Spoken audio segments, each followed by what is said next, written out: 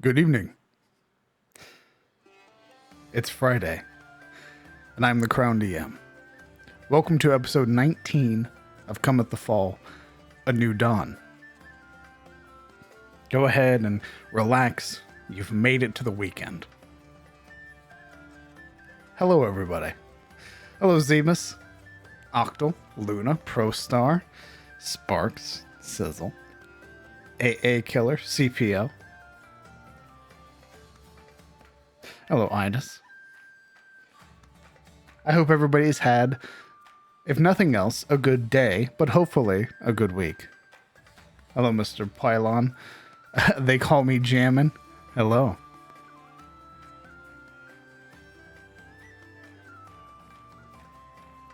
We've made it to episode 19. And, as it stands, for the world, it is a new year. It is the first of dawn. So, we'll get to experience all of the fun stuff that comes with that. Right now, the players are still in the process of enjoying the Bright Festival, or the Bright Feast, or the Great Feast, as some of the people of Elion's tier have called it. As such, party members are currently dancing, drinking, and overall having a good time. I don't expect... I can't say that. I do expect a lot to happen this session, with the players further ingratiating themselves with the people of Elion's tier and getting to know the various citizens within this town. I expect they'll probably be hanging out still with a number of NPCs that they've met thus far. But I also fully expect them to sort of strike out on their own, explore some of the surrounding areas, get a feel for it, and really get into that adventurer mindset. But we'll see if that's of their own choosing, or something perhaps inspired by others. So we'll see.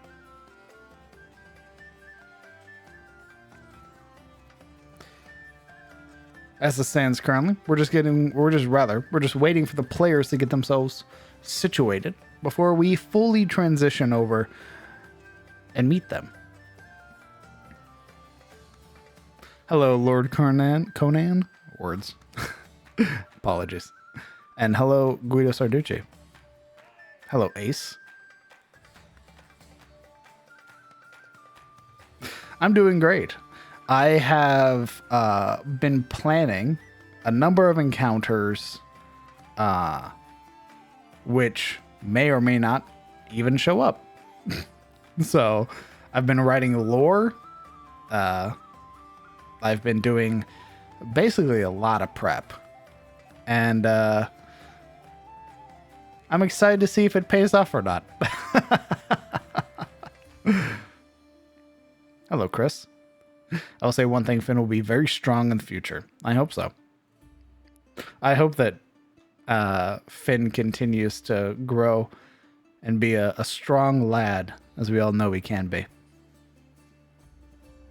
And once I get the token finished from the artist I commissioned, Finn will be fully recognized as like a movable PC. I haven't decided yet if I want to make like Pop Boys like a sub form of Warforged in my world, because I just love them so much, or just leave them as NPC things. So we'll figure it out. We'll see. Hello, Nuclear Winter, Funden. Again, for anybody tuning in, I'm the Crown DM. I run a game every Friday and Sunday. This Friday is Cometh the Fall, a campaign that takes place on my western continent known as Tyros, the Land of Kings. On my Sunday game, which is hosted over on Momo's channel, we play The Secrets of Erist, which is a island continent on the eastern half of the world, south of Carousel, the home of the elves.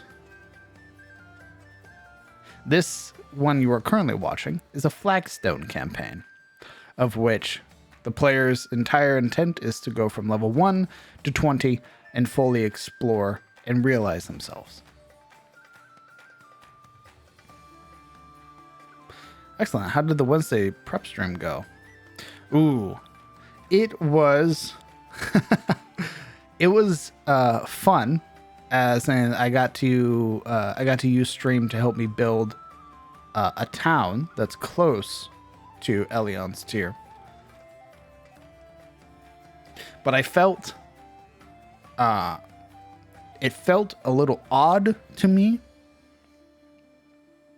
in a sense that I wasn't sure how to talk while doing it. Also, hello Raiders. And hello Momo. For those of you who don't know, Momo is a player in this game and the Sunday game. So if you're interested in seeing more of Momo, she's here every Friday. And if you're interested in D&D, we play it over on her stream every Sunday in the morning as well. So hello Raiders.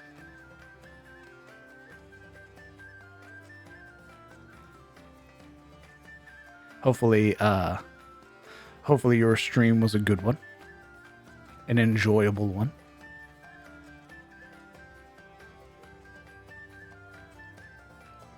Momo, who's that? Momo is a incredibly talented space cat.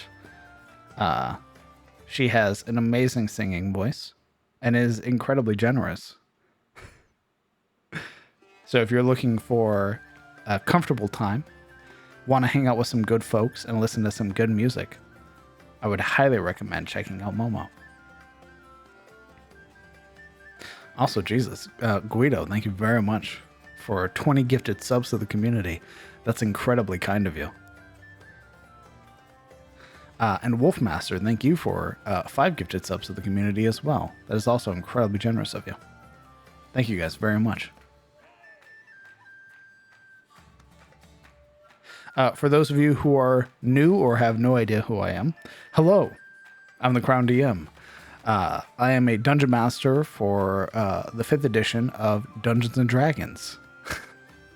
I run a game every Friday and Sunday. This is the Cometh the Fall game, episode 19, A New Dawn.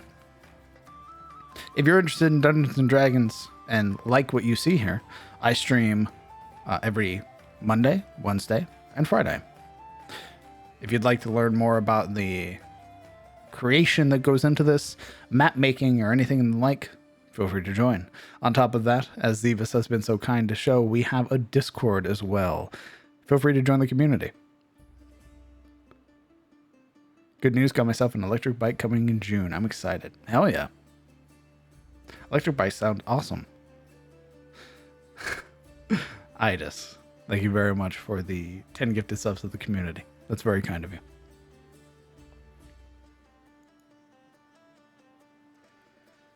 Right. Well, I suppose that's that. With all of you fine people, why don't you go ahead and join me as we hop on over and get ourselves introduced to our players for today, learn a little bit about them, and learn what happened last session.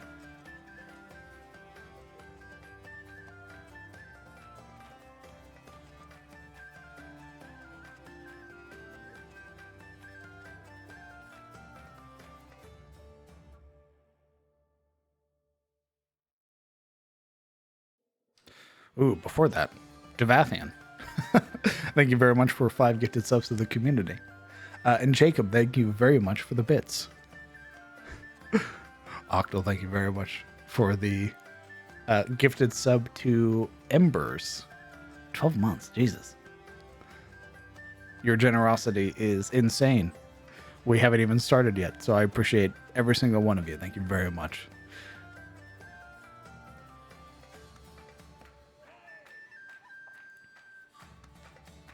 Hello.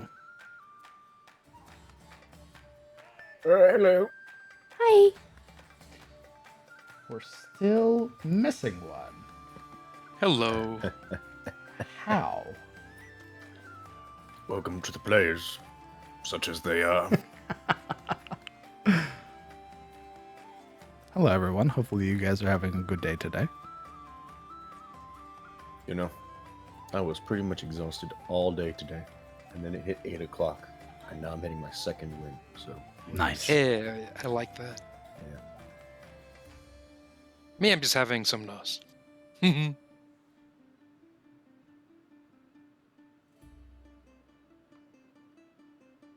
Oh, DM. Yes. You know the image for Verdict? It died. The image for Verdict Killed it. died. Correct. Why'd you Would do you like that? Would you like a sample of the new image? There Yeah. you go. Our first PK.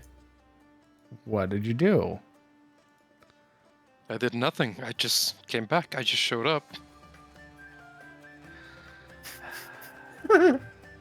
You die first. There. I thought I died first. They'll make a martyr out of me. Where is Kellen? This man lives here. He really likes the chicken I made. Did you put cyanide or sleeping agents in it? Is he asleep at his desk? You know I did, baby. What kind of question is that? Well, regardless, hello to all of you that showed up. Yep. Hello. Also, a happy birthday to Sabine. Thank you. Yeah, she's 21 today. Oh, bless your heart. Ooh, you really hit me with the southern bless your heart. Wow. What do you mean? Oh. Bless your heart is a funny saying. It can either mean thanks or it could mean fuck you. I meant it in the thank you way. Yeah, I really hope you're not being mean to me. It Why could would I also be mean to mean you? You've been nothing but sweet. it's so you could be like bless his heart, he's such a kind soul, or like hey, he got in a car crash and both all his limbs fell off. Bless his heart.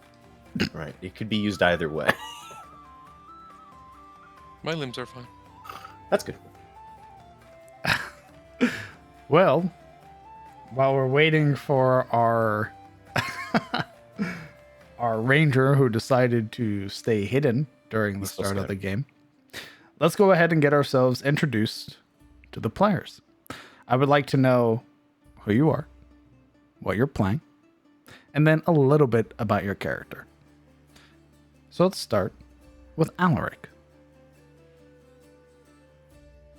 Hello, everyone. I play Alaric Cruvain, a nobleman of Karim, who worships both Shelir and his father, Athos. He's half-elven. His father is an elf, or so they tell him, and his mother is a human. He's a strong believer of the old ways of Tyros, and for that he is paladin. And he is a staunch follower of the Great Leveler and the promise of violence that awaits the future of every Tyrosian if they ever stand a chance to live in peace.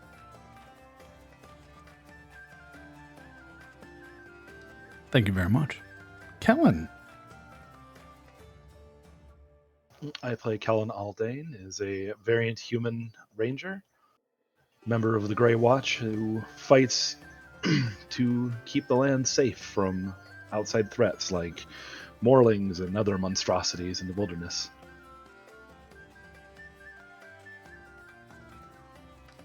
Thank you very much. Short and sweet today. Marana. I play Lamordia, a level 3 Dampier rogue, though she is still posing as human.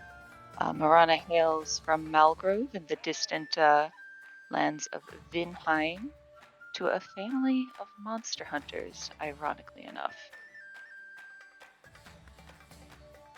I return. Welcome back, and thank you. Sabine.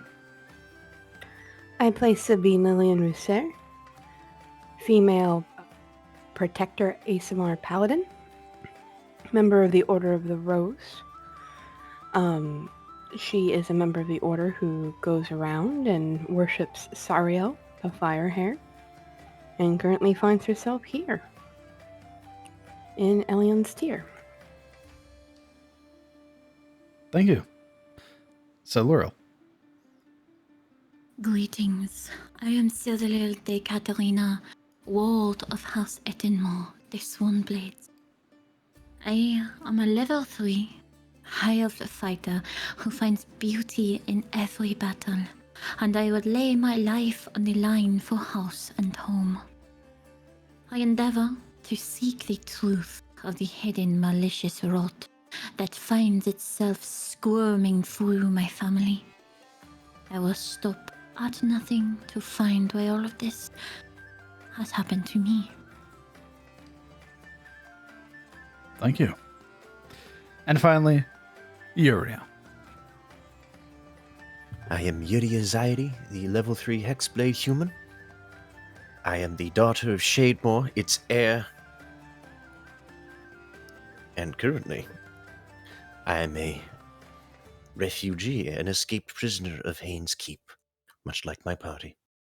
I have come to this land to seek lost history of my people, but yet during my adventures I have been swamped with questions about myself and my true purpose. I do not know where to start looking, but so far all I can really do is adapt to this alien place, this land of Tyros, to understand its people and the people around me. Thank you. Now, who recounted last week? We were promised to recap in Finn the Pot's voice. I Oh, recounted last week. That's right. He did say he'd do it in Finn's voice. From Finn's perspective, no There's no less. guarantee.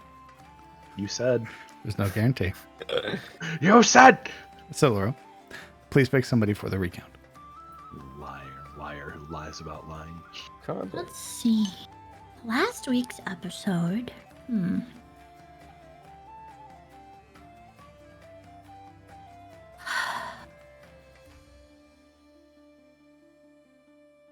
I think.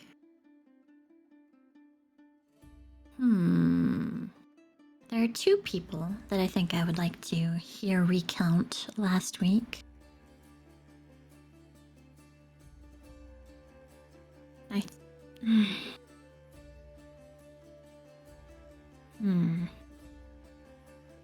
It's real tempting to choose Marana just from what happened.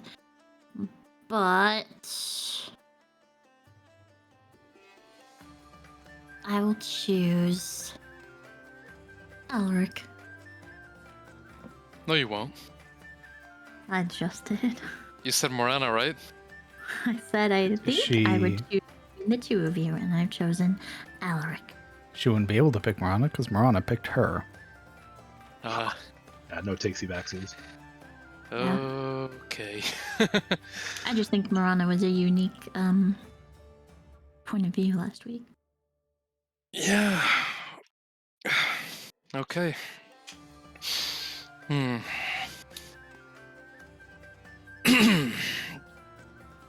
Our day began in the midst of battle, or the start of one, at least.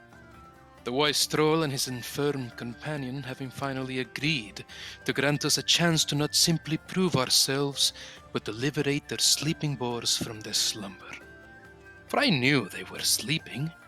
I knew the wild in them slumbered and needed only the warmth of violence to set it to boil once more.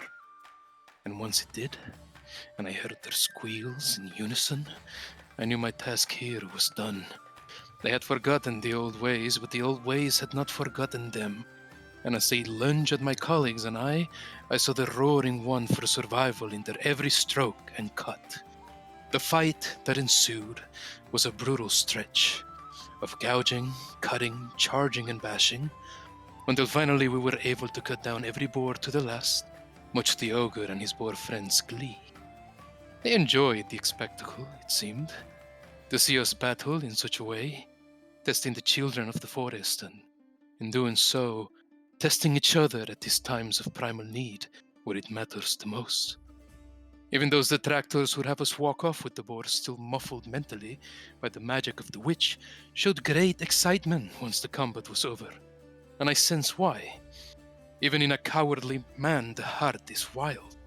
Even Yuria the Craven can be risen from her torpor if the situation demands it. And risen she was. Not even Kellen complained in the end.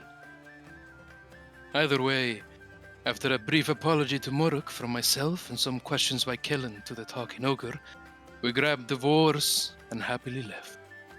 Our good ranger had the sense to leave some manner of query for the Witch of the Woods before that, but I didn't care for it. I certainly didn't think about it when we walked home. How she could potentially hex us to awaken as frogs the next morning, or how she could make our hair fall in white clumps, or how she could, too, poison us all. I certainly didn't think about how one shouldn't make deals or appointments with those who reside in the deep unseen of the woods. I didn't spare a thought for any of these things at any moment, knowing that, should I do so, I'd only be welcoming fear into my heart, which is unacceptable. Along the way, we noticed that Geralt was pulling at his pipe a lot faster and harsher than usual. Like a drowning man hangs desperately onto a plank, puffing and puffing, trying to get through that pipe with like it'd be the last puff he'd ever have in his life. While I only overheard and didn't participate, not really, it was my understanding that he hid the nasty habit from his wife. A harmless secret, certainly, but one I didn't understand. Keeping the habit within these parameters he's given himself takes a lot of focus. It would be far easier to simply quit. But were he to quit, he would lose the style factor, and I get a feeling that Geralt relishes his style quite a bit, above all. An unnecessary trial of will, and an unhealthy one at that. Funnily enough, he hoped to blame Kellen first, for the possible smell his wife would catch. Then he tried to blame Silril and even bribe her with food portions. But he should have known it wouldn't work. I don't think I've ever seen Silril de Catarina let anyone get away with anything, and he wasn't about to be the first. Regardless, we soon made it to town, and as agreed upon, split from Geralt to go visit the local wizard for answers. Answers on whether or not our boars were poisoned, which was a good catch by everyone.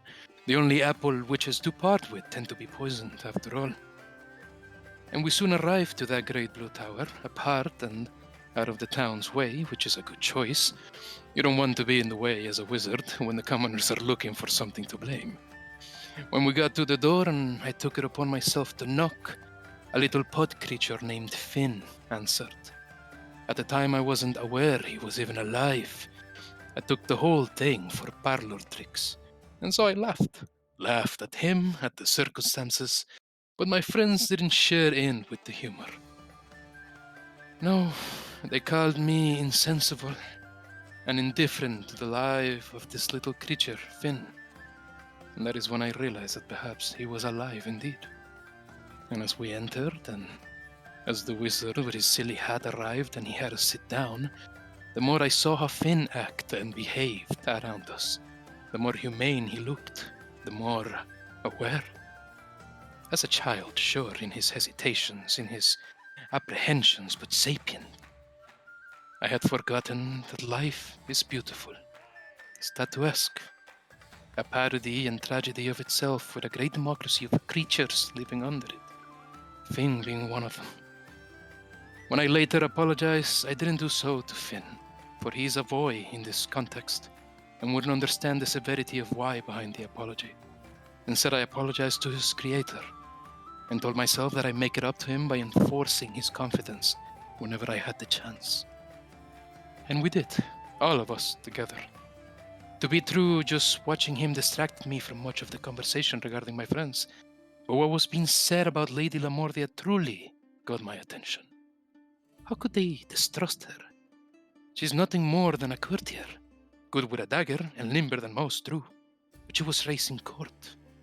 Her duty is to lead, and she does not answer to anyone, not even myself.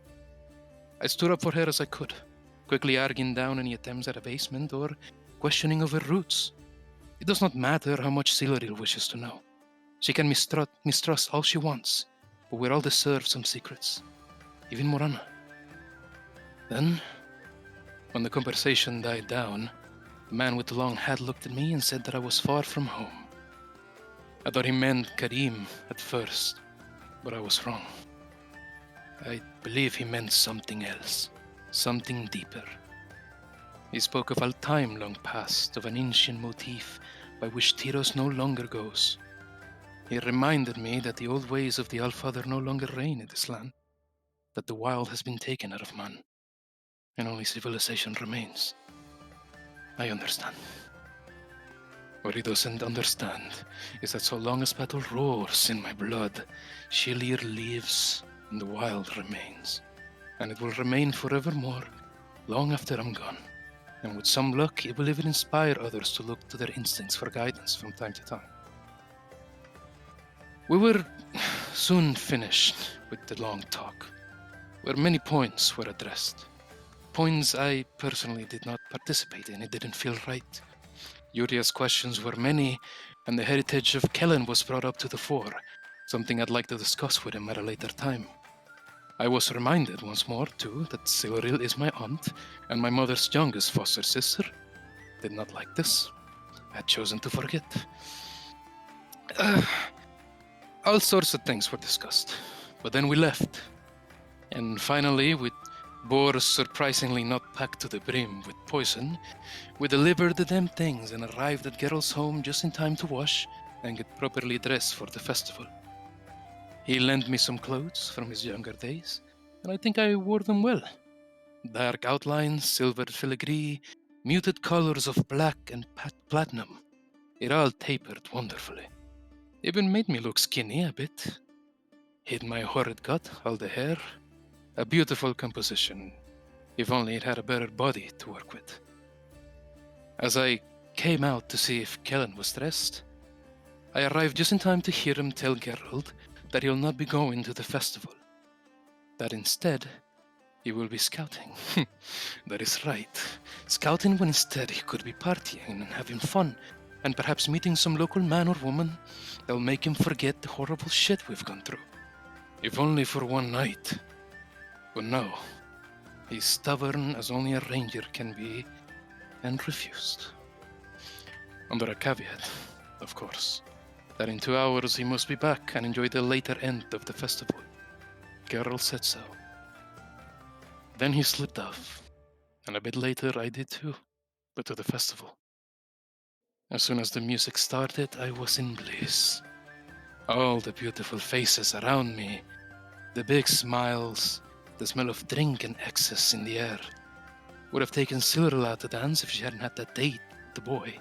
But luckily for me, Julia hadn't been snatched yet. And so I took her by the hand, by the waist, by the low of her back, danced and played with her all the way to the center of the action. And I must give it to her. She's nimble. Skinny as she is and agile, she kept up wonderfully. And I didn't do so bad myself, really. Soon I was showcasing her to the whole town, tossing her in the air, catching her, leaning her down, leaning in with her. Ever close, ever pressed together, face to face. Her every breath I felt, and we spoke in hushes in quick succession. I must admit, she didn't look too horrible in the dim light either. I could almost forget she's come from across the east. That is where we left off. Thank you very much.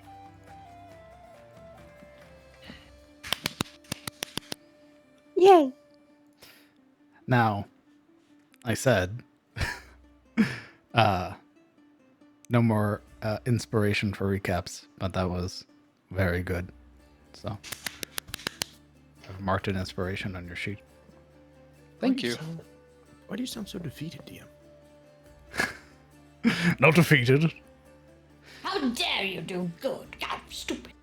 Now, pulling back from the party as a whole, with all of you enjoying various segments of the festival, we find ourselves pulled to Kellen, a member of the militia tonight. Having met the half-orc in charge, who gave everybody their segment of farm or acres of land to cover, Kellen, you have found yourself alone. And not too far away. Thought I was with 2 of the militia.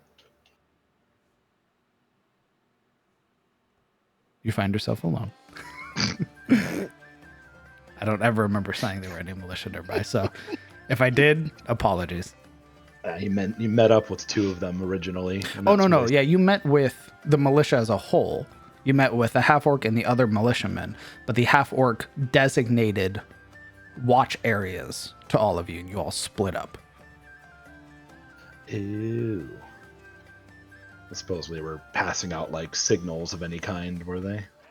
They're not that sophisticated, brother.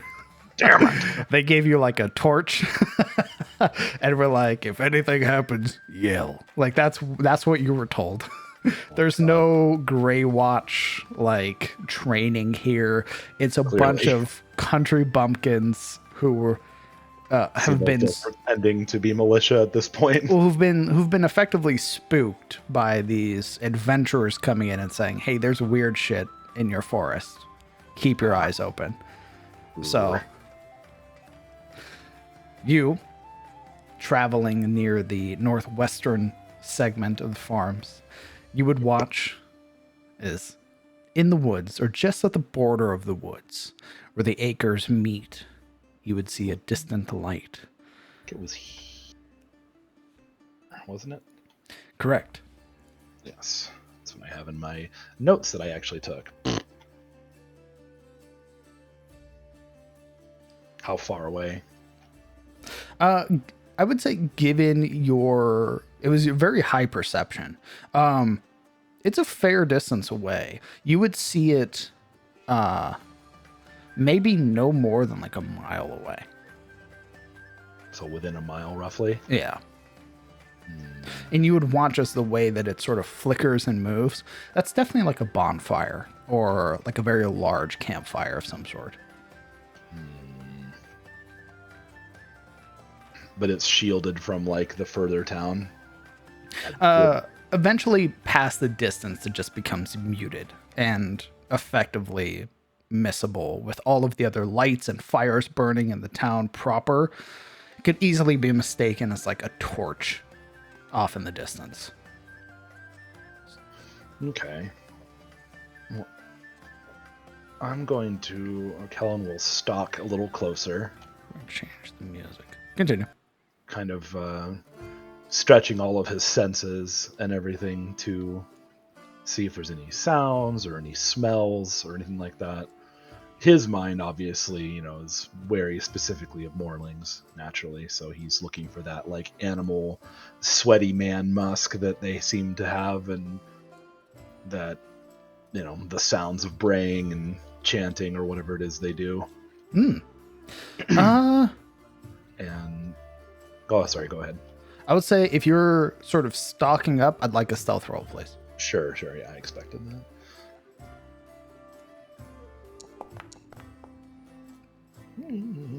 18. Okay. As you're sort of pushing yourself closer now towards what you would realize as you're getting closer would appear to be like broken segments of wall and like structures the closer you get, with this very prominent sort of peeking through the tree line tower that appears dilapidated, partially broken in segments where the roof has caved in. It appears to have been in a horrible state of disrepair, where either this thing has fallen apart or it just has been forgotten for a very long time. Effectively a ruin. Not a ruin. There's still signs of life, especially as you get closer with that fire sort of burning brightly within this place. You would see that there are like portions of the wall that have like new wood sort of like enforcing it. And as you get closer, go ahead and roll me a survival check.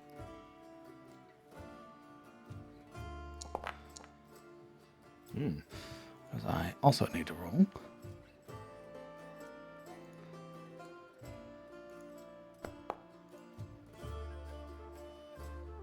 Okay. Sort of, how close are you getting to this place? It's by segments, right? So by training, it's like you move, like 15, 20 feet, wait to make sure that there's nothing changed, then continue to stalk. It's like hunting a deer, right? Okay. So you don't like rush in, and you don't not move forward. You move forward, reassess, move forward, reassess, that kind of thing. As you're getting closer, you begin to realize that there's far more structure to this place than would be previously noticeable at a distance. The closer you get, you can see that there are other buildings here, like 1 or 2 story buildings made of stone, but you can also see that there are platforms that have been made on the outsides of these buildings. And as you're sort of stalking closer, you can see a figure sort of sat on a stool, their hands sort of pressed over the top of a like crossbow, and they're sort of just idly scanning, like sort of watching the forest. They don't see you though. The forest as in behind them, or the like fields behind Where you're us? coming from. Ah. Because as you get closer, the tree line does start to thicken. So you have plenty of cover to sort of move through. And given your background, you're able to move through it very quietly, with that like modicum of expertise, where this figure peering outwards, sort of watching everything, it's more of like a lazy sort of watching, very complacent watching, as they're just sort of looking around, and you watch as they reach down, pulling a flagon from beside them and taking a drink, and just sort of continuing their watch. And I can identify their race. Ooh, it's more so their silhouette that you can see. They're sort of backlit by that fire. Doesn't seem to have horns and goat's feet, however. No. Very, very humanoid, not monstrous. You would hear, keeping your perception check from before, what sounds like a scream that starts and then immediately gets stifled. And the person on watch doesn't flinch. A humanoid scream? It's a man's scream.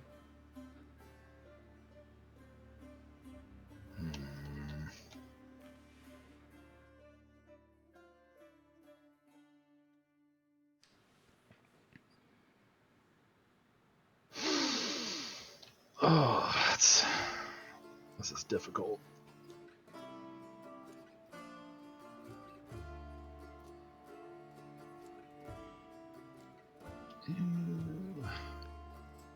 How close to this guy can I get with that stealth roll? You could get underneath his platform. Oh, he's up on like a Yeah, he's up on like a raise. So like you have like the forest floor that you're on. He's on the second story of a platform where he's watching from. Like it's a watch post or like a guard post. And he's just sort of hands on his crossbow, reaching down every now and then to get a drink. And then you would watch as he's sort of, you would also notice, he's also like humming along with the music from Elion. You would hear like the subtle like thumping of his foot as he's sort of tapping along with it.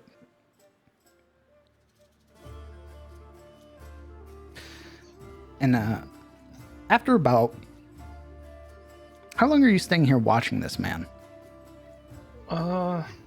Probably like a good minute before we have to reassess once more.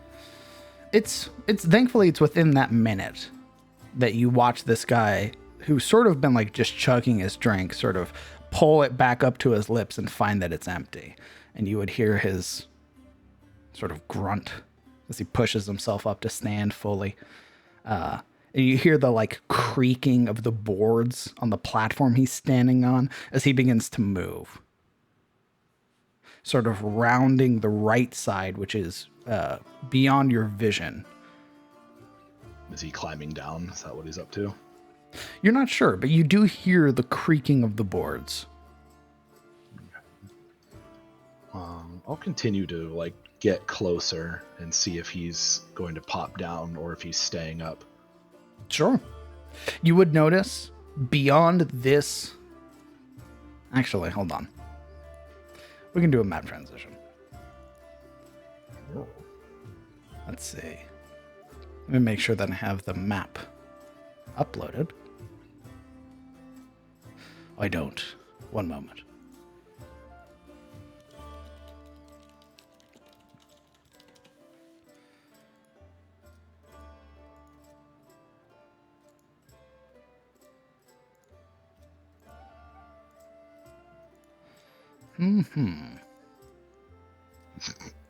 One second.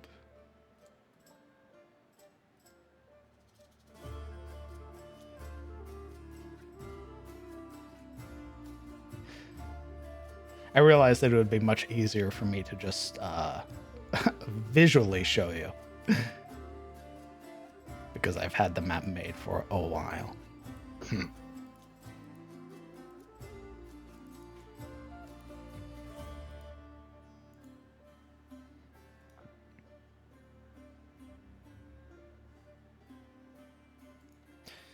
We'll configure, make it black. Configure.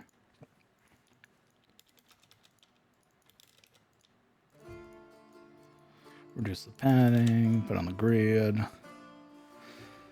let me view the scene. And then slap your token down. Now, you as a human do have some pretty poor night vision. Which, that's why he's got to rely on things like hearing and everything. Indeed. Now, if I go ahead and put... And there's not like there's a moon out or anything, I'm assuming. No moon, I'm afraid.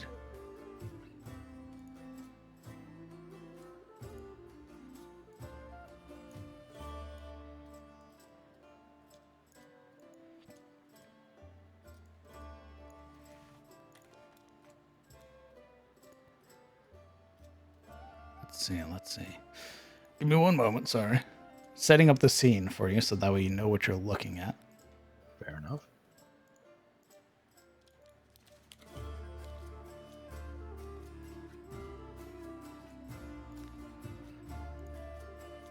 Because as you begin to sort of stalk closer, the tree lines around these buildings are incredibly dense, which allow you to sort of keep that stealth and remain hidden.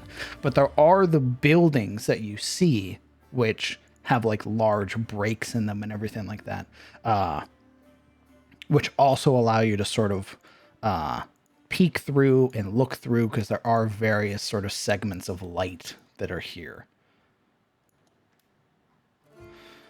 But as you're listening, you would hear what sound like repeated thudding, if that makes sense.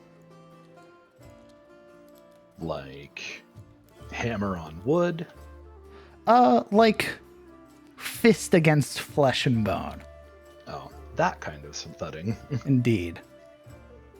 As we map transition. Now I have to hide the players somewhere as well, so you guys can view this scene and not be left in complete darkness. Thank you. Appreciate it.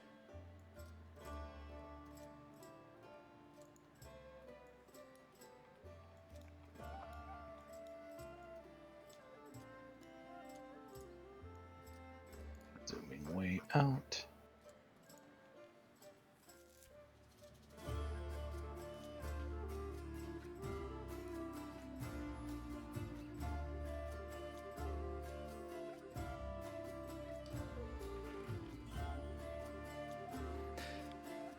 Go ahead and roll me another stealth roll, please.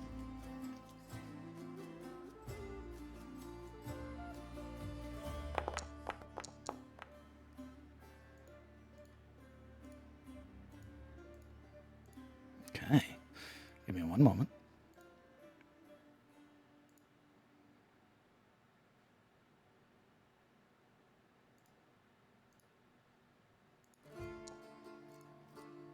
All right. What are you doing? Where's the guy on the platform? He is eventually, you're staying there long enough where you eventually hear him round it, and then you can hear the creak of the ladder. I can't see the ladder from where I'm at, though. At least not on the screen. Correct.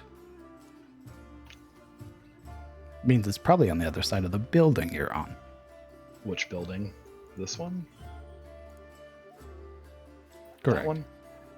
So he's climbing down the ladder into the midst of all these folks in the firelight. Indeed. And you would hear, you would eventually hear, getting a drink. All right. I'll go ahead and I'll send somebody else up to give her your watch. No, don't mind this one. We got him covered.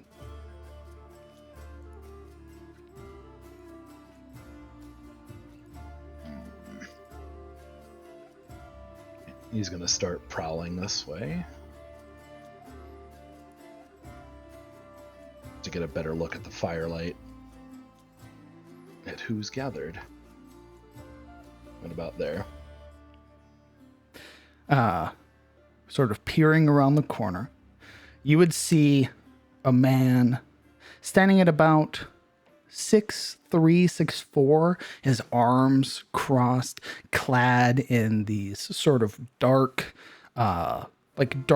black leathers, with a very nice breastplate on, and sort of hanging on one side of him is a half coat of blue. He has a scabbard hanging off of his right side, and you would see that his hair is sort of pulled back into a very small, warrior's knot. And off to his side is a very large, sort of darker skinned woman with thick black hair that's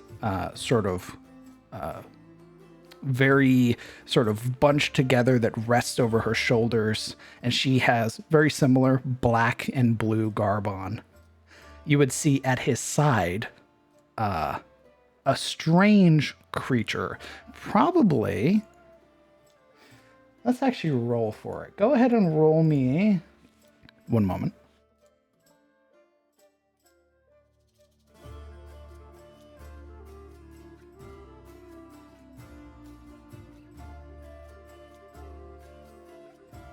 Go ahead and roll me a nature check. You would know what this is. Standing at his side, this broad-shouldered, blue-scaled creature is a guard drake, a blue guard drake. And you would know that guard drakes are common pets with keen senses. In the wild, they're pack predators, not unlike wolves, and their clutches sometimes include spitting drakes. But this one appears to not have any other guard drakes nearby. It's the only one. And judging by its size, it's an adult. And you would watch as the man reaches down, sort of very affectionately, sort of brushing the back on the scales of this creature. And you watch as his hand drags over it, these sparks of electricity that form. And you would hear him start talking to the figure who's bound, a figure clad in sort of crimson garb. Their face is busted, where one eye is permanently closed with this intense swelling. They have lacerations over their face where they've been scratched or cut. And their mouth is bound,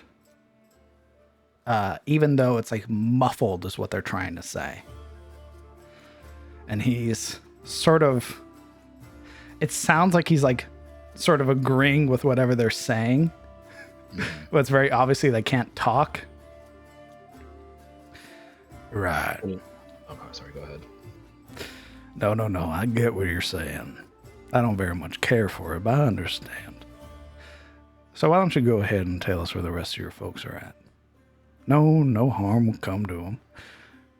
You keep lying to me, though, and there will be.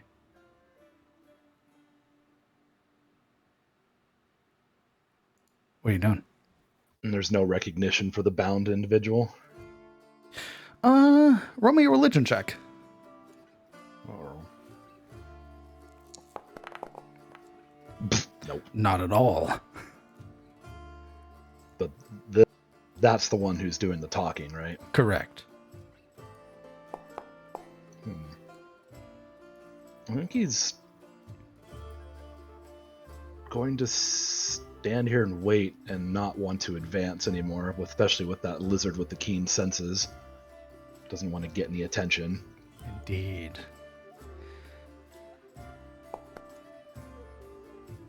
See what their conversation is entailing, if it's anything important or Yeah. good or bad. As you're sort of sitting here just at the edge of the light, I need 2 rolls. I need another stealth roll, and I need a perception check.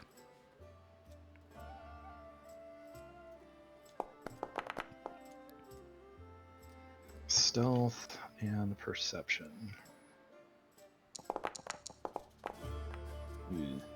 Okay. Give me a moment.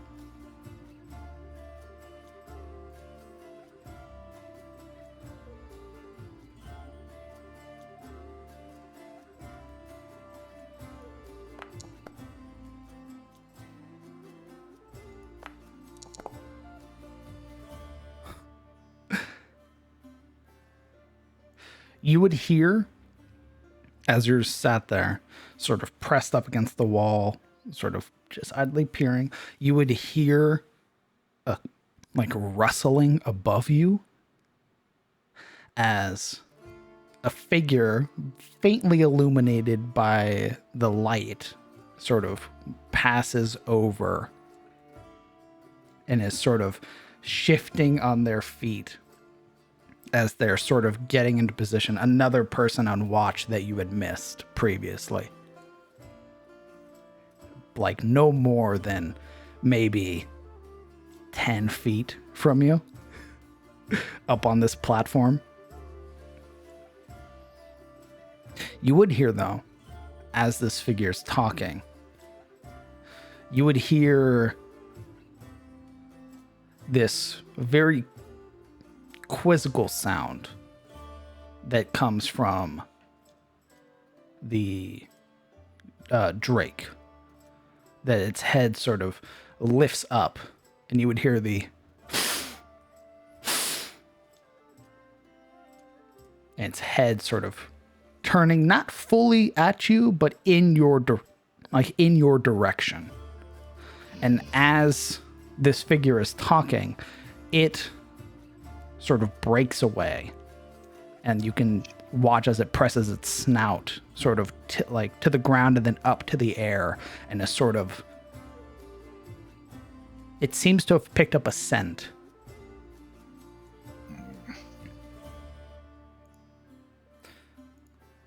No more conversation between that time and this, though? Absolutely.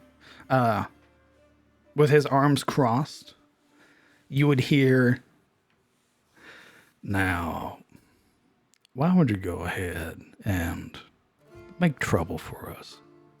Why would you do that? It's a festival after all. And you're running the risk of ruining it, which doesn't bode so well for those nice shepherds out there. And I don't very much like my celebrations being ruined. So, again, I'll make it nice and simple, and I'll make the pain stop. You tell me where the rest of your chromatic lovers are, and that'll be the end of it. No more pain. No more talking. Simple as that. And now I think I'm being mighty reasonable. And as he's talking is when this creature, the drake, begins to move, and his head sort of snaps to the movement and looks in that sort of following the movement of the creature.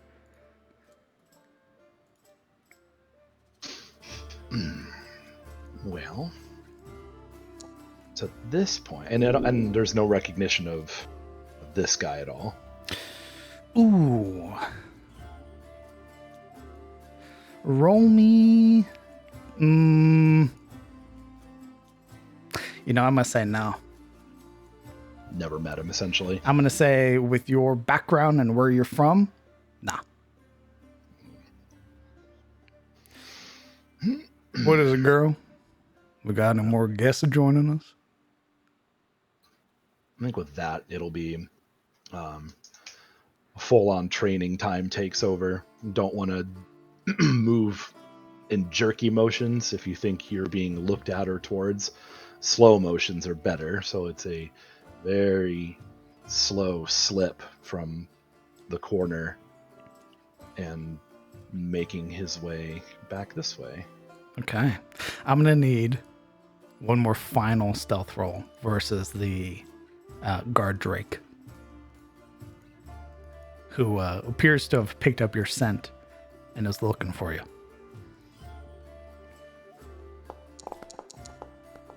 I knew that was coming. Oh, what the fuck? Did it just... It like flipped over to 12 for a second. Damn it. As your... Oh, actually, with that 8. I knew that was coming. As you're sort of stepping and moving very cautiously, it's not you that gets like given away. Rather, it's not like you fumbled. It's just the general terrain here, and being as dark as it is, you step and your foot rolls on like pieces of rubble where you were expecting dirt, and sort of scatter the rocks, of which you would immediately hear this reverberating sound that sort of echoes not through like the air, but rather through you, as immediately the drake is sort of already rushing now.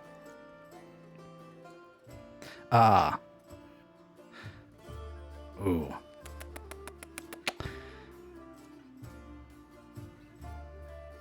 I'm going to say I'm going to ask for one more stealth check.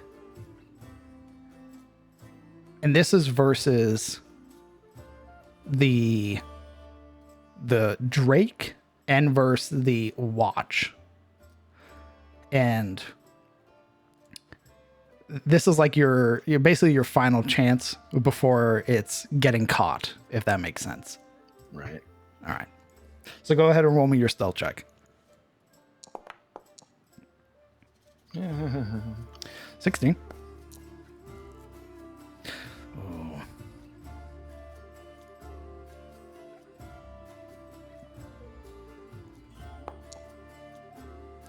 Oh. As you're sort of now beginning to move and push, you would feel not harshly, but you would feel the tip of a blade as a figure you hadn't seen, clad in black and blue, sort of has their saber at your back. Now, where do you think you're going? Where are they? They are right there. There we go.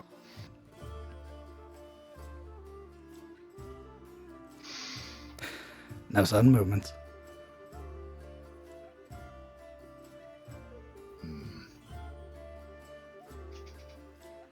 You with them? With who? The chromatic lovers. I don't even know who that is. I'm from the village. Shepherd with a bow? There's been strange things happening lately, and you have to protect yourself. As you're talking, you watch as the drake sort of prowls around the corner. And it gives this reverberating, almost metallic sound that echoes from their throat. And it's this sort of sensation or feeling that you can feel in your own body.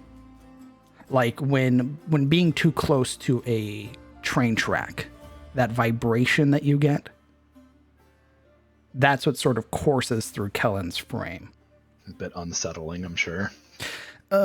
You've never had like direct conflict or interaction with a guard drake, so this is a very harrowing experience. But you would hear as the drake sort of rounds on you and the stalker behind you, you would hear, "Well, what is it? Is it another one of them chromatic lovers or what?" And you would hear the man pipe up, No, it's just a shepherd." "Shepherd? Well, bring him here." You feel a nudge at your back. He'll follow the lead for now.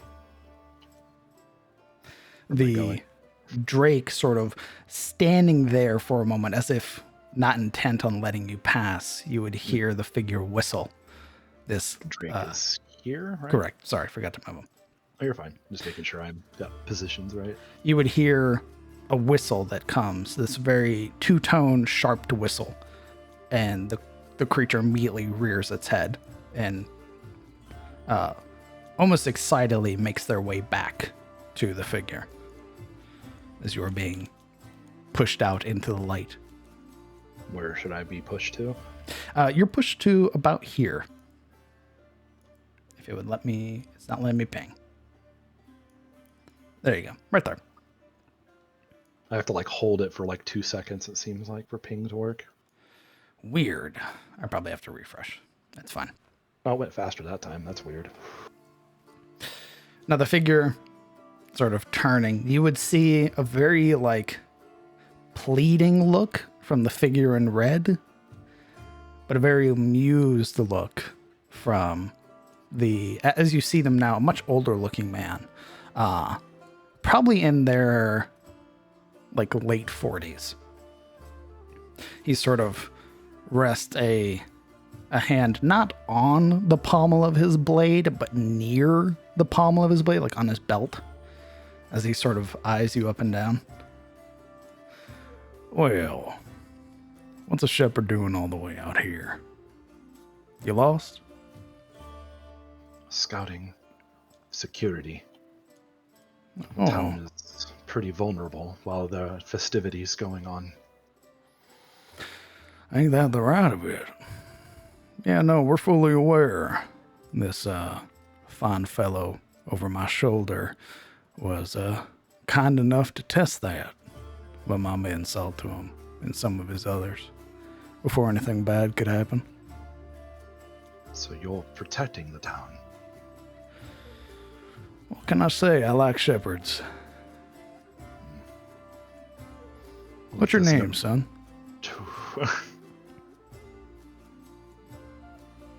Kellen. Kellen. And you wandered out here in the dark, keeping people safe? I like that. Come here. I take it he's getting poked again to move. No. It appears that, unless prompted while in front of this person, there's no action being taken. Where does he want me? Like right in front of him? Yep. Right in front of the snarling guard drake. VR, calm down. He's just a lost shepherd is all. Is there an animal handling I can do on the drake to like calm it with like a hand gesture? You can certainly try.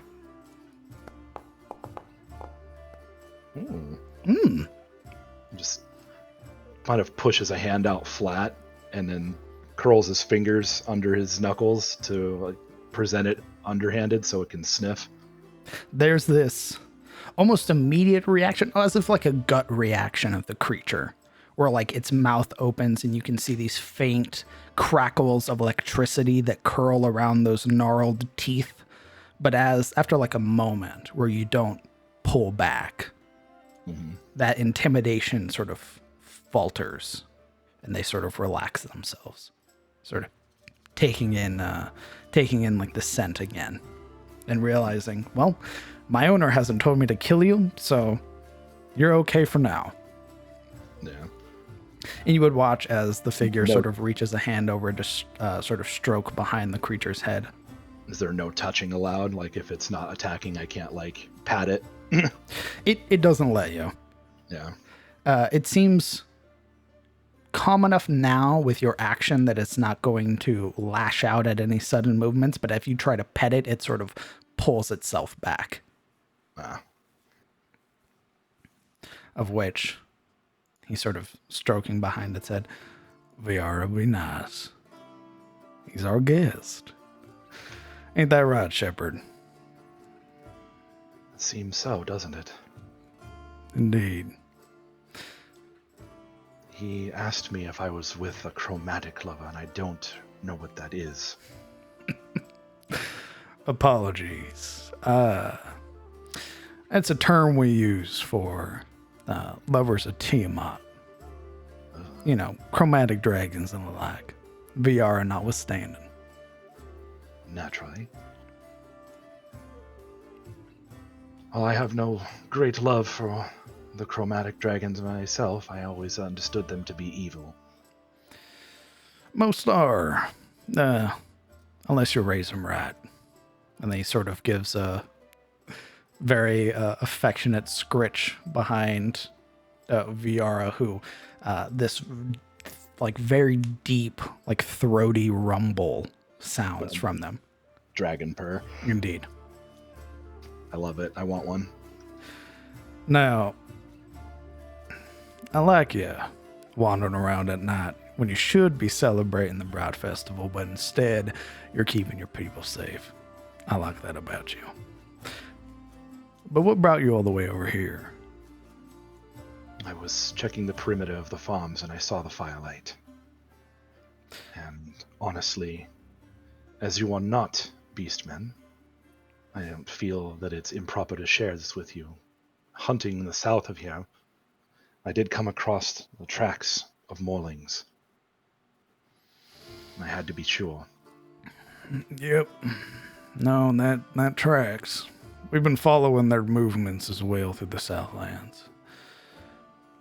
Pretty large fist moving through, but they've avoided this place for some reason, not entirely sure. Probably because they don't have anyone directing them yet. Well, there's something directing them. They caught a few of my men. Don't know what it is yet, but it's something. Then I should get back to the town and have them prepare. You could. If you have no ill intention, then... No, son, I ain't got no intention of harming the people of Ilion. They've been kind enough to give us this place after all. Well, rather they forgot about it and been kind enough to not come back for it. They know about it then. Oh, of course they do. It used to belong to them after all. I believe its name was Watch Hill. But, They know about you being here. oh, no. No, they don't. And I'd prefer it stay that way. If you catch my drift. You would realize now, if you haven't already, the other blue coats that are sort of propped up at the edge of the light, sort of resting against the walls or sort of sat on stools, and they're just watching you.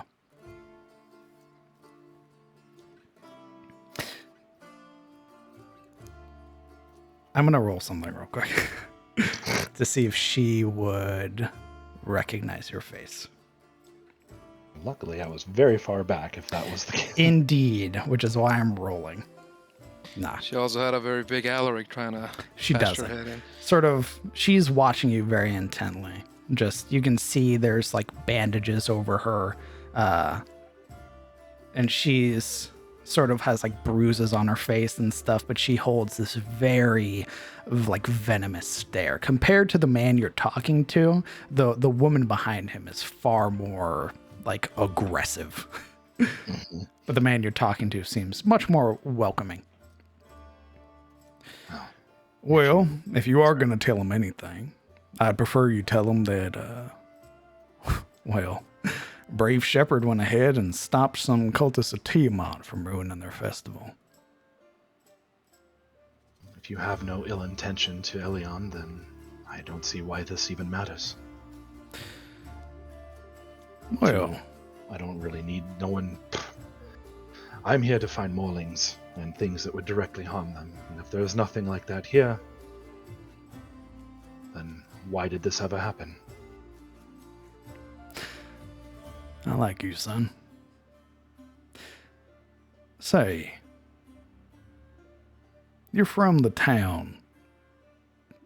Like, got a family there and everything, right? I have friends. I don't have a family yet. Parents, of course, naturally. Well, hell.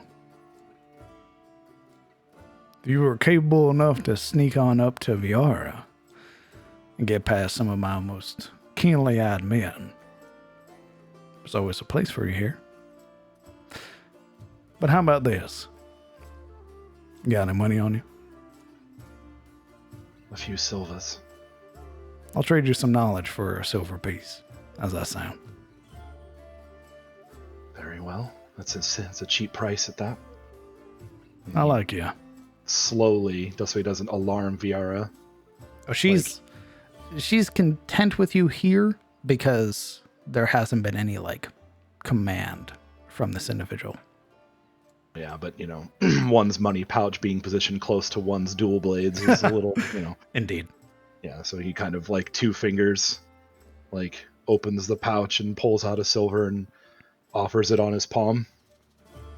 Sort of plucking it free very calmly, pulling it up and giving it a small twirl.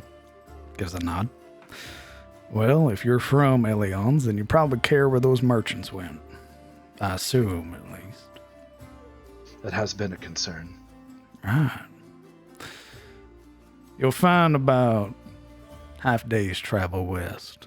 There's a small path. It'll lead you north. You'll find a small ravine.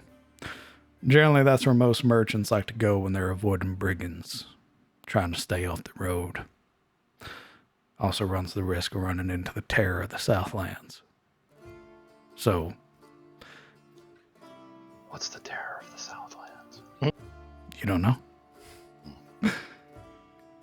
So, if you're feeling brave, or perhaps the mayor's ever deciding to get himself situated and fighting again, you can head on out there, see if your missing merchants are there. Now, the only reason I know this is because that's where we saw them heading, but we haven't seen them since. This was about 2 weeks ago now. If there's anything there, probably nothing that hasn't been picked clean already. But, maybe you'll find something. maybe we'll run into the terror herself. Vicious beast, her. So be mindful of that. Said it was a half day's west and then north, right? Indeed.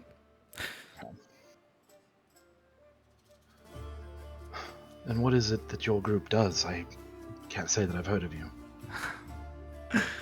Well, it's none too surprising.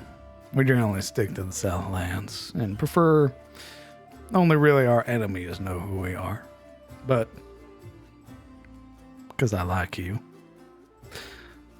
The name's King. These here are the Kingsmen. I'm writing this down.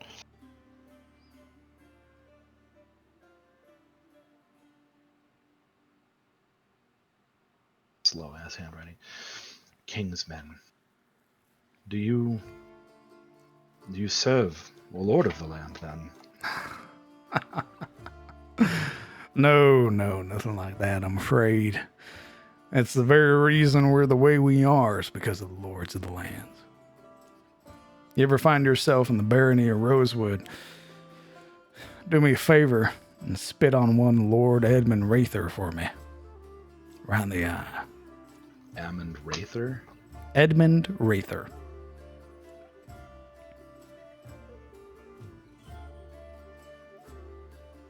How do you spell Rather?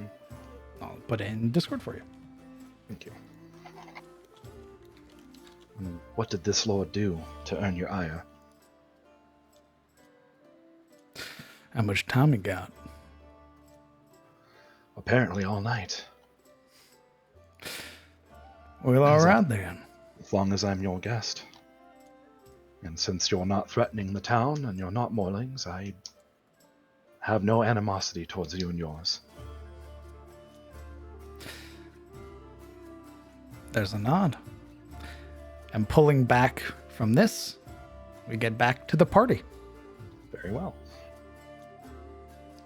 What is everybody at the party doing?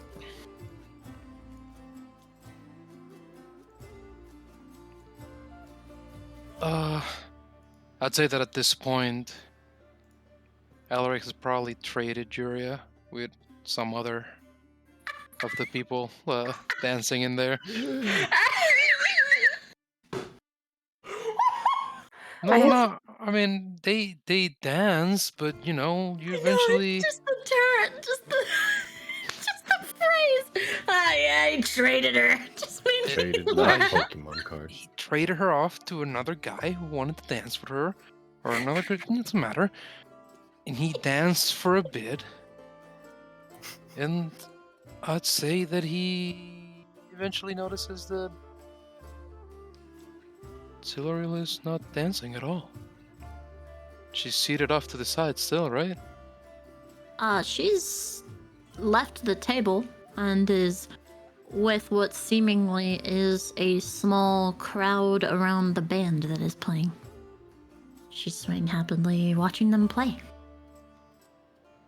Alright, with a coin pouch full of gold, having traded Yuri's life, he, What? The man Oh. who Wait a minute, the man who what? takes up the mantle of dancing with you, Yuri, by the way, is this like sort of lanky farmhand who has like freckles all over their face, like bright red hair. They look to be like no older than like 19 or 20, but like I see. the moment that they even get the opportunity to start dancing with you, their face is flush red. Like their entire like complexion changes. how eager did he seem? Would have Alaric have noticed? It's roll me an insight check. Absolutely. Should I be That's worried? amazing.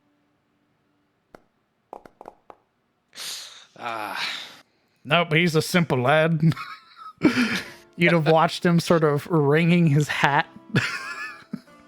And then the moment that it seems like your dance is sort of stopping and you're parting, he sort of like steps up and offers to dance.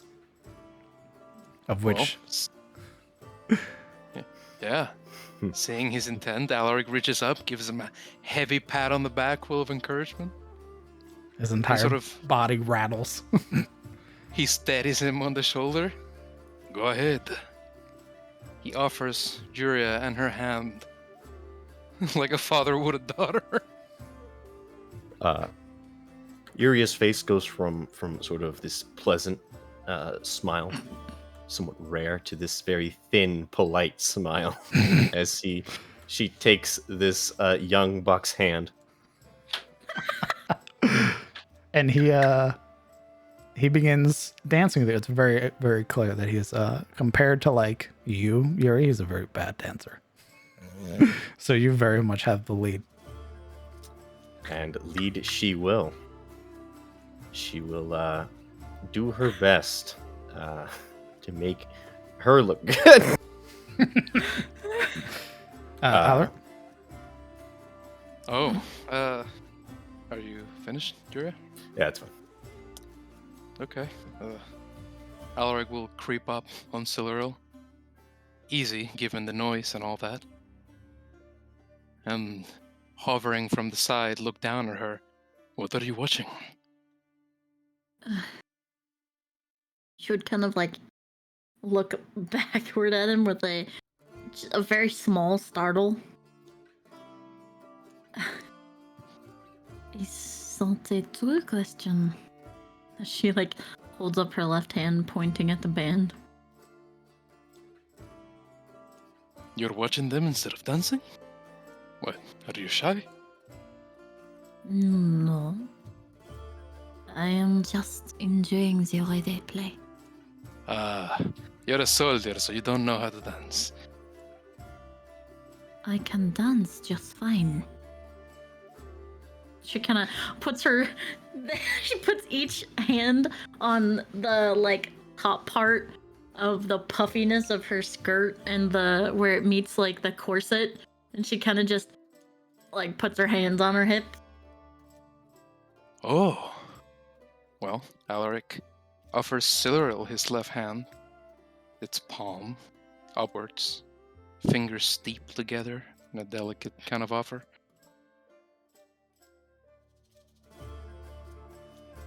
She would, look back at the band, almost longingly, before she sighs and would give him her hand. Are you alright? Are you sure you want to dance? Yeah.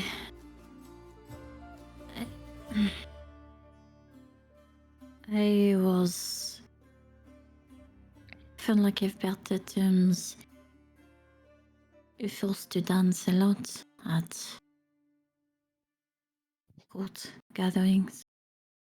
If you promise not to pull me into a boring waltz where everyone takes the same steps as each other, give me some fun, then I will dance with you.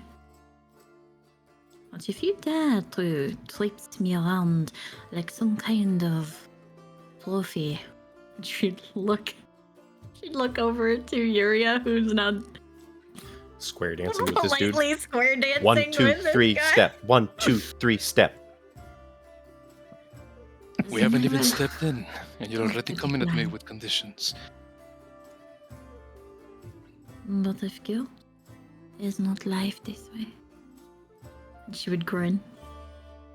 He shares her smile.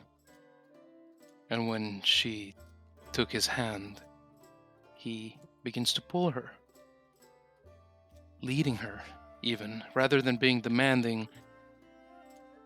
He guides her along. And with every step that Alaric takes, he takes her too, away and into the crowds of people.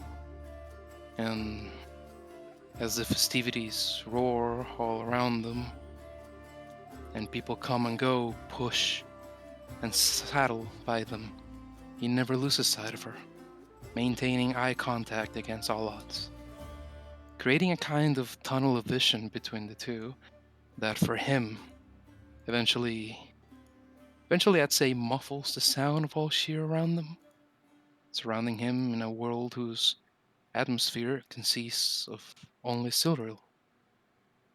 They walk and walk deeper in as people dance, and he takes it slow, as she suggested. with a subtlety to his smile, as though he knew a secret that no one else could see. One full of mystery. Mystery that I'd say deepens the further in they walk, surrounded on all sides by people's shoulders, elbows, and hips. Surrounded, but as Alaric pulls her under his arm suddenly and draws her across his torso, feeling suddenly so very uniquely alone. And when they dance, Alaric falls in step with Siluriel, letting the rhythm slowly dictate their movements. I'd say that all the scenery and people around them, to him, dissolve. It was her and him alone. He treats her much differently to Juria. It is no longer a test. It is about enjoyment. Each time he draws her out with his arm, it is a slow, appreciative process. Each time he pulls her in, it is into an embrace, warmth. Each time seeking to see her eyes, to trail them as she's made a spun away, then come back. And unlike Juria, and if the festival allows, he wouldn't trade her at all. In fact, Alaric will happily dance away the night with Siluriel, even after the music's long faded, and all have gone to sleep, even his feet.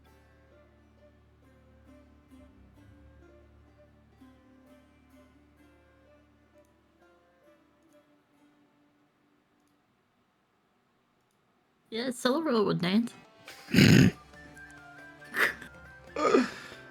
Thank you. That. Very good. She would dance like that. But she would make small, spurful movements, right? Where she's very clearly dancing with the music. It is this jaunty, enjoyable, like, country style dancing, right? Lots of spins. Alaric knows it well. He's lived in the South a very long time.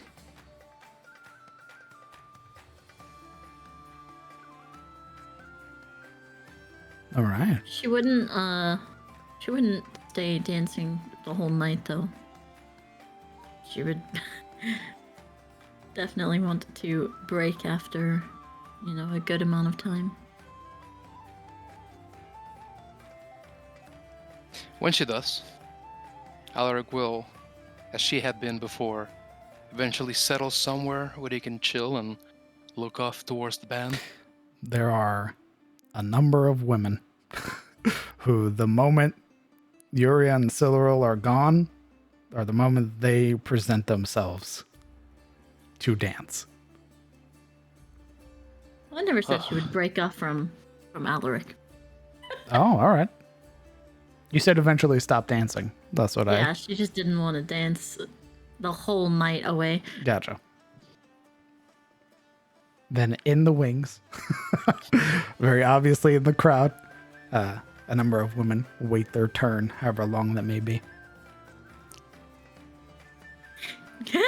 Does Siluriel notice this? Roll me a perception check.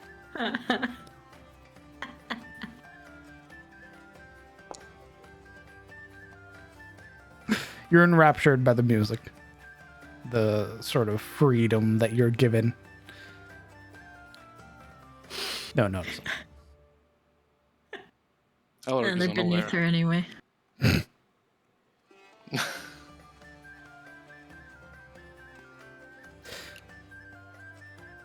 Marana, what are you wearing? You wearing your veil? That's a good question. After a moment, she's probably wandered off into a kind of corner. She has finished her meal and her drink as much as she can stomach at the moment, and for a while finds an area not too far off and kind of takes the thing out from a kind of pocket she's had it buried in, and kind of is just considering the considering donning the fabric, and kind of begins kind of starts and stops several times, debating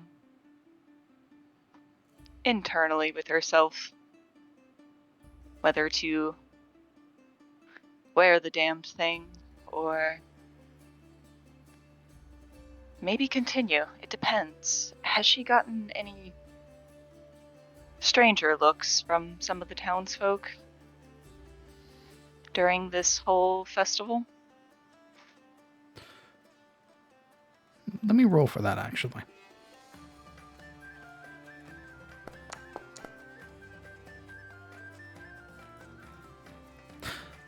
Surprisingly, yes, but perhaps not what you're accustomed to. It's not stranger looks like they're looking at you like a witch.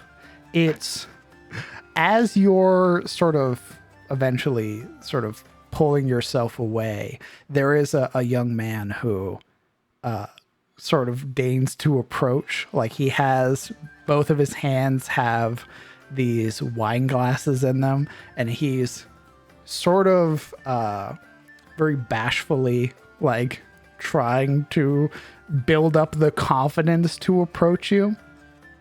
And you can see that it's this sort of like darker skinned, maybe no older than like early 20s, like 22, 23, sort of dark black hair that's very neatly combed, with what appears to be like the building of stubble. And you would see that dressed as finely as the people of Eliond can be, but like broader shouldered, very obviously like a farmhand or like a worker here. And eventually, after a moment, once you're sort of contemplating,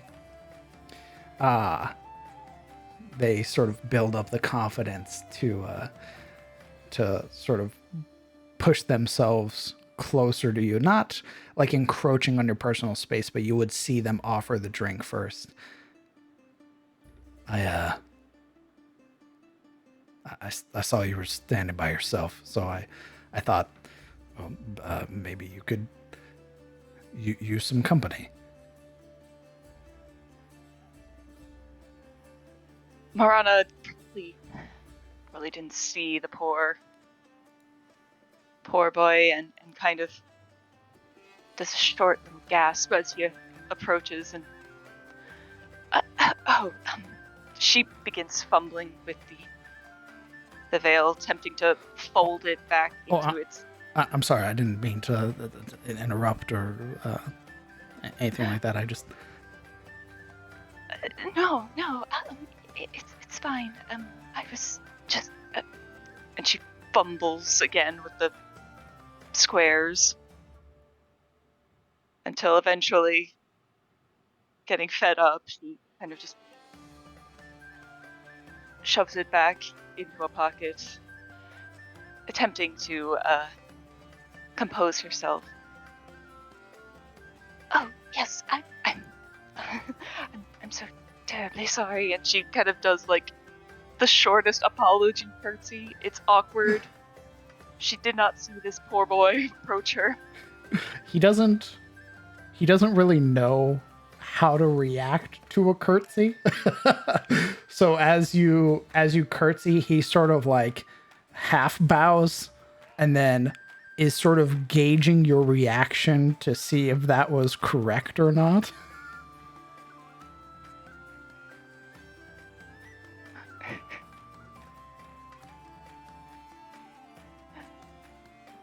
Is she still holding like wine glasses out? Yeah, he still has like the one wine glass outstretched towards you. Oh, yes, thank you so much. I'm sorry, I don't believe I got your name. Oh, my name's Dominic.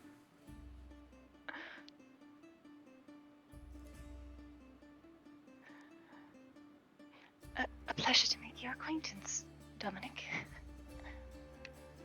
Oh, of course. I'm Marana. He sort of that very like very nervous smile. The moment you give your name, the smile sort of gains some modicum of confidence.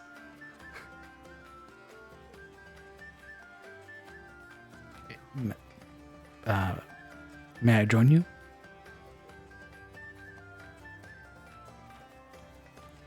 It kind of looks a little confused for a moment as, the glass is taken.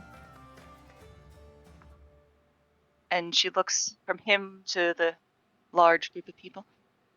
Are you sure you wouldn't rather be out there?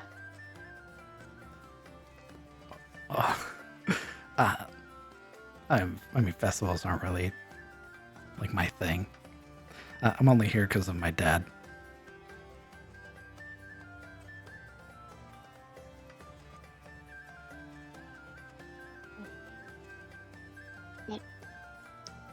Does this happen every year? These festivals? Yeah. Every year or every chance they get to throw them. My dad has to sort of like come to all of them. You can see him very like sheepishly sort of rubbing at the back of his neck. How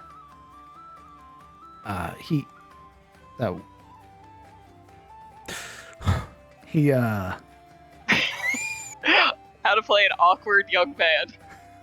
It's very easily. We own the southern farms of Elion. My dad is Victor Bolton. And as you look at this young man now closer to you, you would see sort of pressing up just at the sort of at his bottom lip, a small series of tusks. He's a half-orc.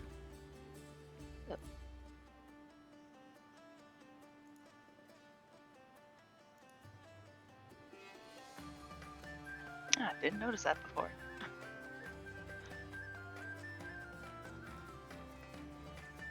Oh, your family is a pillar of the town, then. I mean, some people say that, yeah. No, I don't know.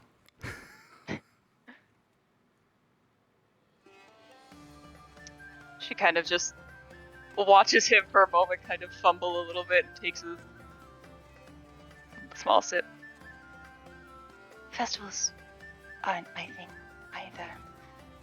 This is actually my first one. One I've gotten to go to. Really? Wow. There's a nod. Well, I don't think I've ever seen you around here. Where are you from? If that's all right. I don't want to overstep or anything like that. Moving from the north.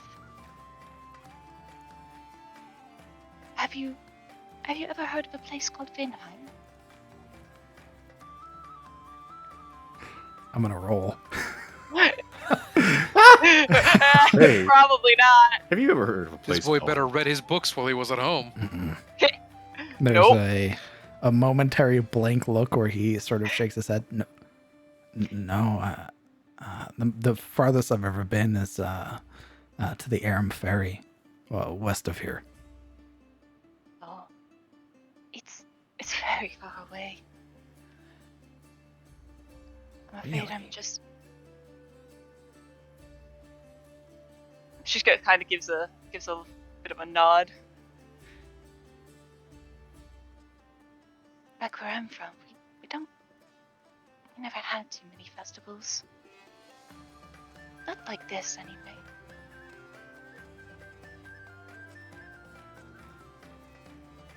You can see that there's this look of like wonder in his eyes. Like you're from a place he's never heard of and from far away. And that immediately, like, he already was interested in you, but this has already made him more interested, if that makes sense. What's if you don't get festivals, what's it like up there? Oh, well, She kind of thinks about how to phrase this.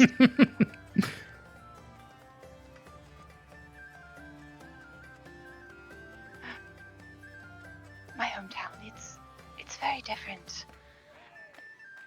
Very different from a lot of places. But in Vinheim proper, I've seen a festival there before, and it was... well, I wish I could have joined that day.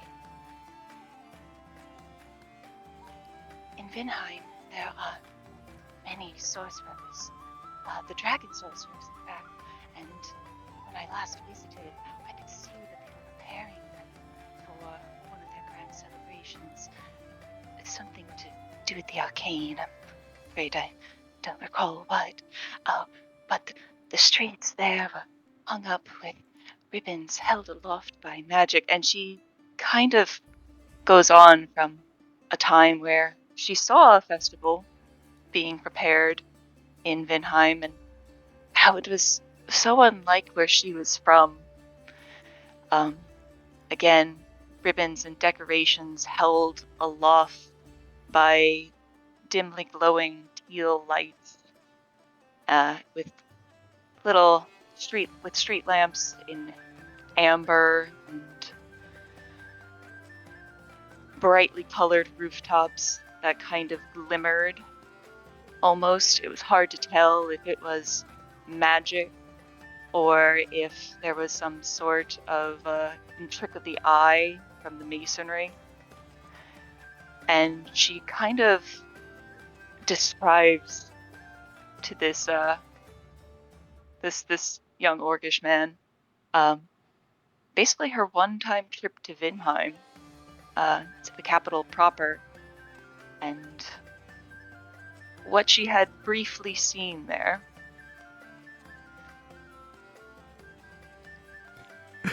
He's effectively enraptured as you go from this sort of withdrawn or like meek appearance to begin speaking with like genuine interest. He is like, doesn't say a word, listens to everything that you say, and is just taking it all in. And there's that sense of like wonder where he's like envisioning all of these amazing things in his head, where like his imagination's just running wild. And then there's also the fact that he gets to talk to a pretty girl. So like he's having a great time. I imagine it's her who's doing most of the talking as she kind of gets kind of lost in that memory. Absolutely. The only moments where he sort of talks is to ask like, what's that like? Or what does that look like? Yeah. Unfortunately, I couldn't make it to the festival, so so this is my first one.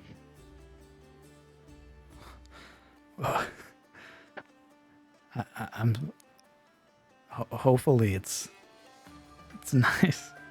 It doesn't sound like it's anything like what it's like in Vinheim, but I mean, I might not like, dancing and everything like that, but hopefully it's a nice experience, right? It's very colorful, and I'm afraid I'm at a loss of what to actually do. Well, I mean, you can hang around with me. Aw. Oh.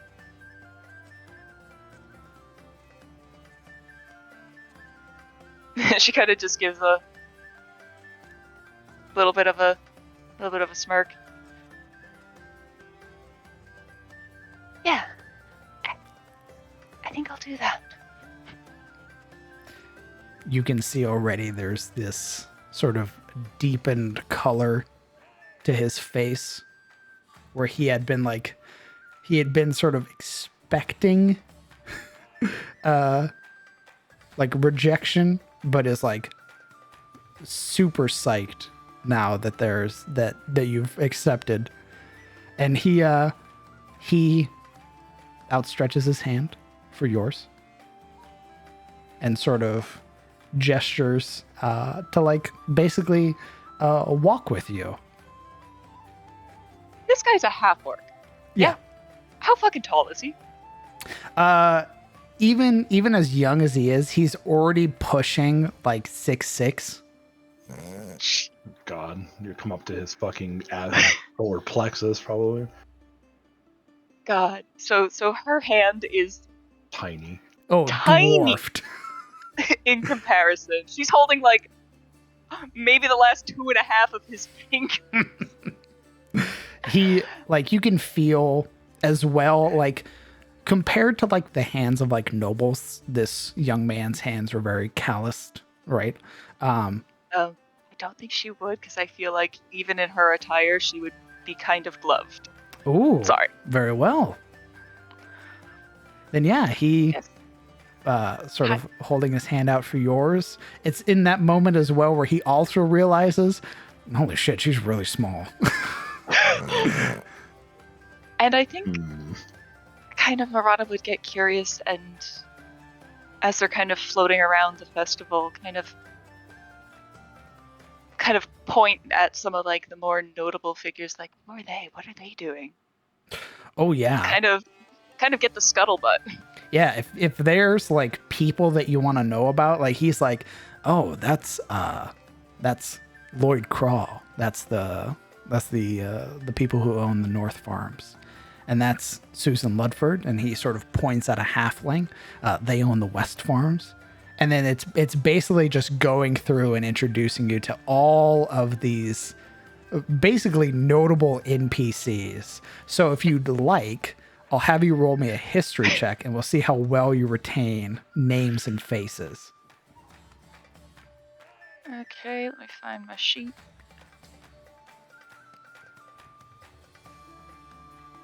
Yeah, not the worst. Pretty well. There are maybe some that you'll forget or sort of struggle with, but the general bulk, you would realize that Elion's tier is comprised of a lot of families, where a lot of families have settled down and have sort of they run these large plots and acres where Victor's family, or the Bolton family to the south, they're in charge of like the winery. They have like a vineyard, and lots of dogs. The Western Farms deals with a lot of sort of lamb and sheep, a lot of like animal husbandry. The East, ran by Edgar Blackburn, is responsible for a lot of tobacco. And the North deals with a lot of like another form of like brewery. They own the water mills up north. And there are a ton of prominent families that are here, where he basically explains that whenever these festivals happen, all of Eliond comes together. So even on these far outreaching farms, those families come here, and they're basically like the aristocrats of farm life, if that makes sense. Okay, all right. Of which though he doesn't say it, he himself is a son of. Yeah, casually leaves that part out. Indeed. Well, it's very obvious the way that he talks, that he tries not to talk about his family. Do we ever see his folks at some point? You do not. Mm. The only person who'd have met his father would have been Kellen. Ah, Really? okay. Indeed, Victor Bolton is the half-orc who's leading the militia. That's right. You had me for a second. I was like, You know. With his dogs. Wrong guy. No, don't like that. No. And pulling back from that, as you're led hand in hand with this half-orc young man who's absolutely stoked and sort of enjoying this night of the festival. Sabine, are you still like dancing with like Everyone. the people? Okay, after acknowledging herself as, okay, I've already won. Every guy she dances with, she makes a purpose to try and set up with a local village girl. Oh my god. Okay. Cupid time. Madam, I'm married. No, I think you do well with this. Yeah. I don't know about that. Like, she's been keeping an eye because there were, like, the jealous girls who were watching. So she'd be like, you know, that one over there is looking at you. I can tell she's jealous. Wait, that's not setting people up with relations. That's setting up people with vendettas. What the fuck? Stowing discord. Roll me. All right, Lovemaker, roll me some persuasion checks. She's pulling out Jerry Springer. Jerry. I need at least 3, so roll me 2 more. We'll see how well your endeavors go. So far, so good.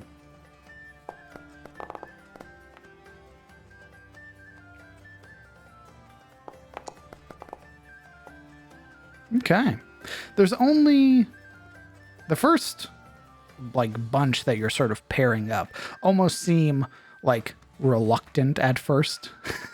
Sort of huffing or like they're like, no, I'm more interested in our guests, right? They're more interested in the party, dancing with like Siluril and Uria and Alaric, and yourself.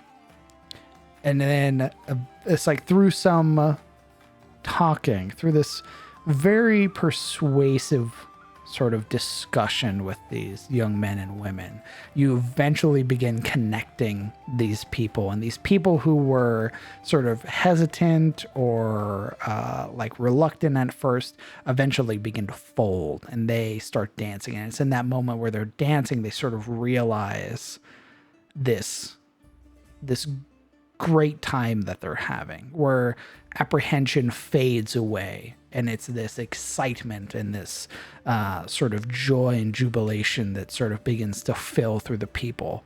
And now people who were single will be going home with somebody.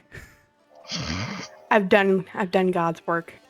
Now Damn. there are some outliers with your 10. Some people who you do effectively get stonewalled by, and it's purely out of pettiness, where it's like the local village women who are good looking in their own right, but compared to some level 3 adventurers don't really meet that same standard. So there are men that are reluctant to dance, and same thing with the women, where they see like Alaric, who's towering over most people here, who are like hyper fixated, but are sort of very reluctant to give up ground. So there's a handful that don't dance and they're just waiting. But overall, you've paired up a number of these otherwise unassuming people, and they're going to have a good night tonight. She's like, I've accomplished my goal. And she'll, after dancing a bit, she'd get tired, so she'll saunter over to Alaric and Silveril, sit down, huge grin on her face. Start having a drink or two. All right. Just pleased as punch. And what has you grinning so ear to ear? She says as she strums idly on her lute. She'll direct gaze to the couples she set up. Alaric doesn't ask right away, but rather he follows Savine's gaze, kind of putting two and two together. And when he looks back to her, his otherwise neutral expression turns towards a very subtle smile. What have you been weaving around here? I've been doing my God's work. Thank you. And what is that exactly? Helping love possibly grow where it wasn't there before. Love? It always starts with that initial interaction, Alaric, my boy. Mind Laurel explaining shakes that her to me? head. When it comes to love, it's always about that first initial push or jump. And sometimes people need a little bit of assistance. That is what I do. You give that first push? Or guidance, or whatever is necessary. Really? I thought you were a bodyguard this whole time with your fighting and your sword. I can be. This is what you truly enjoy of it, then? Yes, I enjoy both, actually. Very well. I need a little help. Can you give me a push? And who do you have your eyes on? He, What rather if than you his push eyes... them off a cliff? Silveril interrupts. He wasn't about to speak, but rather he drapes his arm around Siluril, around her shoulders, and gives her a very subtle tug. But he never does remove his eyes from Savine.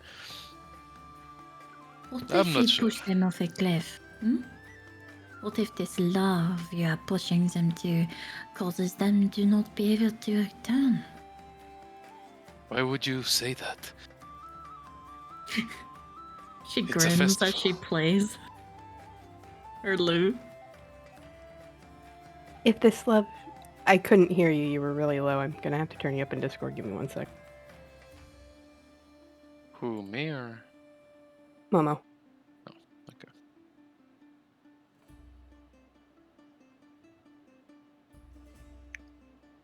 Silveril said, what if you push them off a cliff? This preferably love, and they cannot get back to where they were before. Taking that first initial leap isn't always... You typically don't go back. You either press forward, or you find what you're looking for.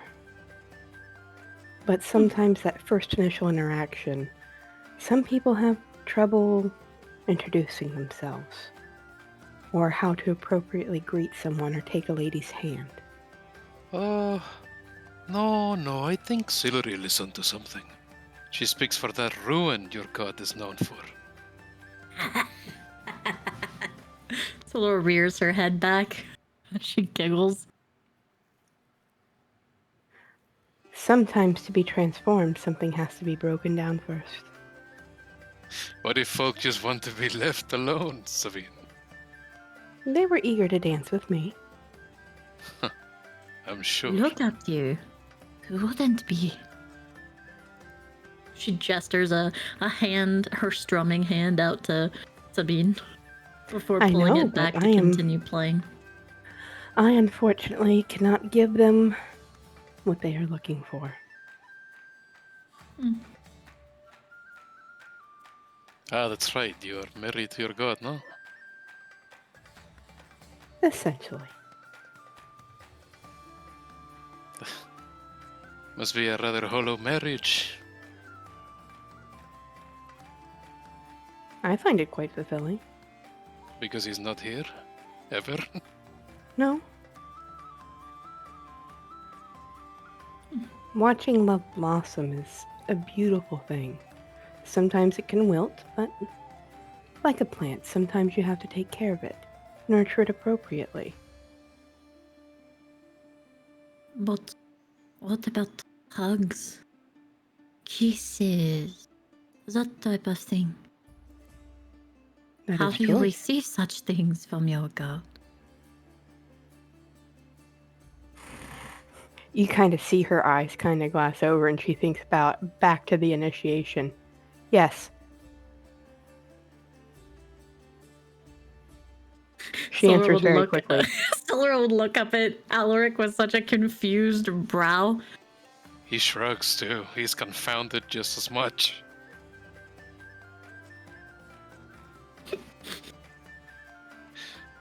She would shake her head and look back down on her lute. Very quietly, he hushes into Siluriel's ear. Maybe she's one of those fanatics.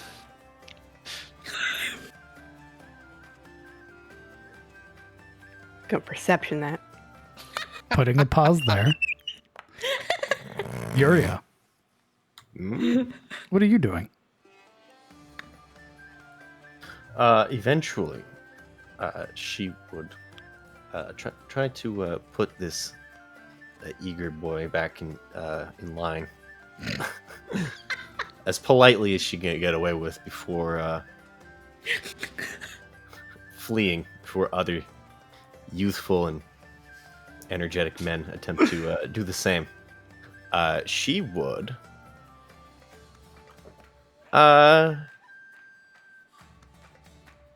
eventually try to track down Guinevere and Geralt. Mostly Oh. Guinevere. You easily managed to stifle whatever hopes and aspirations this young man was forming in his head while he was dancing with you. It's very much like a you did well. She pats him on the back and then it just disappears. Oh no, she golden retrievered him. Absolutely. Hold on. I want to see how well he takes it. This is how I get my BBEG. Is this man? He's smitten. What? You sort of pat his back, and he is like,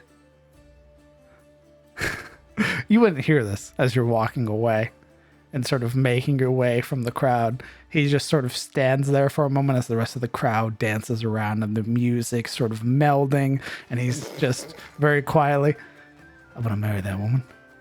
No, you ain't. Oh no. Oh boy. Wait. That poor No. That poor fool. This sounds like a nat one. Fart in his direction. Do it. I know he'll leave you Ooh, I alone. cast darkness. And you eventually make your way to where Gerald and Guinevere are. And they're still at the head of the table. They've sort of already finished up their dancing and they're enjoying their meal. And there are a number of people that have come over and they're sort of like exchanging gifts and like pleasantries with one another. And you would see that Gerald is sort of stood up and he's like shaking a couple like people's hands. And you can see that it's this very much like what he had said at the start. It is this time of forgiving and like letting go. And that's currently what's happening is people are like apologizing. And sort of starting over with Gerald, of which Guinevere is sort of relaxed into her chair, her hand sort of curled around a wine glass, and she's very idly sipping from it with a very pleasant smile on her face. Yuria approaches and curtsies.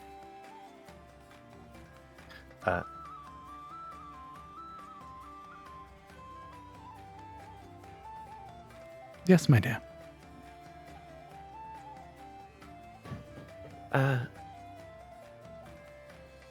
think I'm going to take a moment indoors. we haven't stopped moving since we collected those boars, and I can start to feel it in my legs. I'll be back in an hour or so. If you need anything, we'll be out here. Appreciate it. And she would go back to her room for basically to take a short rest. Because we haven't done that yet. Give your legs a moment to relax. Pretty much. And also to check on her sword. As you enter the singing tier, there is a different atmosphere here compared to outside.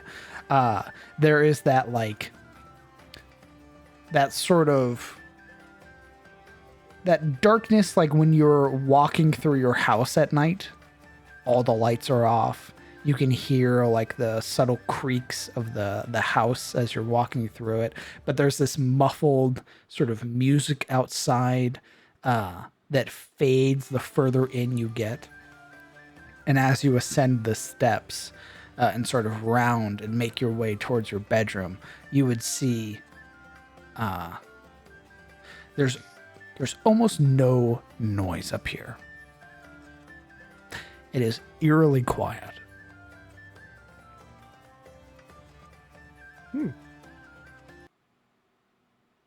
It's because your sword is maulding. Barely. Yeah, she would just casually enter her room, assuming there wasn't anyone to stop her or any oddities on the way. And Perception check. All right. Oh God, he's followed you to your room. Oh. Oh no. He's gonna marry you. Gonna make him wanna marry me. 15. You would notice, at least in this moment, it's a natural silence. This, as you step closer to your room, the creaking of the floorboards almost sounds distant, like it's elsewhere, and you're listening to a recording.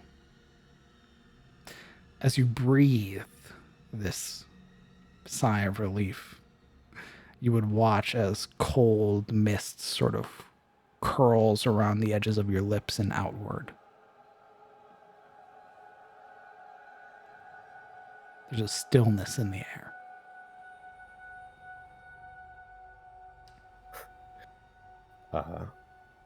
Yeah, definitely much like a horror movie where, like, you know, where, like, there's that tension, like, before someone opens a door, and there isn't really a reason for it. There's that hesitation where things go from, like, jolly to immediately, like, this sense of not dread, but anxiety as her hand hovers way too long around the knob. And then gently, slowly, she would pull back the door and peer inside. Opening the door, there's no groan of protest from the metal, no creak. Silent. And several moments later, this reverberating sound. The noise that should have happened in that moment playing several seconds later as you pull the door open. And that's where we're going to take a 15-minute break. Oh my God. This is really foreboding. Let's go ahead. Let's meet back up in 15 minutes. Okay. This is dangerous. People shake. We're welcome. And the mood ruined, just like that. Instantly. Yay, we're all having fun. See, guys, this is why you're never the first to leave the party, because this is what happens. You get caught in a horror movie. Like, yeah, guys, I'm just not feeling it, and I'm gonna go to bed early, and then you get kidnapped, and that's what happens. Yeah, that's what you get. Yep. Oh, not enjoying the festivities, are we? Oh, no, Geralt in the background with an axe. Oh, shit. Come Well, downstairs. well. Meat's on the table. Welcome to the family, lass. Oh, jeez. It's fucking Resident Evil. Fucking turns into that fucking New Orleans family. Swamp Dad. Holy shit.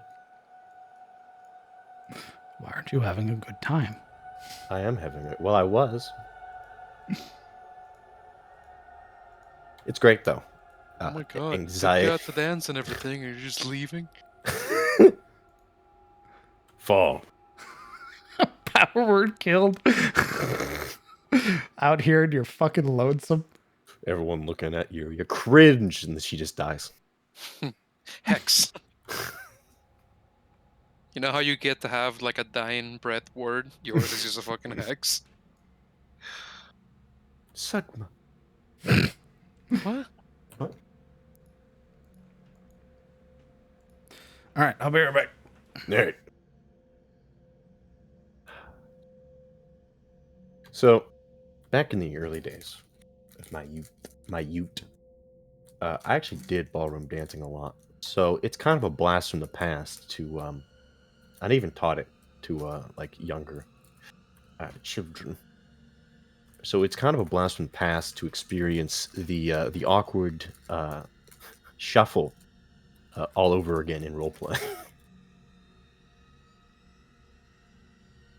That's Forward. nice. Yeah. I hope. It's kind of funny. It's a flashback of watching lanky teenagers going forward side together as they do their box waltz. Dude, I don't know. That half orc had some game. Bro. He was like spinning that jar and like, yeah, oh yeah? How does that feel? What's that like? Yeah, Oh man. it's because he's a sociopath. Just wait. Oh, Jesus. Maybe. Just here's my dogs. Here's my 58 dogs. And Billy. A cat comes out of nowhere from around a corner.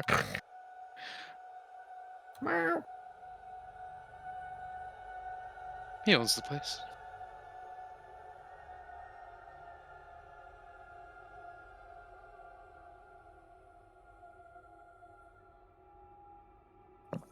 I do know it very well, Kilroy.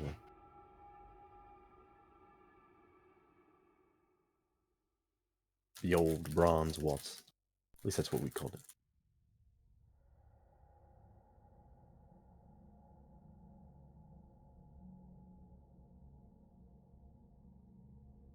The old 6 count.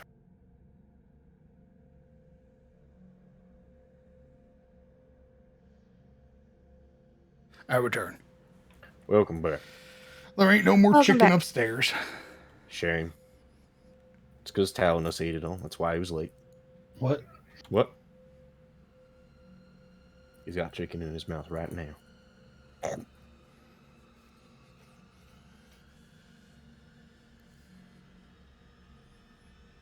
You guys having I should say chat. Hey, chat, you guys having a good time? Doesn't my time count too? You having a good time, Yuri? Absolutely. Roll some death saves. All right. Yes, sir. Yeehaw! To hell I go. When I said new dawn, I meant new character. 2d6 plus Nice. 6. New day, new me. It's the 37th of God's Fall. Yuri is dead. The end. It's the first of dawn.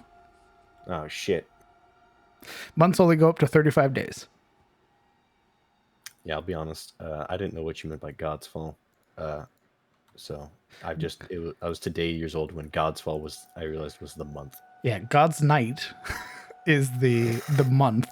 It is the name in common. Understood. The elves call it something else. They call it December. Correct. Well, they're elves. They have to be pretentious.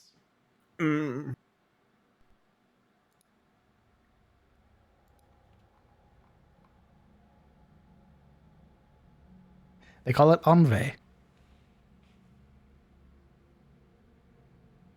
I'll definitely remember that. You should. No, I won't.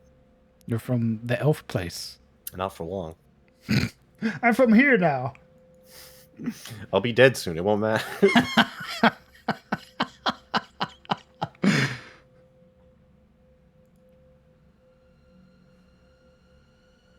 We're taking the longest rest. Oh, resting in the middle of my festivities, are we? No place. I was just sitting down. Tired, are we? Oh, you can rest. In the fucking afterlife. Please, I have no spell slots. Oh, I know. I'm a weep. That's why I'm here. No. He knows exactly how many spell slots I have. Also, How many? it's taken me until now in one Google search to realize the whole Bolton reference. Oh, yeah. Because, Good luck. well, yeah, I was like, why is everyone making so many dog jokes? Because I've never Bolt watched on, it more like before. bolt run. Haha. God. Just in case, thank you very much for the resub for 5 months. Shadow Bunny God, thank you as well for the resub for 5 months. And also thank you for the gifted sub to Cyric. That's very kind of you. Scruffing, thank you very much for the resub for 3 months. Thank you for sticking around.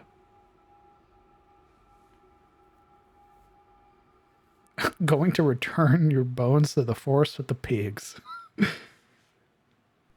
Oops. Yeah, didn't you know? It's a murder mystery. Congratulations, you're playing the victim. Darn. Turns out the witch wanted all of our bones back by the next night. Ooh. Sorry. Lost in translation.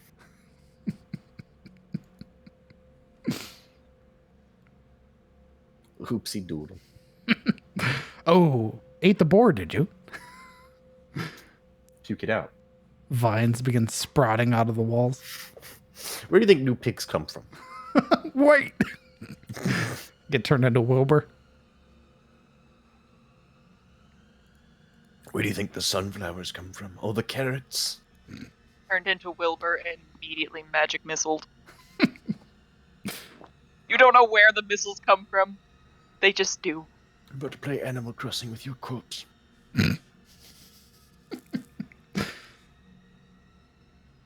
Welcome back, Alan. The party has been having a great time at the festival.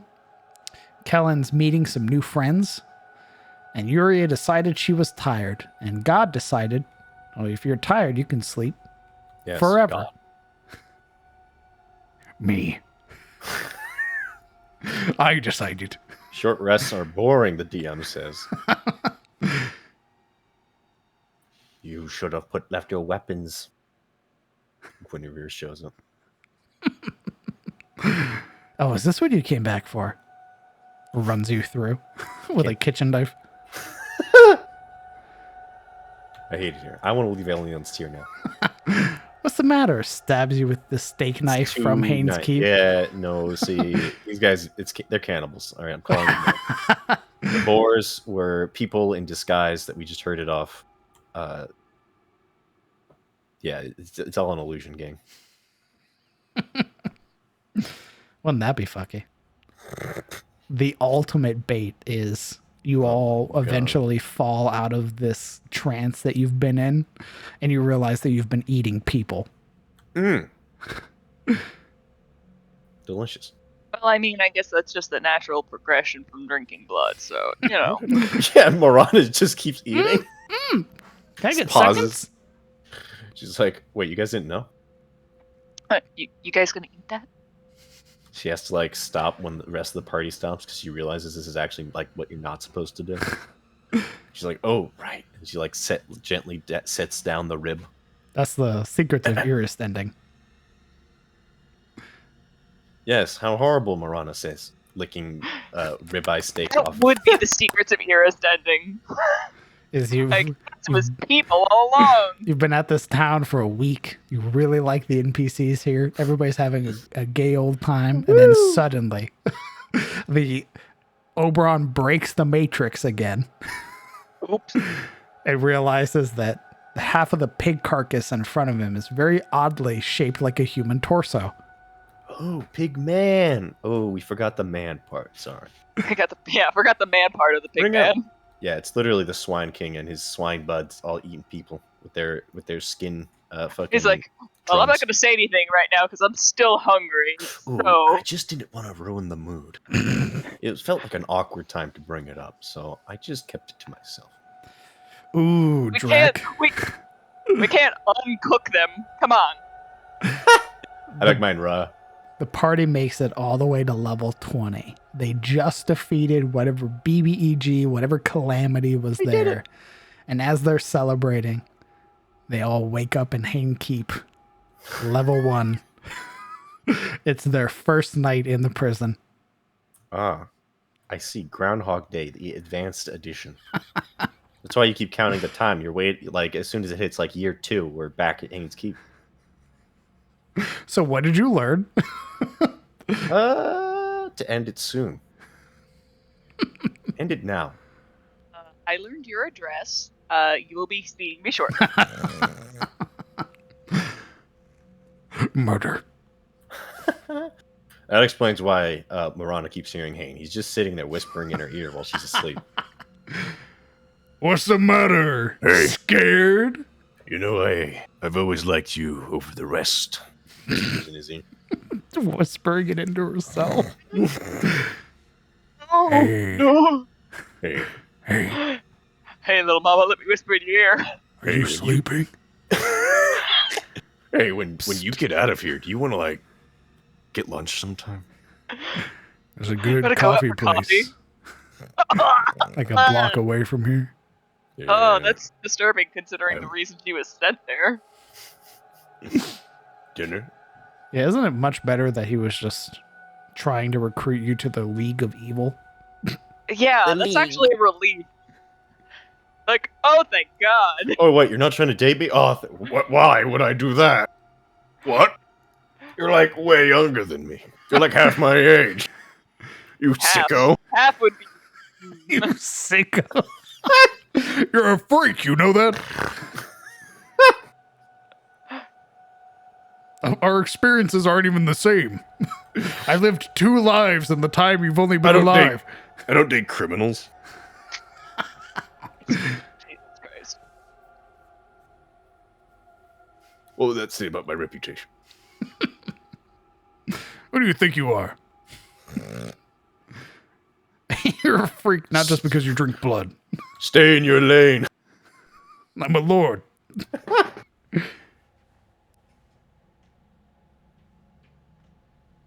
Anyway, you want to be evil?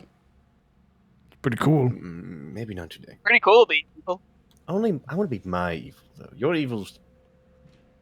It's like the same evil. It's like adjacent. Yes, but I don't know. It feels like your evil's overdone, you know? It's kind of old school. But they have dental. We set you up with a 401k. I don't need a 401k. I'm too young to know what that is. It'll help you in the future when you're older. I don't think that's the problem. There's also free college tuition paid for by the company. Bet. Now I know you're lying to me. No, it's D&D. It can be my fantasy. Yeah, yeah, it can be fantasy. What? You mean this Let's degree roll. actually got me the job I wanted? This is fantasy. Where am I? We give you a My paid version's internship. broken. So you Dragons and giants I could handle, Paid but internship with stipend. God. the fulfilling job that I get after 4 years of college and no more, I don't believe it anymore, DM. This is just fan service. It is. That's exactly what it is. Before the words are even finished, the ink is on the paper. Name, signed, dotted, initialed. Like, is ink not good enough? Do I have to sign it in blood? Already, like, opening up hand. Do I need to sign it in blood? The Is that notary right? is like, whoa, chill. We got you, fam. You're good. Welcome I'm aboard. surprised the notary's even here, and it wasn't his day off or some shit. I'd have to wait 2 weeks for him to get off his lunch break. Or find him in, like, the deep, dark alleys of downtown, behind, like, a trash can, with his little... giggling to himself madly with his little imprint Stamp. sticker. Thunk. He's just stamping all the rats that are in the alley. Thunk. Thunk. Do you swear, to the best of your knowledge, that what you are signing is true to the best of your ability? Thunk. Good. We'll hold you to it. Your soul is mine. That'll be $10. The rat just runs away, grabs it by its tail. No! I said $10. Eats it. You know what the funny part is? I am a notary. Nice. They'll never find me. I'll never notarize anything. Never again! I have a thing in the back with a bunch of people's signatures. You Their can't souls make are me. mine now. The contract is made. I know your I'm true name. basically an IRL patron. Nice.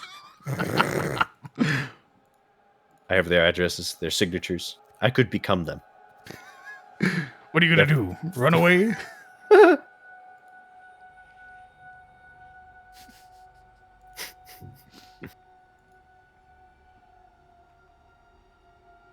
Who posted bugs?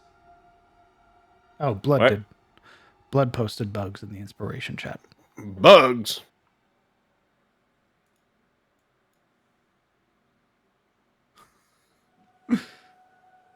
God damn. Welcome to the Fae support group. Why? Why don't you Why are stand these up and bugs? give us your name?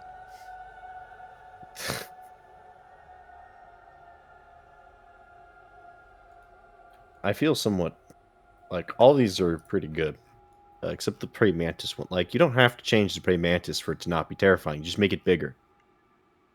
They gave it a All right. flail. Make it man. It doesn't need a flail. Look at the things on its arms. The locking, like you're not leaving my death trap lunge, fucking arm katana things. All right. All you need is a large human-sized female praying mantis eating the head off of a male praying mantis, and you will give your players permanent PTSD for the rest of their campaign. I lied to you. I added the stress mechanic again. Hey! Roll a D100. Except for the druid who's like, nature. I love it. And then its Isn't it eyes, its beady fascinating? little eyes, the size of your head, point at each of you, and you see it start ping-ponging between all of you. And then it freezes and doesn't move. And as you get closer, it starts waving back and forth. Like a leaf, except it's way too big. Uh-oh. If you back up now, 8 inches forward. Yeah, it like does that little like thing where it like takes a step forward and then like wavers forward and back, like it's dancing towards you. Everyone like thinks it's funny, and then it lunges and kills your fucking rogue instantly. Grabs the Decapitated. paladin, crushes them in one go. Starts eating What? in the middle. What? What the fuck did I come back to? Oh, nothing. Being eaten alive by a prey mantis. That's the size of a human. Yeah, Isn't that neat? isn't that funny? Don't you love bugs? They basically are nature's aliens, to be honest. Absolutely. Fucking walking xenomorphs. Guess need to stop. That's right. That's what's happening to Alaric. What? Why do you say it with that voice? Like, that's what's happening there. Like that whole deal with it voice, you know what I mean? Like, that's it. Like, that's fate. Because it is. While Yuri is getting shanked, Sabine's pointing out to Alaric all the beautiful things about Silril. Yeah, Sabine basically took their phones, swiped right on all of them, while like opened up their Tinder app and then gave it back and went, "You're welcome." Meanwhile, Yuri is like having a panic attack in the back room because her sword is like, "It's time for the freezer."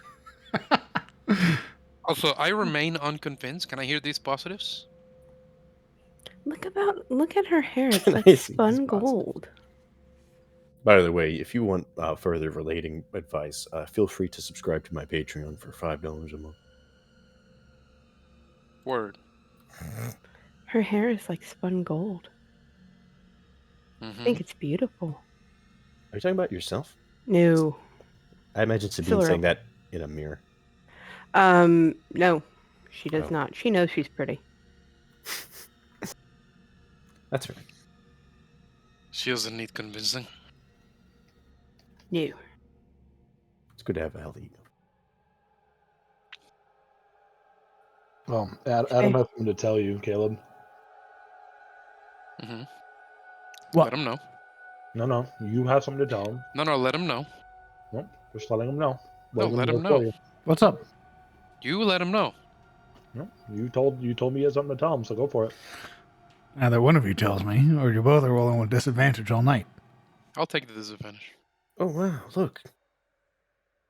Kellen and Alaric both showed up in the same room as me. Crazy. Are you willing to bite the bullet, Kel? I'm back. Oh, this is your Welcome back. fucking show, bud. You ain't gonna say shit. I'll have to. So disadvantage. Nope. What That's did how I the rules miss? work. I won the deal. What did I miss? What's happening right now? We're not sure. He reneging on the DM's deal. Nope. Alaric has something to tell me, but is refusing to do so. I ain't true. It's because he's a shit. He came up with all that all by himself, Mm-hmm. and now he's insulting me. Like, I don't understand why we have this See, toxic person. judging by the tone in your voice, no, Alaric, I know you're full of shit. Thank you. So what's up? Ooh. Why are you power gaming me? Where's my insight check? Roll me a deception check. I'm gonna tell you right now, buddy, you ain't rolling higher than the DM. What do you mean? I don't think any deception check you could roll would be higher than the DM. What are you saying? That he knows me so well that he rolls at advantage? Might as well. So what's up? Nah, I was fucking around in the kitchen and told Tristan that I needed him to let you know that I was gonna retire from roleplay. Okay. He tried to get me to tell you, and I was like, I'm not doing that shit. Well, it's been nice having you here. It was a good time. I that's right. agree. Alaric leaves the party. And he elopes with some farmhand into the woods. No. You're never an to be NPC seen now. I decide what happens to you. again. That's great. That's great. He's I gonna like get with that. He's gonna steal Dominic from Morana. Run the Bolton farm. Because Him and his dogs. What Is everybody here? Mm-hmm. I'm just. what can he see inside the house? It's all black. I have aspirin up for my headache, so I'm good to go. Put you in your room so you can all see then. Very well. Everyone huddle together, get in the closets. Shh. Everyone cuddle for warmth. I'll just keep you in your rooms for now. We're trying to spy. Oh my god, guys. How'd you know it was my birthday? Oh no. You open the door. Again, that delayed creak, a groan of protest that comes from the door several seconds later. It's in this moment that as you open this room, you would see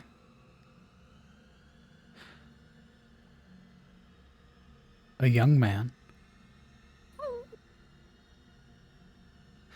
dressed in simple garb you've seen. A pained expression on their face, eyes open with shock and horror, their hands reaching up in a futile effort to grasp at the blade plunged into their chest. A familiar blade, you see the horrified look on Kellen's face. No.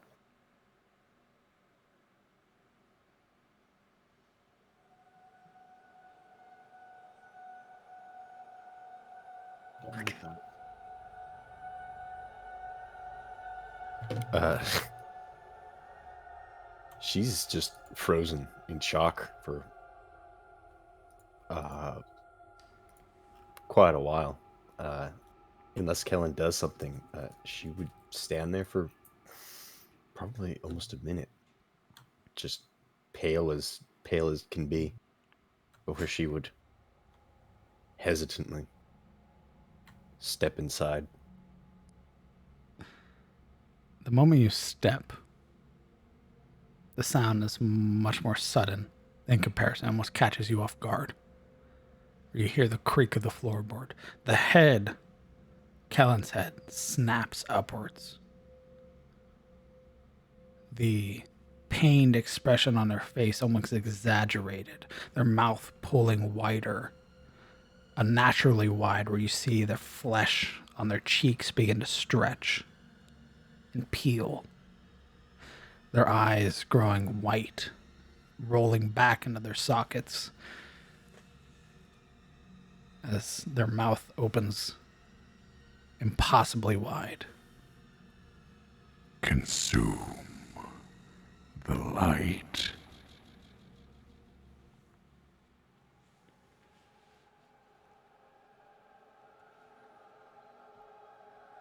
And as you blink, the room's empty. Bereft of any Kellen, any sword, plunged through a body. Just your room.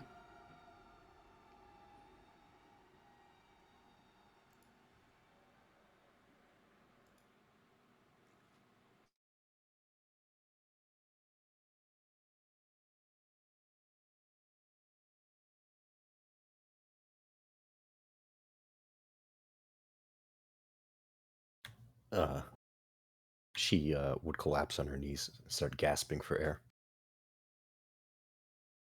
Fingers digging into the floor. Slowly, the sounds of the festivities begin to make their way back into the inn. All right, Pog. This is why we don't go around.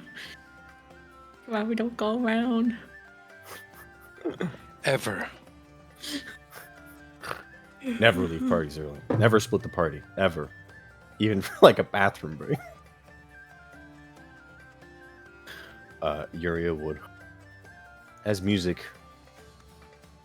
panic subsided and music filled her ears again, and reality returned, she would get up shakily, one knee bent, then the other, rising from the floor. She would take a moment to breathe in, breathe out, calm her nerves.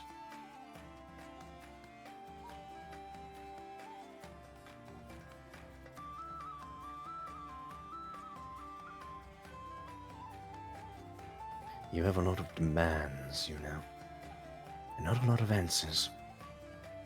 She would go to the place where she hid her blade. It's there, untouched. Her jaw tightens.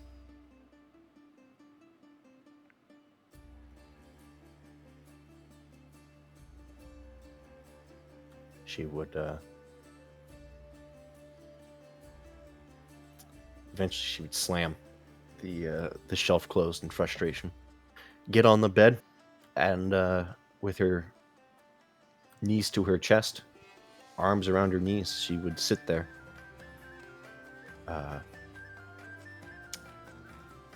calming herself with a cold sweat as she takes a short rest. Go ahead and mark that on Panic. your sheet.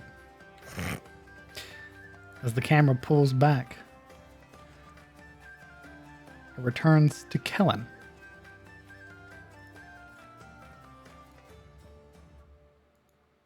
boy. At this point, a number of other blue cloaks have sort of made themselves known. Not trying to hide or anything like that. And they're listening to King as he talks. The only one who's not interested is the cultist, who has this look of just horror on their face, muted by the cloth that is bound to their mouth. Well, you born and raised here, son? I was not. More of a recent addition. Well, me and my men, we've been here in the Southlands for a while. Initially, we're from Rosewood. We served the Baron there for a long time. You wouldn't know it just by looking at us. Me and my men were knights.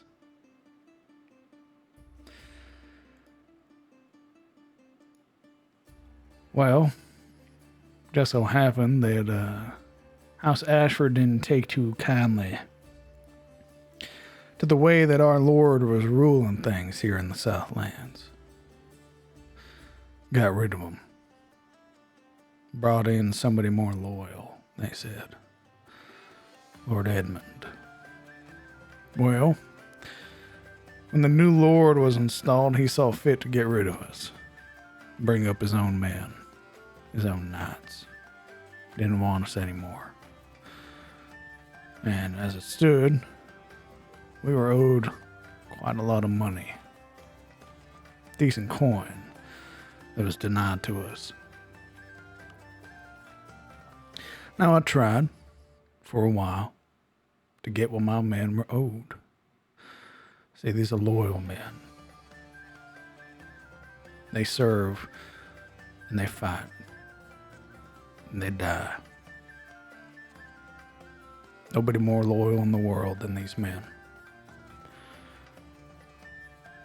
And as their leader, it was on me to get their honor back, get their dignity restored, and get their coin that they were owed. Lord Edmund didn't care none. Didn't much want to hear what I had to say. Didn't very much care for the lives of these men and the families that he was throwing out. Now, admittedly, I did get a little heated. We may have not seen eye to eye. And he barred us from entering Rosewood. Threw us out to the side. Like we were trash. We traveled west, me and my men. We tried to sell our services to the other Baron of Nymore. Wouldn't hear us. Didn't care. In fact, he cared so little that when I was asking to be seen, a night of my station, he threatened violence against me and my men. I didn't take too kindly to that. We traveled east. And wouldn't you know it, the only way these lords will listen is if you hit their coin purse. And it just so happens that Lord Edmund really likes his money. So we did the only sensible thing we could. We took what we were owed.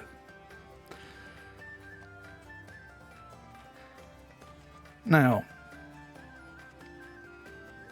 admittedly, we may have taken a little bit more than what we were owed. But I figure him spitting on our honor and our dignity the way that he was, only right, we took a little bit more. And during one such night, when we were out hunting caravans, we happened upon a bunch of these suckers coming down from the Bloodfen Mountains, dressed up all scary like. We told them, don't want to do you any harm. Just want whatever you have in the caravan. Be right on our way. Well, these fine folks saw fit to fight. And we try our best to not shed any human blood. We like our people. We don't like doing violence where it's not needed. But these ones, they didn't care very much for that. So we cut them down. It's only then that we learned, well, hell, they sure do got a lot of chromatic stuff here in these caravans. Like an egg. And that's where I found Zavara. Now she's my pride and joy. Well, she is a lovely creature. Indeed she is. And we saw fit after that where, hell, not only will we hit the lords, might as well hit the cults too. And that's what we've been doing ever since.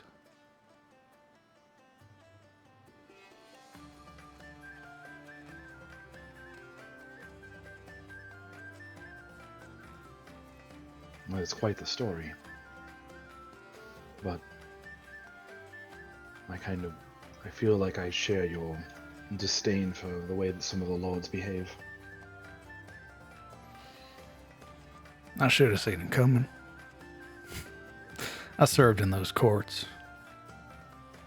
I walked around with those pompous assholes, listening to them rattling on about things that didn't actually matter. I should have known in the end they just tossed us aside. And they did. But here we are. Have you tried employment with those that are not the lords of the land?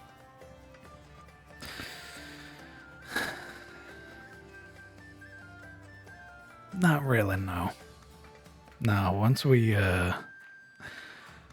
got our score from these cultists, practically a dragon's horde, I might add.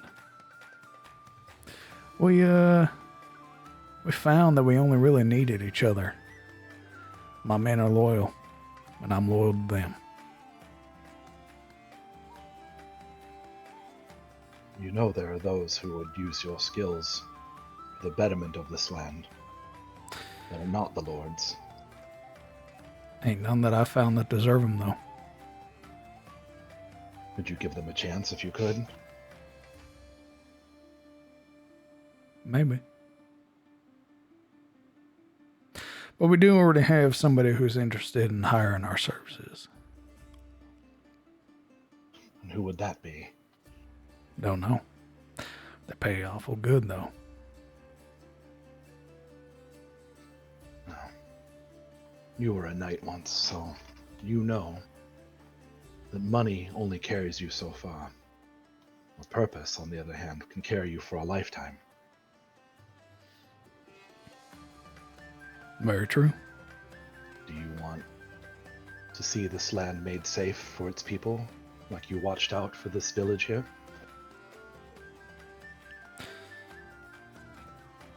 My priority, first and foremost, is my men. And making sure that they can provide for their families. As expected.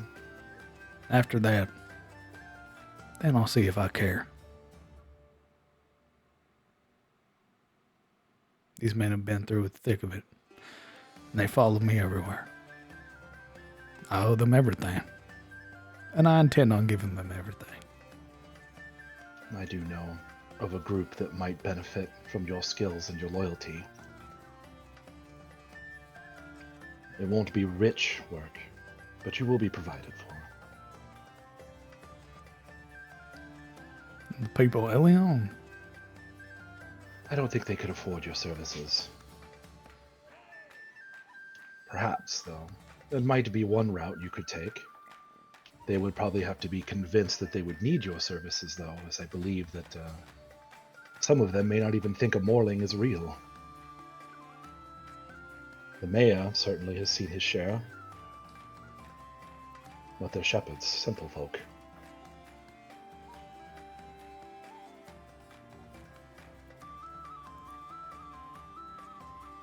I'm listening. Kellen, I mean, they haven't sat down, I'm assuming, right? Nope. Kellen kind of adjusts his stance and interlaces his fingers in front of him with his thumbs, kind of pressing their tips together, and taps for a moment. Can I do an insight on him just to kind of get like a feel if he's? I mean, he sounds sincere, but Sure, roll me an insight check. how the fuck did I? 18. What are you trying to gauge from him? Is he being honest? Like he's being forthright? He certainly talks with an air of like confidence in everything that he says. The mannerisms that he has, where he's very cool and calm and collected. There's no like twitchy motions, no like sort of tension of his facial features. He's very relaxed when he talks like this. Yeah, no need to lie, essentially. He doesn't think so. Tell me, King, what do you know of the Grey Watch? Now I get to roll for King. Hold on.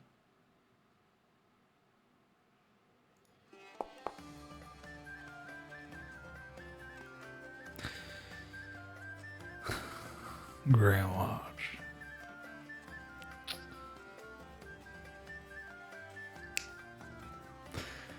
Yeah, I heard of the Grey Watch.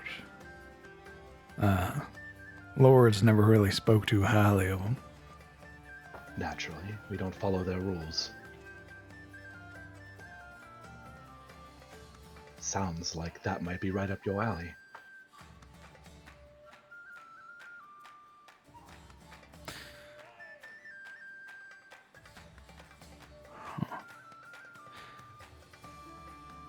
They take in families. They do. They have need for such. And they know for a fact that those members who are sworn to them have need of protection. And the Dark seeks out any weakness and tries to exploit it. So, families are protected. Their enclaves have need of everything. The only condition is that everyone pulls their weight. If the men's families were to go to an enclave, for example, they would have jobs, duties, and such. But they would have safety, and they would be provided for.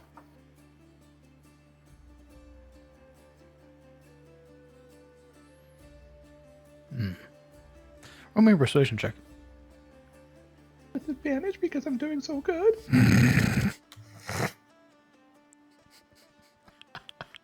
Sure.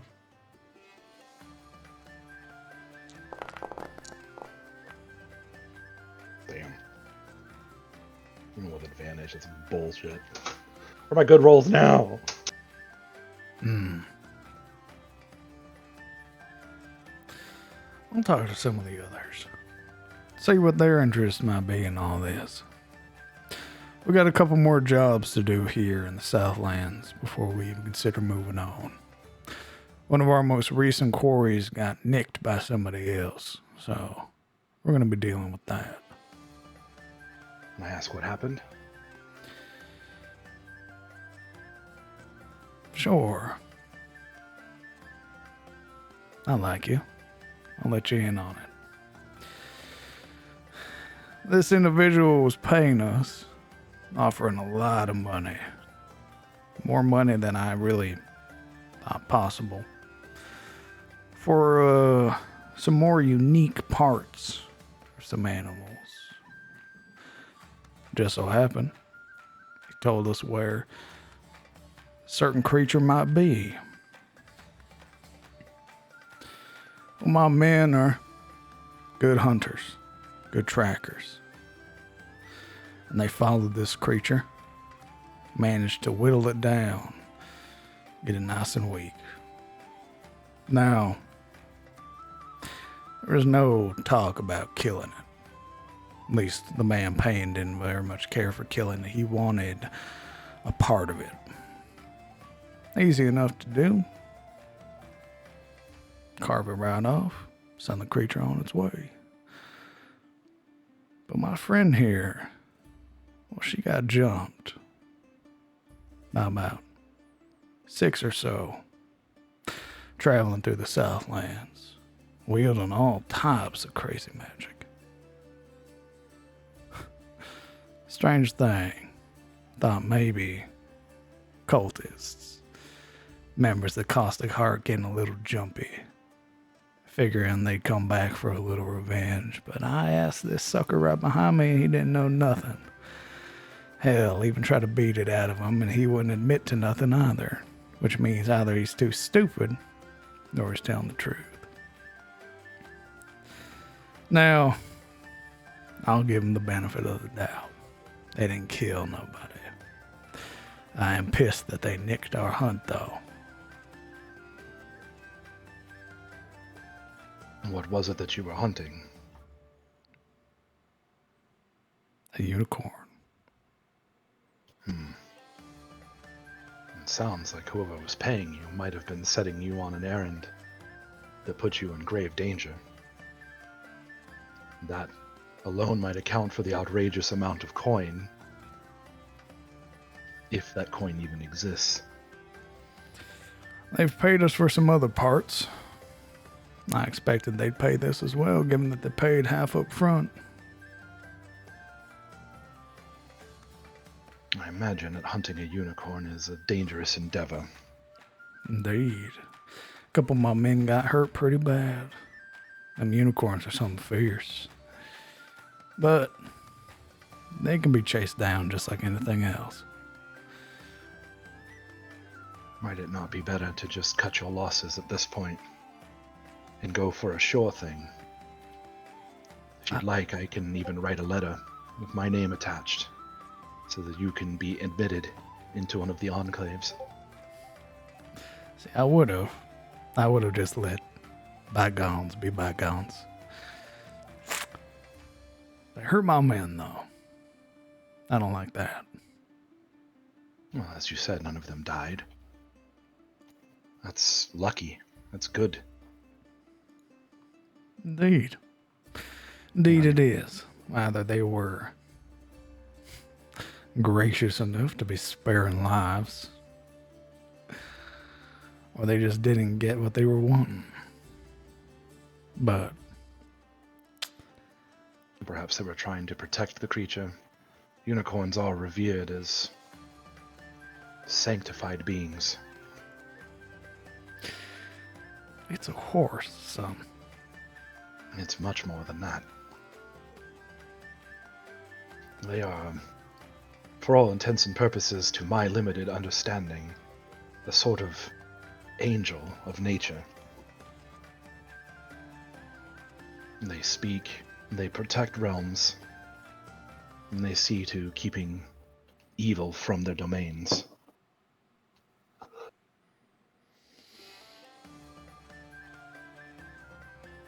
He gives you a, like, eyeing you up and down, sort of shifting on a heel. Looks at you for a moment. Now I'm going to roll for one of the stalkers to see if they might recognize you. Oh no. Just relying on that being super far away a bit.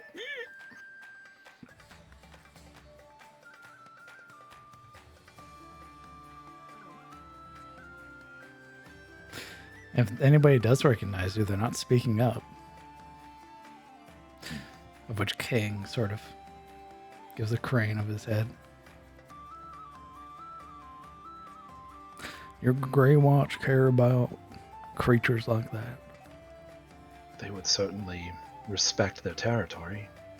There are some that would probably revere them in some ways. We have all sorts.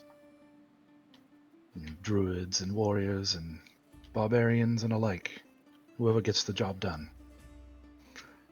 But if you're worried, because you have hunted the creature before, that would be used against you, then do not. All that matters is what you do going forward. Hell, son, I don't care if anybody knows we're hunting unicorns. I don't care if they know that we're hunting gods. I was just saying if you were worried about it. If you're not, then no worries. Hmm. It might behoove you to consider the person who would ask you to hunt such a creature, though. What purposes they might have. Certainly nothing good.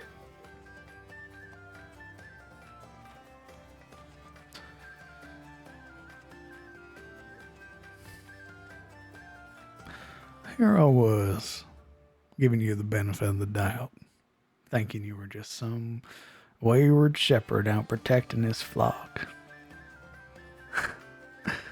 Here you are, talking like you know how the world works. I'm too young to know all of it. I've seen a fair bit, though. And I know that men of honor need a purpose.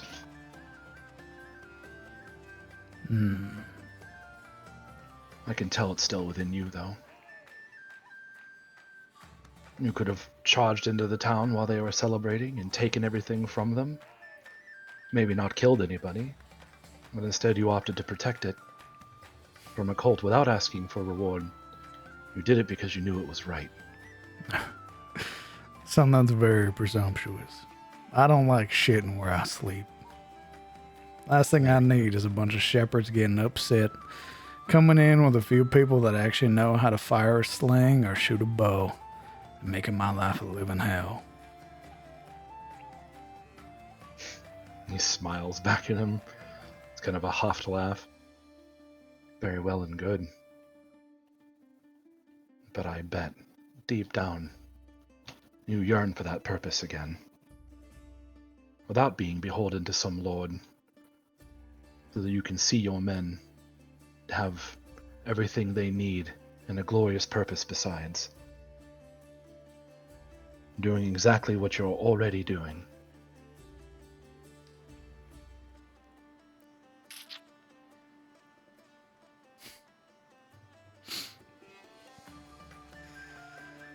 All right. And we could definitely use you. Let's not get too excited. I still gotta talk to my people. See if they'd even be interested in doing something like that. Why don't you go on back? Enjoy your festivities. We got it handled over here. I'll keep an eye out for them. Is there a way that I can contact you? Just come back here at night, or... Well, hell, if you're feeling brave enough, come on during the day. I don't feel that I have anything to fear from you. I'll let some of the men know. Silver-eyed one could pass through.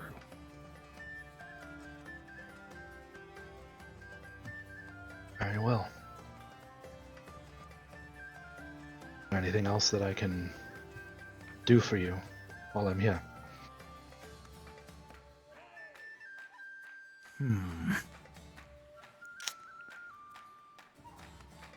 Nah. No, nothing like that. Better yet, you hear of any people telling how they trounced a bunch of blue coats hunting a unicorn? Why don't you go ahead and send that information my way? I just want to talk to them. Would you be killing these people? Son, should have learned by now we don't kill. Unless you're a part of them. They sucker behind me. You're worshiping some scaled tyrant. You're just a person, a shepherd. Nah. Rough you up. Maybe. Ain't do no killing though. Just some tit for tat then. That's right. They heard my friend something fierce. Hit her with magic and arrows. All that other gnarled stuff. I didn't very much take kindly to that. And if I hear of them, I will come back and let you know. And I'll pay you for the information. You can pay me. If you decide to join, I will consider that payment enough. Tenfold. I like you, kid. Don't ever change. Go on. Enjoy your festivities. Very well. Oh. Like this. Tell the mayor you killed some shithead wandering around. Looking like he was, I don't know, doing something nasty to sheep. Up to no good, huh? And he sort of hands you this very ornate, like, ceremonial dagger that has, like, 5 heads for its pommel. Blech. And they're all different colors. He'll pinch it with 2 fingers, not because he doesn't feel like he wants to touch it fully, and tuck it somewhere safe. Give that to your mayor, and I imagine he'll like you. Probably more than he already does. Well, I guess I'll be seeing you. I guess he will. And he turns in the same breath. Well, don't have any more need for you. Viara. Sick 'em. And you would watch as the Drake, sort of having been lulled by the conversation, immediately snaps to. Their jaw opening as lightning begins to crackle through their mouth, sort of connecting through their teeth. And you would hear the muffled sort of scream of this cultist as you watch it rear back and exhale this lightning breath that strikes the cultist's body and then works their way up through their frame, their entire body seizing violently. Well, cultists of Tiamat brooks no sympathy from Callan. And you would see that the other like blue coats are cheering.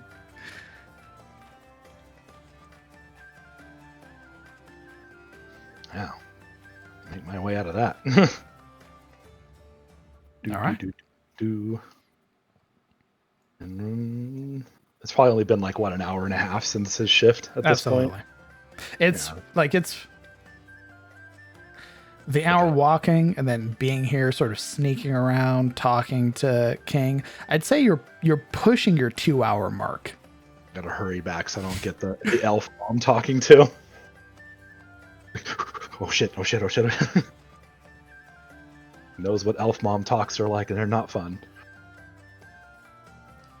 All right. Of which the camera pulls away once more, leaving behind the Kingsmen, as you learn their name. Back Led by King. led by King, exactly. As it pulls back to Elion's tier. Unscathed. Unscathed indeed. And walking away with it with some, perhaps a better understanding of who you previously fought. And some information. Indeed. You're a lucky man for keeping it simple and not getting to roll deception. Oh my god. Kellen never lied once in that encounter. He did not tell a single lie. It was very That's what I careful. mean. Like, smart for him to keep it simple, right? Yep. Yeah. Well, maybe what if they were good guys who fought you? King's just like, oh, really? Nope. Young, but not entirely stupid. And you sort of meet up with Mr. Bolton, who's sort of already gathering the militia again, sort of getting reports from everybody. And you're the last one to show up. And he's sort of hands on his hips, this tall, orcish man, sort of raising a brow at you expectantly.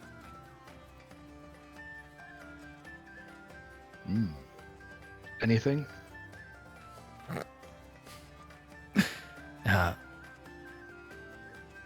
Mr. Bolton's waiting to hear your report. That's who was asking if Bolton had heard anything or seen anything. There's a very firm shake of his head.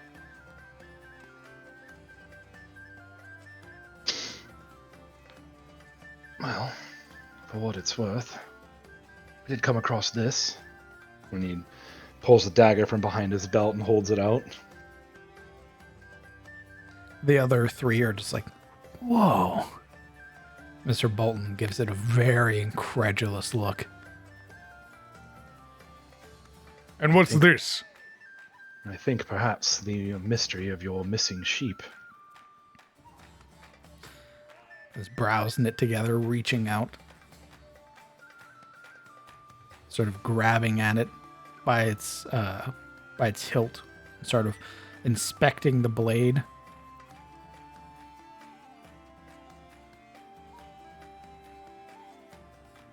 Where'd you find this? It came from a cultist of some kind. I suspect Tiamat involved. Don't know much about them, but obviously up to no good. And you took care of them yourself? They were taken care of. His brows knit together tighter. By you? Well, I have the dagger, don't I? It was incredibly foolish. Why didn't you call for help? Signal us. It was one man.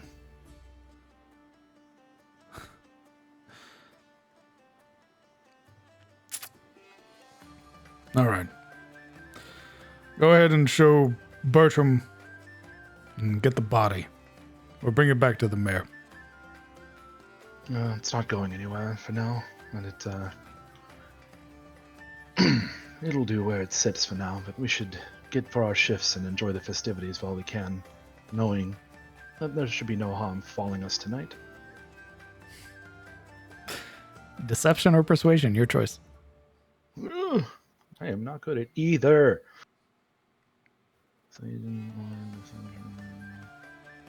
Yeah, not good at either. Whew. Well, here we go.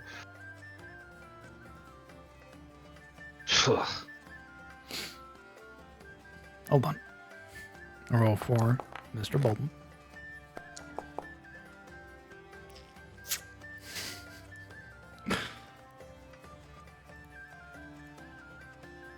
Huh.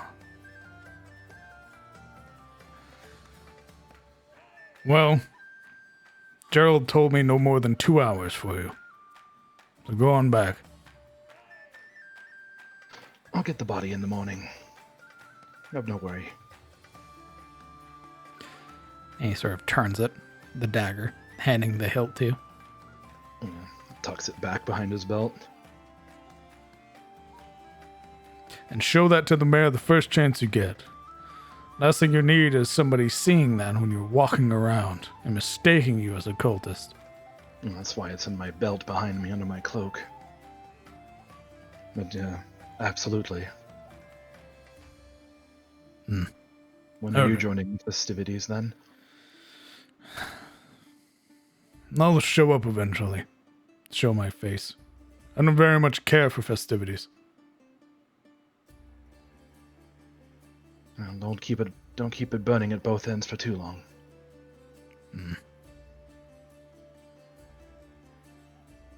Go on, get. Hops too and makes his way towards the festivities. All right. You eventually make your way into the large crowds that sort of encompass the entirety of this sort of center of town, where the rest of your party is either discussing or talking with one another or missing altogether and going on a moonlit walk.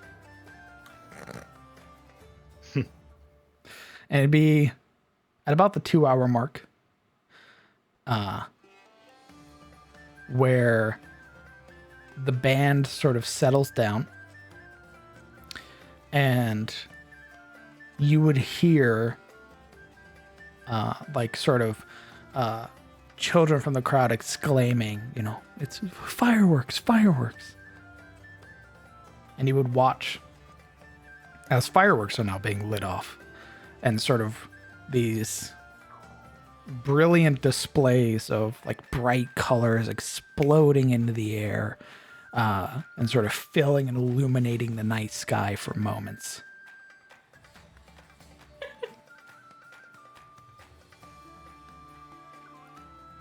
And you would see, those of you who are perceptive enough would see that it's Mr. Duskbrand, the wizard who is responsible for the fireworks. In response to Alaric saying what he did, Siluriel's just like, sorry, I can't hear you. There are things, fireworks. And she sits up and like gets off the chair and goes to look out from underneath the awning of the tables to look at the fireworks. What are the fireworks very like? red-faced.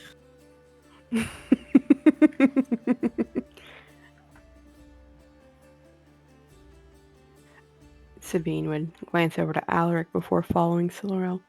What I do is rewarding, but lonely. It's not about them being as good as a god. It's about them being able to accept that I have to put him first and foremost.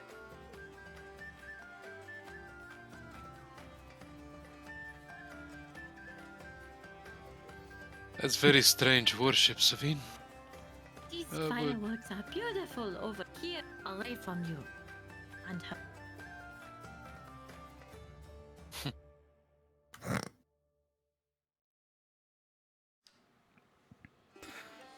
You're right there, Siluriel.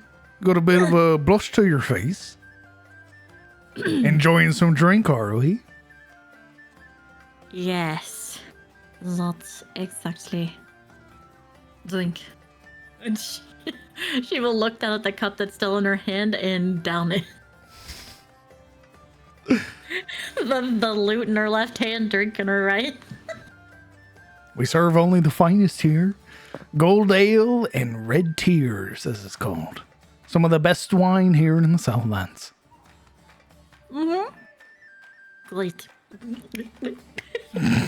Chug, chug, Slow. chug, chug. Slow yourself, lass. It ain't going nowhere. That's what you think. That's the problem. She pulls it away, wiping her face. Sabine would lean over closer to Alaric. And sometimes the prey is worth the hunt, whether the hunt is successful or not. This whole time, Alaric's been looking up to the sky, and when he suddenly hears and feels Sabine leaning in, he kind of snaps back and looks at her. What is that supposed to mean? Sabine would just shake her head, rub her temple, and watch the fireworks. It's like talking to a wall sometimes. He would reach in, take her by the shoulder, and shake her. Hey, What? that was very cryptic. Explain yourself. You are attracted to Siluriel, are you not? Who wouldn't be? Well, look at her. No, don't go off on another rant. No. I can see where you two could have a wonderful relationship. You're both strong. She values strength as much as you do. All right, slow down. Is that what you see in every pair that comes before you? What could be? The promise? I see the promise and the disappointment, the jubilation and the sadness. The sadness. What sadness?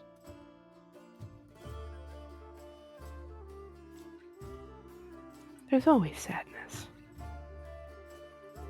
just being able to get past that makes every relationship worth it. So I'm taught. A little bit of me feels as though you're living through others vicariously, seeing in them what they have, and in a way, that gratuitous feeling of helping others accomplish it somehow makes that victory yours in a way.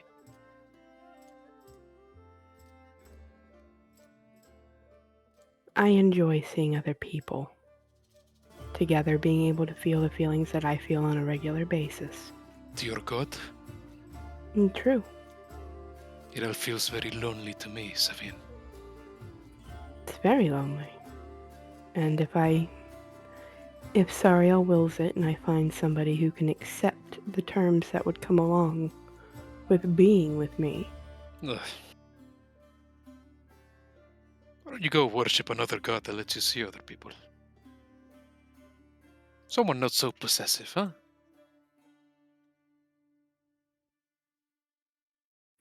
sometimes it's all in the hunt, Alaric. Sometimes it's all in the hunt.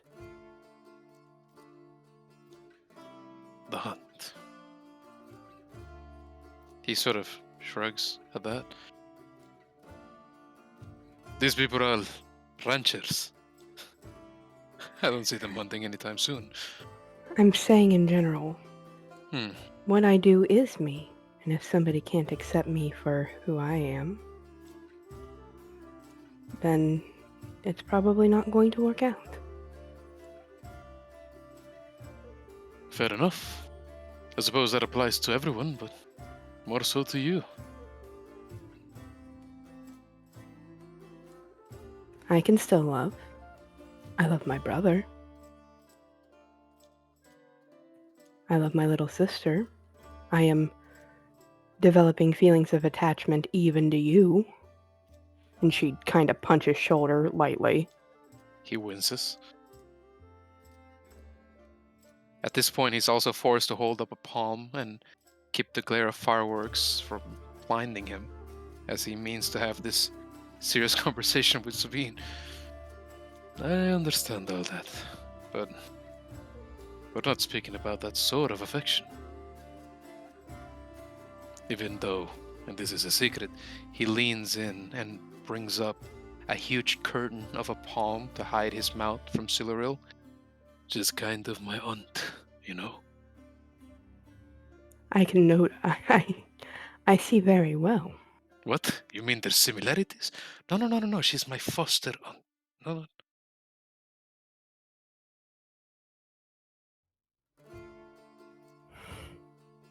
We're not related, not really.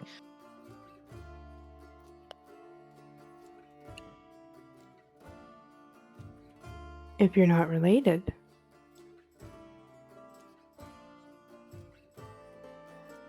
I'm not seeing the issue. You're not seeing the...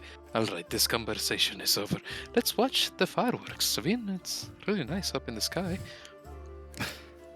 Putting a pause there. Marana.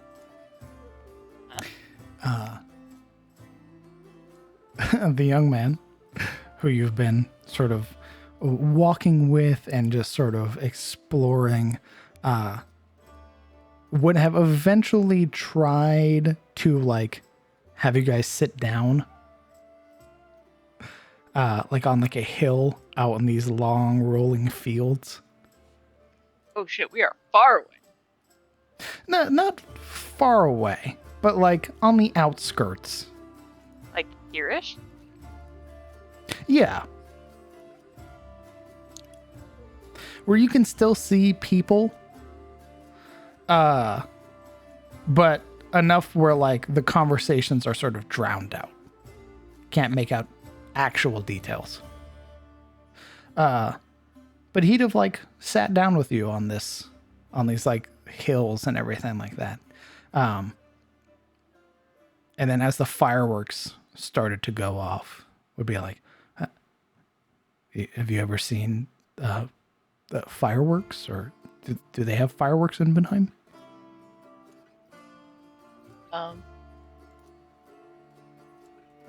I think the look on her face would give away that she's not seen them so close. No. How far away is our view obstructed at all, or how far away are we? Not obstructed at all. It's like, it's almost like prime position where Mr. Duskbrand is like closer to the town. And So it's that seating where it's like you have a perfect unobstructed view, but you're not also too close where it's so loud. indeed. Yeah, the kind of enraptured look on her face says she's not been able to see them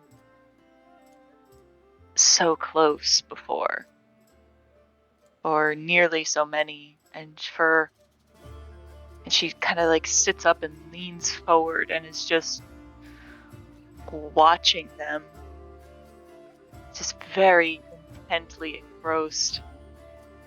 Seems for a moment Dominic is a little bit drowned out by the new experience as she takes in the myriad of colors. There doesn't appear to be like any like insisting or anything like that from him. Seeing your like wonder and your sort of excited, or even just sort of the expression that you wear, he very much just sort of goes with the moment. And for as long as you're there just watching, he's watching too. He's mostly watching you, but he's also enjoying the fireworks.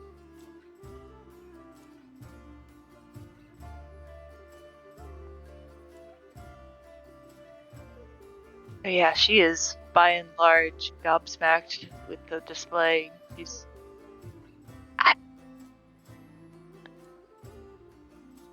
I've heard they can do all sorts of things like that with magic, but I've never actually seen it. It's it's probably the only thing I actually like about the festivals, aside from like the food and everything, is watching Mr. Duskbrand and his fireworks. This happens every year? Every festival.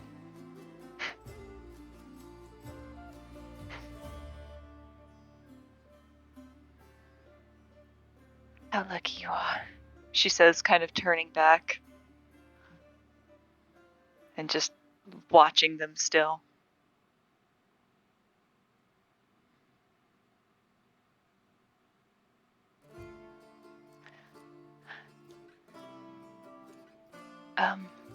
Sorry, DM, how close are we to like where are the fireworks being launched, and how close are we from that, or far? In terms of people, you're like out here. The fireworks are being launched from like over here. Oh. So we're nearby this building, right? Indeed.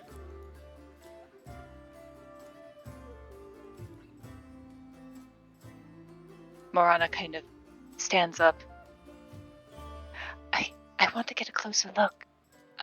And then kind of almost forgetting that Dominic was there for a moment. If that's all right. Yeah. Lead on. I'm right behind you. She kind of grabs his hand and begins making for that building. Probably a little slowed down by this young man. Absolutely. He does not have 45 feet of movement. 90 feet of movement. Yeah, he's like a very brisk pace, but it's very obviously that you're much faster than him. In that building there, How tall? It's about it's a weird like two-story, but like there's very obviously a section of it that is just like roofing. So it's like half of a two-story building.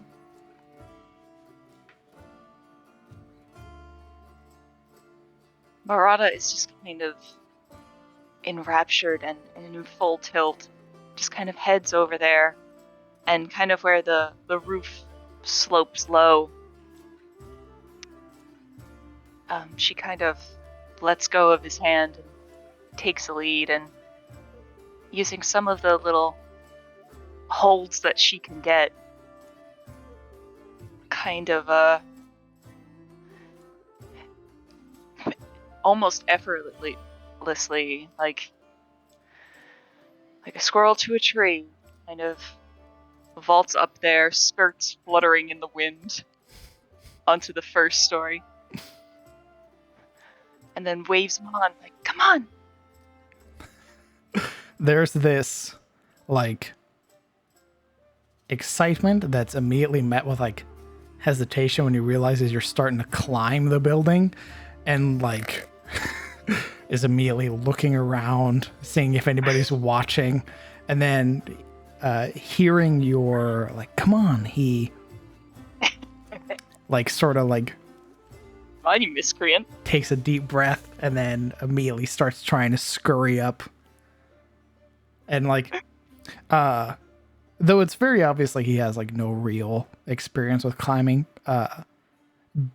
Large boy. indeed being large has made it relatively easy for him to just pull himself up. And continuing from there, like, Marada just kind of, for a moment, she almost slips and gives him a smile. She almost slips. But instead, he gets the very reserved smile, but her eyes are alight with excitement as she continues to get as high as she can towards these fireworks. And ascends the second story, grabbing onto like the trim of the building, and just kind of again pushing herself up. You would hear the, oh, but be careful, be careful.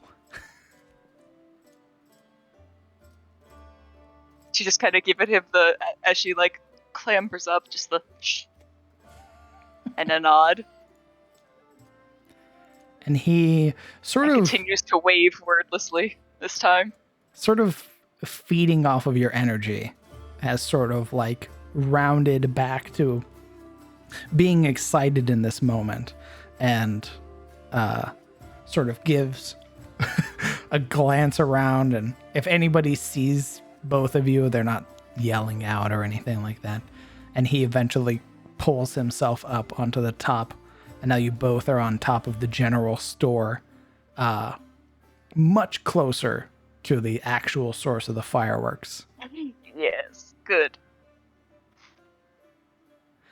And you can hear like the actual like sound of the now much closer, and like kind of feel like that thrum in your chest. absolutely that like the actual explosions that like reverberate through you. Watch that show. Full close, like a kid getting too close to the monitor. Absolutely. And again, Dominic is torn between watching the show and watching the expression on your face.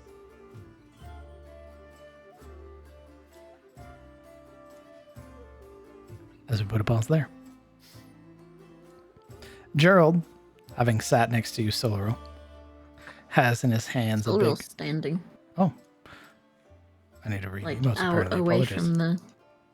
She's like out from the table.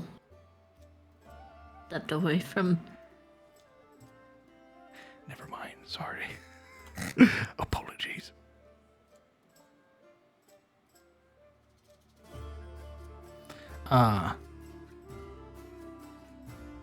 This goes on for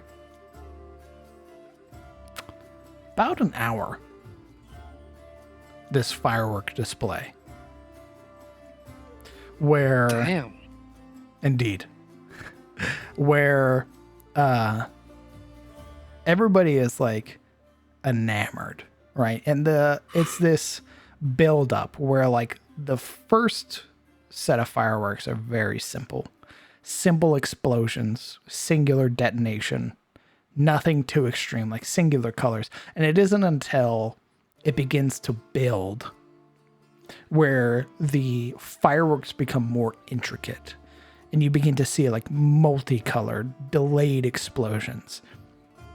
And you watch as it all like crescendos to that final one, this small bead that almost seems to generate as much light as the sun without burning your eyes.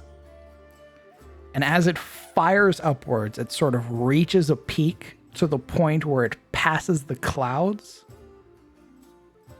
and then explodes. And you would watch as the clouds become illuminated, this spray of colors that folds through and sort of cracks through it like lightning would. And then you would hear a roar where, sort of illuminated by the light, a shadow is cast of this monstrous dragon that begins to push through the clouds. And as it does, the clouds part and pull, sort of dragging along the frame of this creature that descends now over the town, its wings outstretched, brilliant sort of silvers and white that make this creature whole. And as it swoops over the town, you would watch a small, like, streaks of light begin to sort of filter off of it and fill the sky, making like stars in its trail. And then as it sort of flaps its wings once, you would watch as the stars shift and they turn into this stretching cosmos behind it. And as it gives the town 2 circles, it ascends up into the clouds again, and just before it reaches piercing through the clouds, it erupts into this dozens of miniature explosions of brilliant prismatic colors, and then settles until drifting motes of light descend onto the crowd and the town whole, and then fades. And there is an immediate roar of applause and cheering. Celeral would have, just absent-mindedly dropped her lute and cup from her hands and just would stare up at the sky, not blinking. And it's so loud, it's effectively like shaking the ground, the cheering that's happening. Where you're hearing people saying that this is Mr. Duskbrand's best one yet. This is the best Bright Festival that they've had. This is amazing.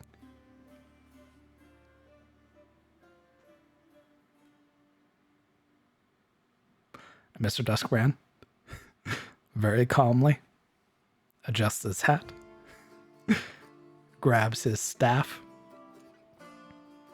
and begins making his way back into the crowd. Like he didn't just create the most amazing magic ever seen.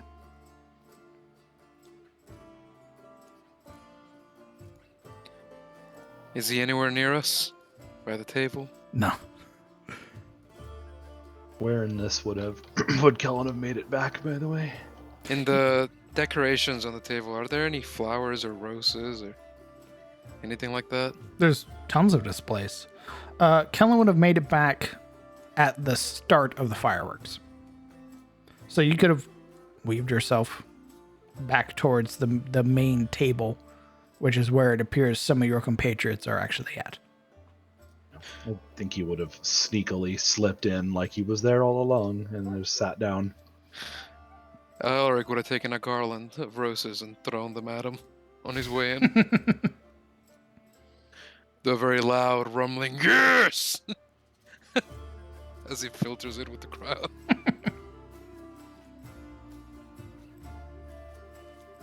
Yuri, you'd have been able to watch the fireworks during your short rest had you left your room. She would have.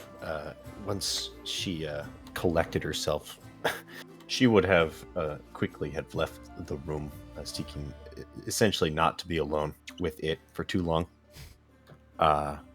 However, once she sort of had that noble air, now she sort of skulked around the edges of the festival, eventually finding like a box or something to sit in like between the buildings in an alley, just watching the fireworks, sort of hunched over, elbows on knees, pretty much in the darkest spot she could find, only to be briefly illuminated by the light show. Indeed. And if no one bothered her, she would just sort of sit there, alone, but not like, well, alone in a crowd.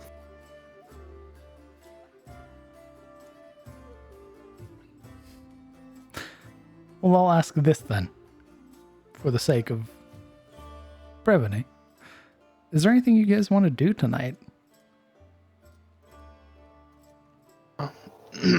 I just got back, so I have to talk to Geralt at some point. You mean as the players or the characters? Both. You know, want to talk to NPCs, wander around, sing a song.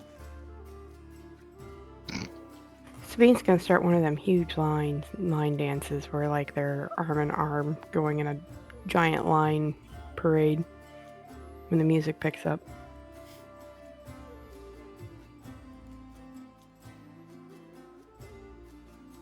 Once the fire display was over, after a minute, Yuria would get up and shuffle over to find Duskbrand again. He's in the process of leaving. She would sort of jog up to him and tap him on the shoulder. Yes. How can I help you? Sorry, are we... I know you're probably tired after that, but where she once was sort of that reserved collective, this is much more meek. I was wondering if you were good to teach tomorrow or Sunday. I've been looking to advance my spellcasting on my own. She mutters under her breath. There's a small nod. It's almost hard to tell if he's nodding or if his hat's just very naturally bobbing. That's how large it is. You wish to learn? To give it another shot, yes. Very well. Why don't you show up early in the morning? You can join Finn in his studies and see if there isn't something that you can pick up. She nods. Thank you. He doesn't say anything else, just gives you a very small nod. He begins shuffling his way back to his tower, where a number of the people along the way are cheering, clapping for him, and he just sort of raises a hand and gives a very, like, accepting wave. As as he departs, Yuria's shoulders would slump and she'd let out this sort of breath of this heaving a sigh. And then her head would turn. She would glare at the inn, or rather what lied within the inn. Those eyes reflecting the dim light. And then she would go to sort of hover near whoever of the party she found.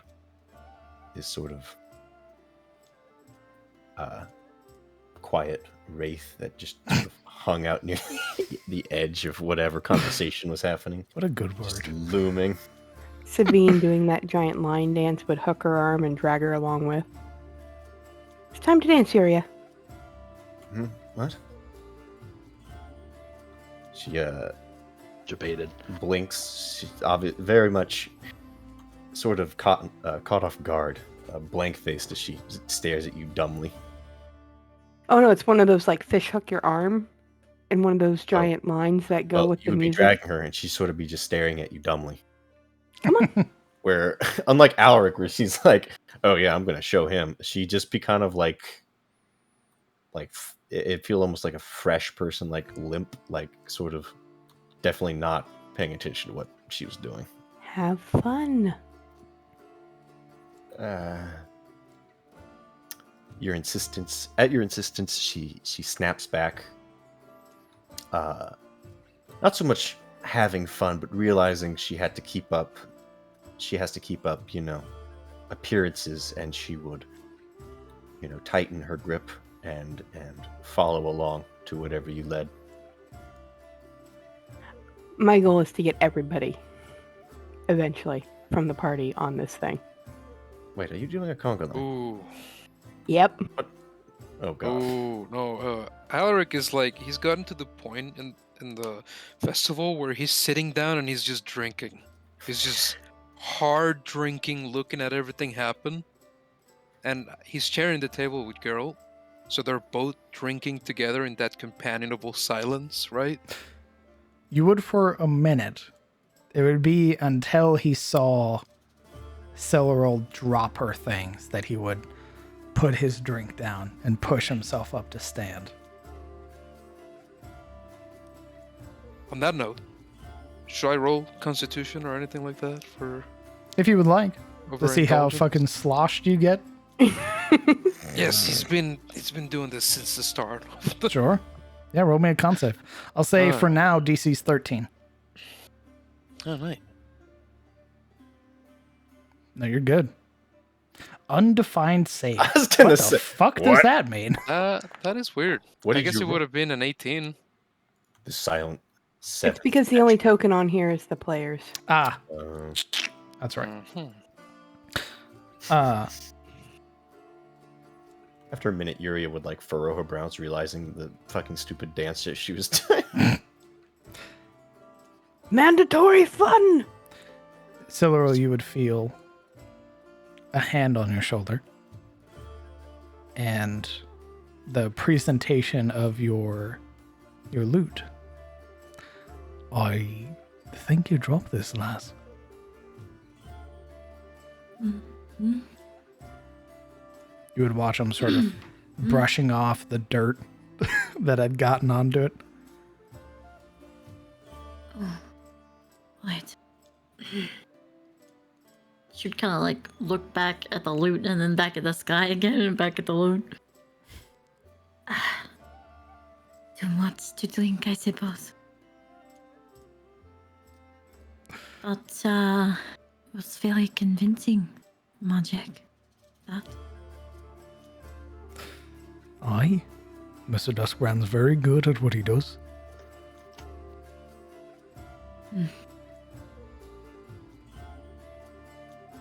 You alright, lass? Dragons are a bit of a fascination of mine, I suppose. Don't know what came over me. Should kind of pull her loot to her chest. Fascination. I know the feeling.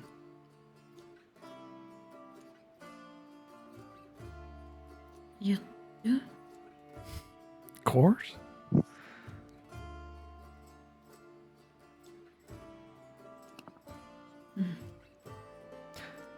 I'll let you in on a secret. Mm.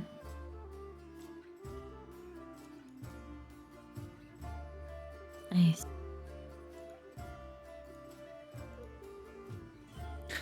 Leaning in, Gerald whispers into your ear.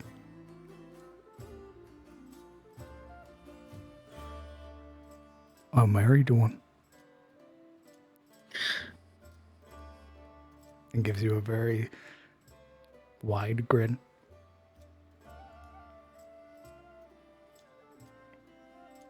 As I'm moving you back.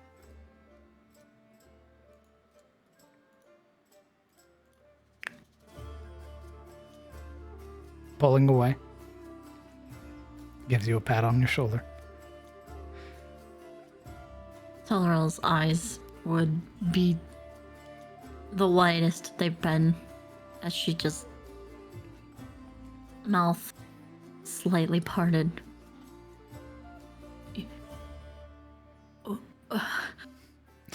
Just say nothing.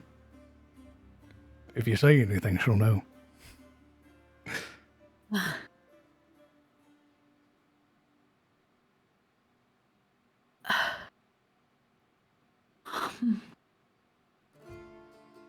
You know, I met a dragon once.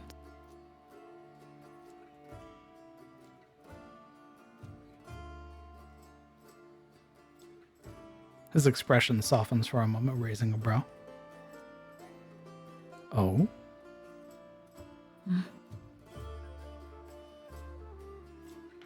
That's why I got these.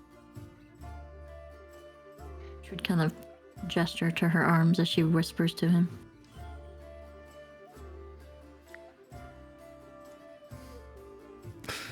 That would explain it. I thought for a moment she was simply picking favorites, like I had done. But I understand now. That's why she likes you.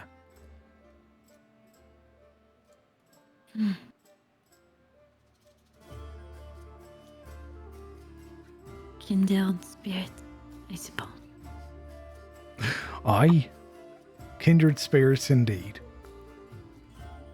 She would kind of wrap both arms around her lute, holding it to her chest. Just this, like, almost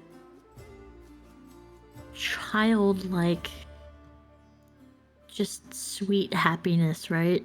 That rests on her cheeks. You any good at playing that? Oh,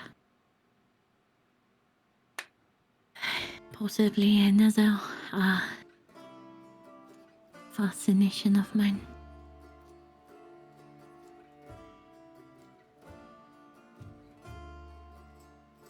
Well, I'm tired of hearing the band play. So what do you say? You want me to play for you? Not just for me. Make it sound so selfish when I say it that way. For all the people here.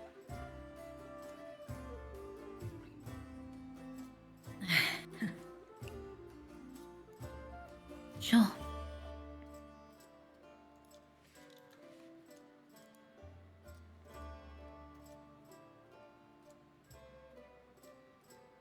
I would be honored.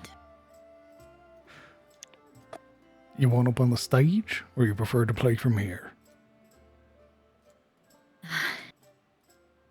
The stage is what you make of it. I don't mind where I play. Aye. Give me a moment. You would watch as Gerald, the half giant that he is, sort of moves and weaves his way through the crowd, makes his way up to the band who's playing, And the sort of leader of it is sort of strumming their instrument, leans forward as Gerald waves him down and talks to him. And their music eventually begins to die off.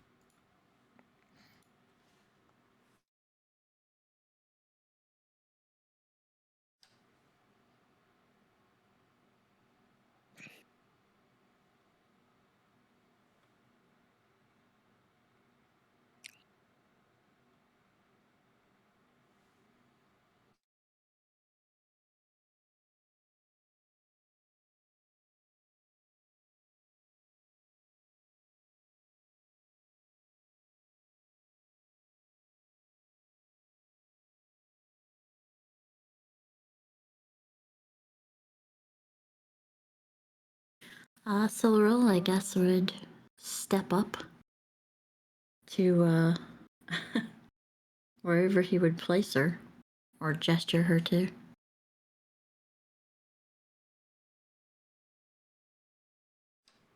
There's a moment where he sort of lets the band move and slowly shift away as he gestures you up to the stage.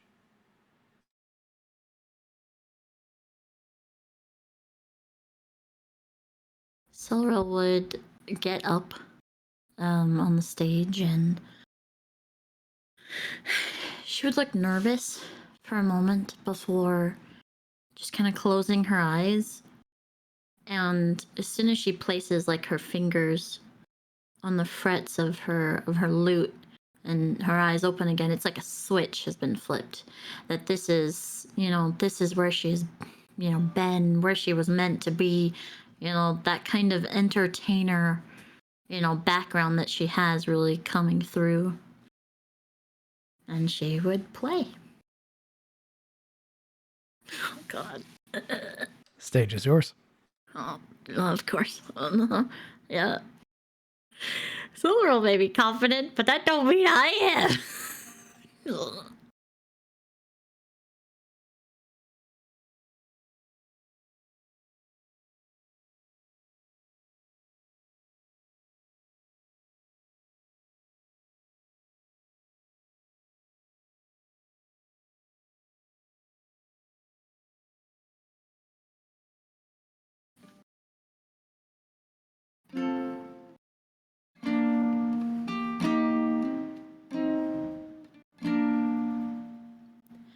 In days that have long since passed, there lived a beautiful golden lass, an unmarried virtuous princess, alas.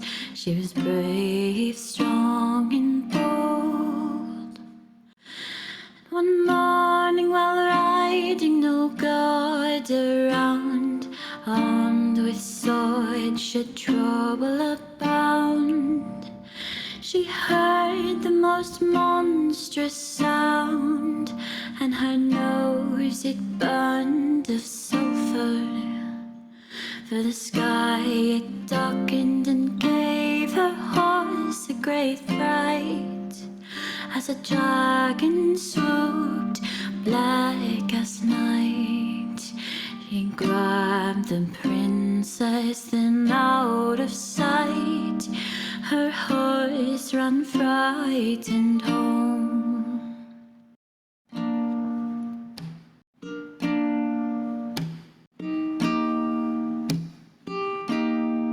Just the king who cried, "All mights be sworn, kill the dragon with your swords. Return me, daughter, for this reward, that you may marry her." And the bravest knight in all the realm, young, handsome, and vain as well, declared the maid his holy grail, and rode off to rescue her. 'Twas a night he climbed up rugged heights, he snagged a run in his pursuit. 16 tights. At cavern shaft he saw no lights and heard no sound inside. The night called the dragon out, but only a lady's voice came about. I killed the dragon, the lady shout, and stepped out into the sun. The princess dressed in scraps of cloth, her golden hair was all burned off a muddy face. The vain knight scoffed, "Can you clean before we go? You look rather harsh, and so." The princess, still in clothes undone, told the knight, "I work alone, though I work alone." For the night rode on into the setting sun, and the princess was happy thereafter. Oh, in days long since past, there lived a beautiful golden lass, an unmarried and virtuous princess. Oh, alas, she was brave, strong, and bold. And as every night she therefore told, "Oh, I work alone."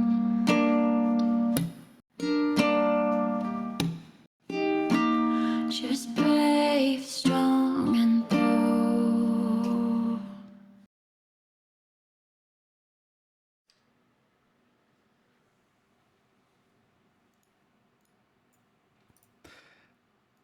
It is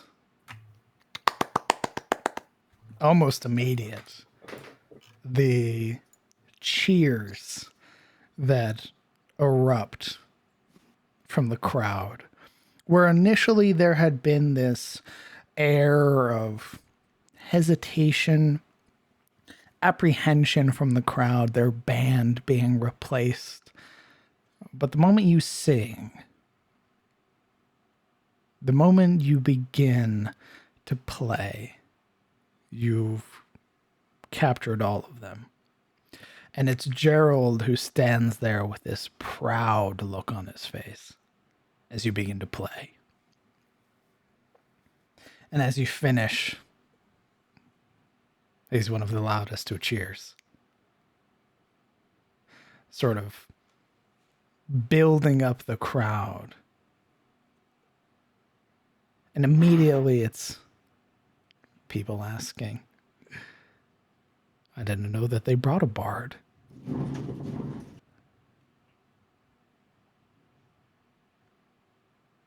And the excitement of the party, the excitement of the festival only builds with this.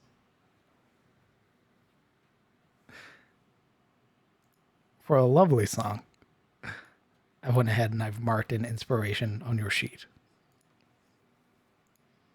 Thank you very much. I would get inspiration. That Did was you? great. Sorry.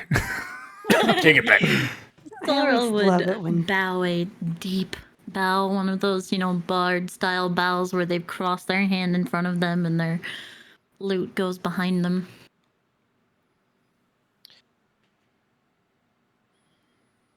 As if that was her lifelong design. She would have played and then exited the stage.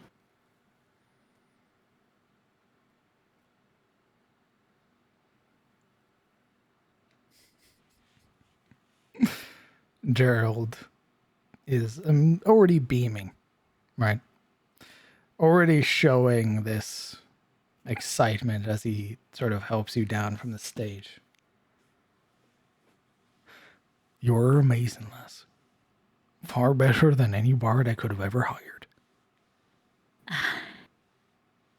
You are kinder than any mayor of any village I've met. Good. Hopefully that's how I stay. The kindest mayor you've ever met. I will be sure to come back and let you know, should I find one. Kinda.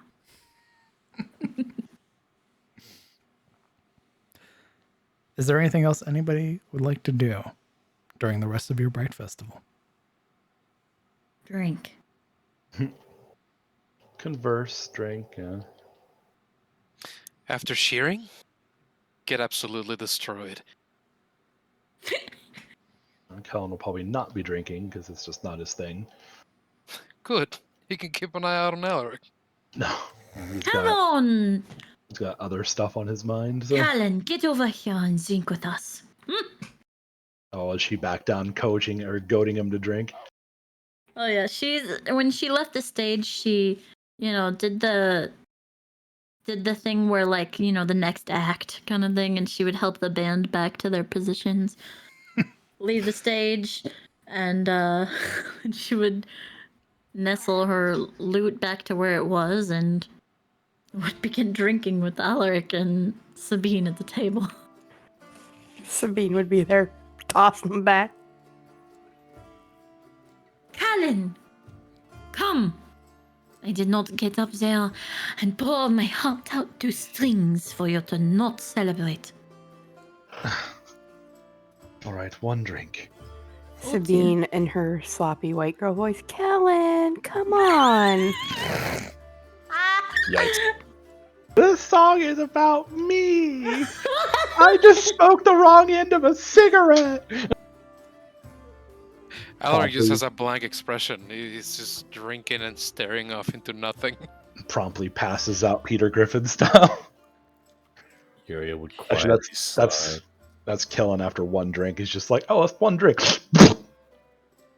Dies instantly. Yuria would again sort of just slide onto the table. Slide into those DMs. Entity. Just quietly observed. Has anybody seen Marana? I was just about to ask about that. Hard cut to Marana up on a roof above Mr. Broadhurst's general store, sat beside a handsome young half-orc. This is visible. Perception check? Oh, yeah, roll me a perception check. Can we all? Sure. If any of you are plastered, I want it at disadvantage. Sabine. I'm gonna. Which button is, speaking of slightly plastered, is it shift or control? Oh boy. Oh boy.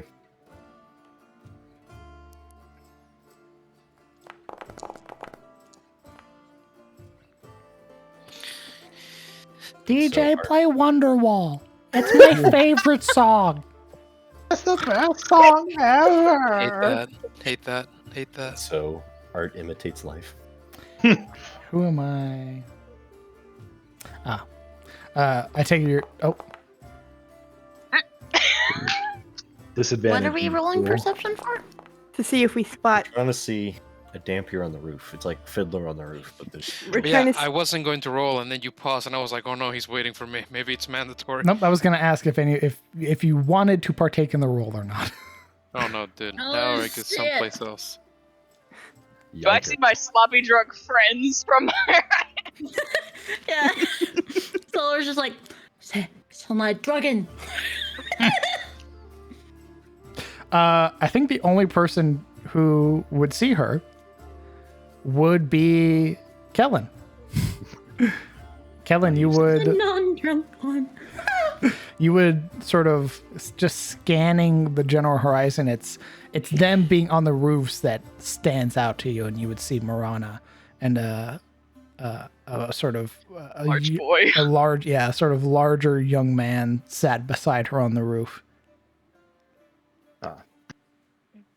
Oh, there she is. And all alone. Huh, well, good for her. Do I see my sloppy drunk friends? Oh god. With how loud Sabine's saying, yeah, roll me a perception check. Hey!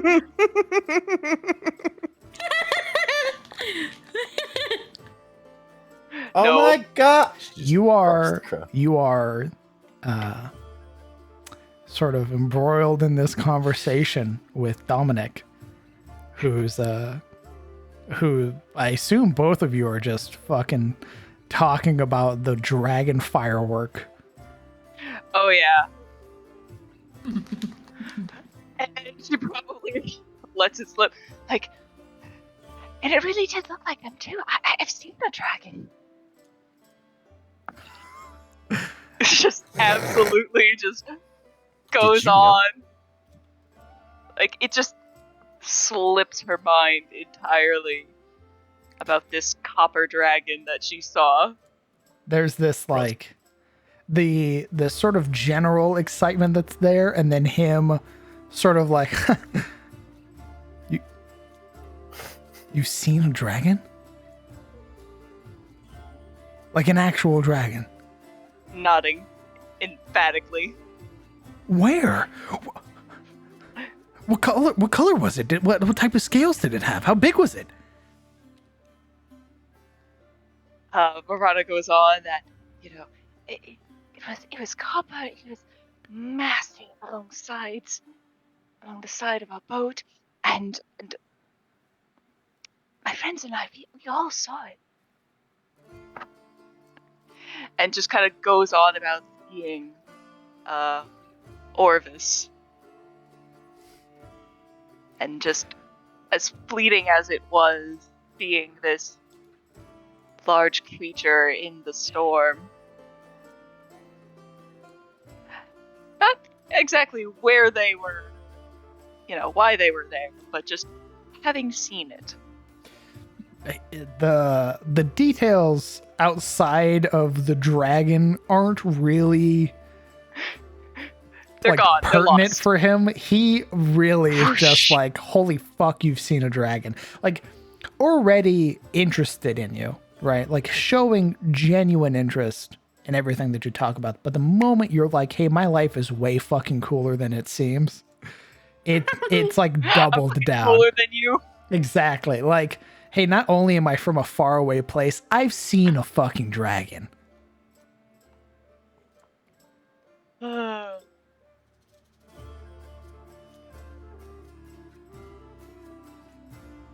And he lets you talk about it, like, sort of. Until she starts getting thirsty.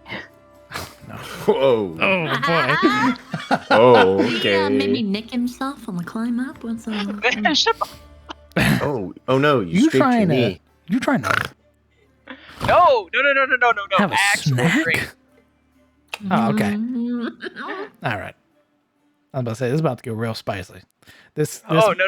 This young man's either about to find out some things about himself he didn't know, or you're about to get burned at the stake. Wow, I didn't realize you This had doesn't tough. awaken anything to me. Whoa. It's like, love nibble. Oh, this Wow. is. Oh, I wasn't expecting. Oh God! What the Oh my fuck? god, why do you also have tusks? Ah! Why are your tusks upside down?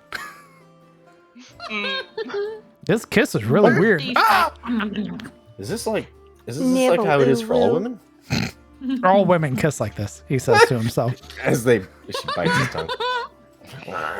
But eventually, after a while, she's going to kind of like flea hop down back onto like the shed or the sloped roof, and then just kind of pop off and begin looking for drink and Poor choice of words. yeah, I forgot for a it's moment who I everywhere. was. It's everywhere. Hey, everyone. A veritable Murana is sea here. of drink.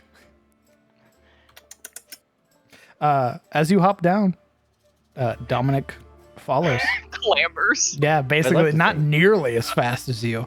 This man's like having to like sort of gauge how best to fall God. without like punching a hole through the ceiling. And sort of makes his way down and then sort of scurries over and makes his way down again. And then basically sort of follows at your side. as you make your way towards the main table proper, which is where all the drinks are at, and inadvertently, your friends. Morana! You No. having fun? There she is. As I told you she was alive. Look at her. Kind Silver of. would lean over Alec. You didn't tell me nothing. I thought about it. You guys thought I was... No. Well, you do look a little bit bloodless. Who's your friend? He nods at the orc. Or half orc. On her tail. He's quite tall. He Seems looks very strong. Mm-hmm. Hmm. Should Omre sell him? Drinks more. This excitement of like meeting a cute goth girl is immediately replaced by fear upon meeting the party. Where he realizes, oh, that super tall dude is your friend, and like the one that all the dudes were clamoring over was also your friend. The one who wrestled the pot is your friend. And he sort of like is unsure how to act in this situation. When Siluriel hiccups right next to Alaric, he kind of reaches up and lays his whole massive left hand on her head and pats it twice. And Marana not really noticing this weirdness, or just kind of used to it by now as the kind of background radiation of her life, just kind of sets about returning the favor and pours him a drink this time. All right. The pouring him a drink brings him back to reality. Realizing, oh cool, she's not just ditching me yet. Where he sort of turns to look at all of you. Hello, I'm Dominic. Hi, Dominic. Sup? This poor unfortunate boy. So you're all friends with Marana? Sort of. I'm Rick. Sort of. Not as friendly as you are. Thrives. What's that supposed to mean? Just kind of gives Alaric a look. Oh, you two came scurrying together. You know what I mean. She's friendly enough. As His discovered. face darkens a little bit. Hi, I'm Sabine. Nice to meet you. Oh dear. Drinks Hello? more. I'm Rick, by the way. Hello, Rick. Lick. Rick. Lick. That's what I told him, yeah. Rick. Lick. Siluriel just keeps repeating. Sabine will start mocking the name with Rick. Write it down, girls. It'll last longer. Lick. Ricky. Come. I'm gonna call him Ricky. Drink with us, both of you. And she taps the table sit with us. It's just kind of in the midst of this chaos. Marana kind of notices that Kellen's there and just kind of leans back. It's like, good thing you made it. Had a bit of excitement. Nothing too special. Whether or not they sit down, already Alaric's got the pitcher in hand. He's pouring 2 mugs. He spills on both on the table. There are people who are sort of passing by, and they're giving thanks or complimenting Siluriel as they pass by, sort of patting her shoulders or refilling her drink for her. Siluriel you can't tell if she's blushing because of all the compliments or the drink, but her ears are doing this weird, almost twitchy, flappy thing. As she keeps, nodding and kind of shying away from the people. Alaric, stealing some of her glory, waves down any attempts at abasement which had, in fact, not happened towards him. I don't know what that means. Explain. As in, he's taking like this gratification from people showing up and thanking her as though he was part of the act. But he wasn't. Like, oh, no, don't worry. There's this, like, Toxic. where they're, like, sort of hyping up Siluro as you're like, no, don't worry about it. They all, like, turn to look at you. And, like, yeah, okay. And then they sort of pat Bro. Siluro again and go on their business. Bro. It's kind of toxic, bro. Kind of cringe. Yeah, whatever, guy. Rick.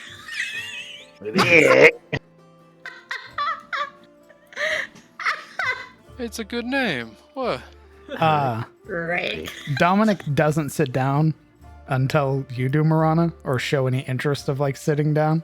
What a polite young boy. Alric, perhaps hand me the pitcher. You seem to be watering the plants more than actual filling the What? cups. There's no plants here. She would gently, like, pull the pitcher and cups away. He does not let go of the handle. Siluro whines. Alric, maybe focus on your own work, as you seem to be incapable of focusing on much else. Julia, it's a festival. Enjoy yourself. Don't be a party pooper. I would enjoy myself, but you're spilling all of the wine There's more wine. that you're spilling. There's more wine to spill. She sighs. You are such a sloppy drunk. Oh, do you like the wine? It's amazing. Put it right. It is fantastic. Siluro kind of like pushes her fingers to her lips. It is this, like, beautiful ruby color. And he sort of nodding, you can see that there's, Marana, you would be able to tell that there's, like, this little bit of pride showing in his face because his family is responsible for the vineyards. Yep. What do you know about wine, Bobby? He asks Dominic. You're tugging on the pitcher again. This poor boy. I think your friend's trying to get some. It's much like the pickaxe, where like she's trying to pull the pitcher away, and like it, like Alec's just like leaning on it, just like He's not even like putting like pressure in the hand. His hand is just like laying on it, and that's he's enough. like biting her lip, trying to pull the wine free. You remember this animation from like, I think it was WoW, where like the human is trying to get the picture off of the orc's hand, and the orc's like not even focusing on the Yep. exchange. Her Just like eyebrows that. are knit. There's sweat coming down her brow. He's got this Alric. dumb smile while looking at Dominic, and then he Alric. turns to Sabine. What? Pass the wine, pretty please. Yes, pass it here. Me. What? He lifts it up, and I imagine pulls Yuri along. And kind of waves it in their general direction, because all he He- sees is a blur of people. He yanks it, and her head hits the table. Crack! There's Oh! just a slow. Oh groan. my god! Yuri, you're right. You fell. You should not drink so much. You fall over. You She's should be drunk. careful. There's just this low whine. Oh my god! I'm so sorry. I'll get you guys another picture. Just Two. Get us two, Bobby. Thank you. His name is not Bobby. That was... It Sab- is. Sabine being the little chaos maker that her god kind of sows, gives Alaric a pat on the back and hits him with 5 points on lay on hands so he's sober again. Oh, I guess it technically works. Ooh. It does technically count as the poisoned condition. All right. So- Alaric is now sober again. He kind of blinks, then snorts like a pig, looking around suddenly. Oh no. I'm tired. Oh dear. I'm very tired. You are not tired. You're here to party. She waggles her finger at him like he does everyone else. You've already ordered for 2 more pitchers of wine. I know I did. This thing isn't working. Sabine snorts. Ooh. And you've never heard her snort when she laughs before. Dominic eventually shows back up. 2 pitchers of wine, sets them And down. there's gonna be Thank you. I'm sorry. I'm sorry. I'm sorry. Okay, it's okay. One in front of Yuria, and the other in front of Sabine and Siluril. Can Siluril hear her saying she's sorry? yes. It's like What are you sorry for? Hmm? She like narrows her eyes. Hmm? Yuri is Oh, quietly pouring in the background. I'm too sober for this continent. Oh, I mean, it was just, so far away. It's really no trouble after all, though. It's fine. and Marana's going to just kind of retreat back into her own glass. Speaking of glass, Dominic, where's my drink? Marana, you're pretty. Chugging at this point. I was getting wine for the others you wouldn't share with. I wouldn't share with? What? No, we're all drinking here together. We're friends. He looks to Yuria, who has Dismal. Like, everyone's happy drinking. She's like, just this, like, dismal, miserable, like, drowning sorrow. Well, Alaric is like, he left like a slurring Alaric, and he comes back and he's like very articulate, speaking normally, like he was faking being drunk, I guess.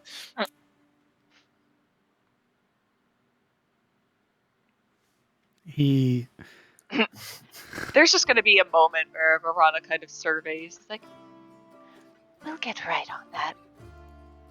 and she kind of stands up, and then heads off.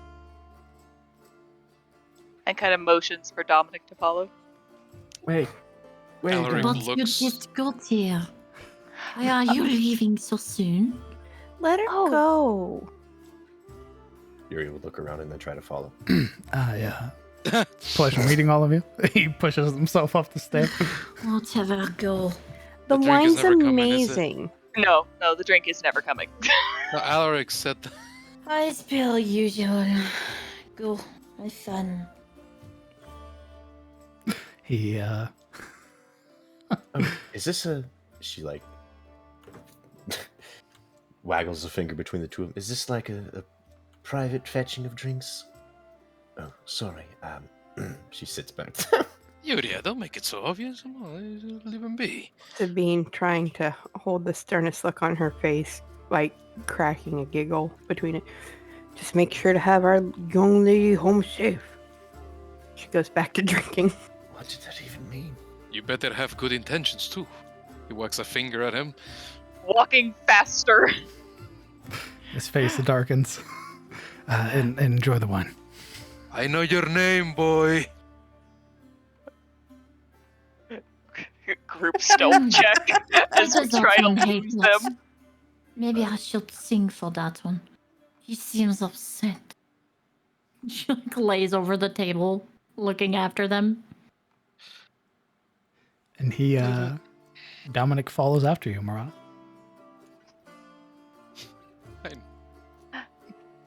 My apologies. They're a unique brand of people.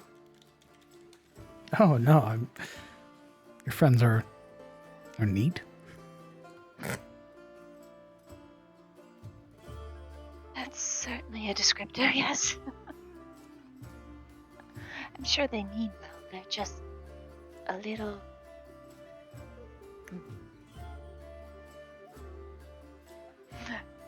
There's a long moment as Marana tries to consider what adjective is applicable in this situation. Eccentric?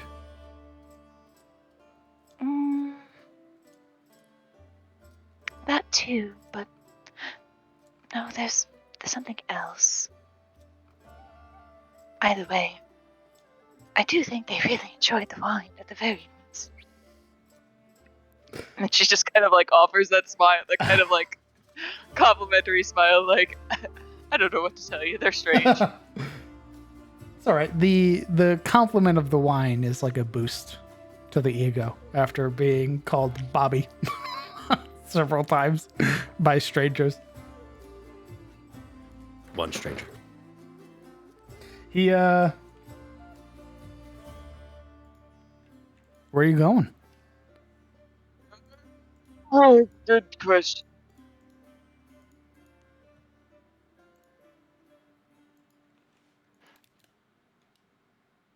I don't know, probably just kind of do what we should have done before and take a bottle and just go have a chat somewhere.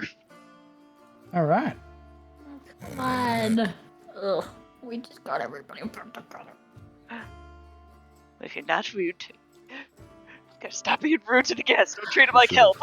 I hope you know. You should learn never to split the party. I learned this. I Watched. learned this. Dominic, I didn't. you're just never leaving anyone's side ever again. Uriah just appears out of the tall grass over here, like, oh, hey, guys. Take me with you. Please. I brought beg wine. you. The voices. I'm sorry, what? And for the remainder of the night,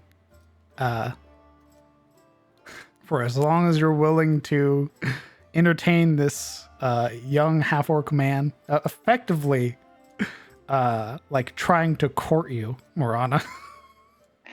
Oh, that might go over her head.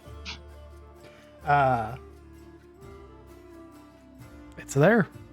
And the rest of the party, you're free to enjoy your drinks and converse, do anything that you like.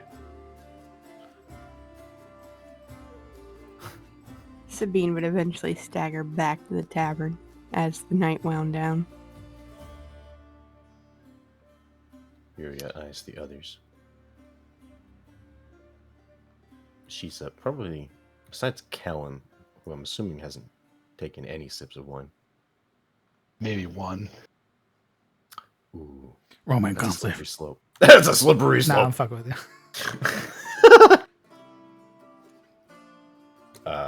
She'd be kind of gauging how everyone's doing until her eyes rest on Kellen's face. And then the flash of Kellen's face being stretched out and echoing snuff the light returns, and her face goes very pale. And her eyes are cast down, and she takes a hard drink. What's the matter? I got something on my face. Rubs his face. She like chokes on the wine mid-drink. Ooh, psychic damage. No, you're fine. No better or worse than before. Huh.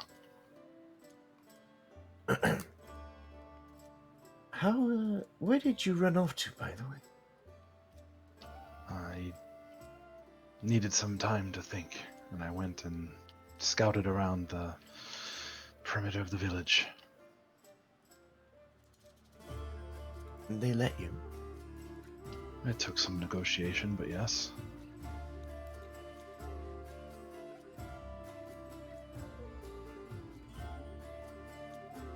Bronze piece for your thoughts? Don't think you have a bronze piece, but It's metaphorical. of course. I don't know.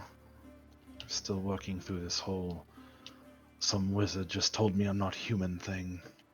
Well, technically, he said you were first. She pauses and looks around to see if anyone even is trying to like snoop. Just sat at the same table, no? Well, anyone outside the party. Oh, Like if regardless. At this point, I think his evening ruined by Savine, now that he's incredibly sober. And that buzz he had worked the whole night for is just gone.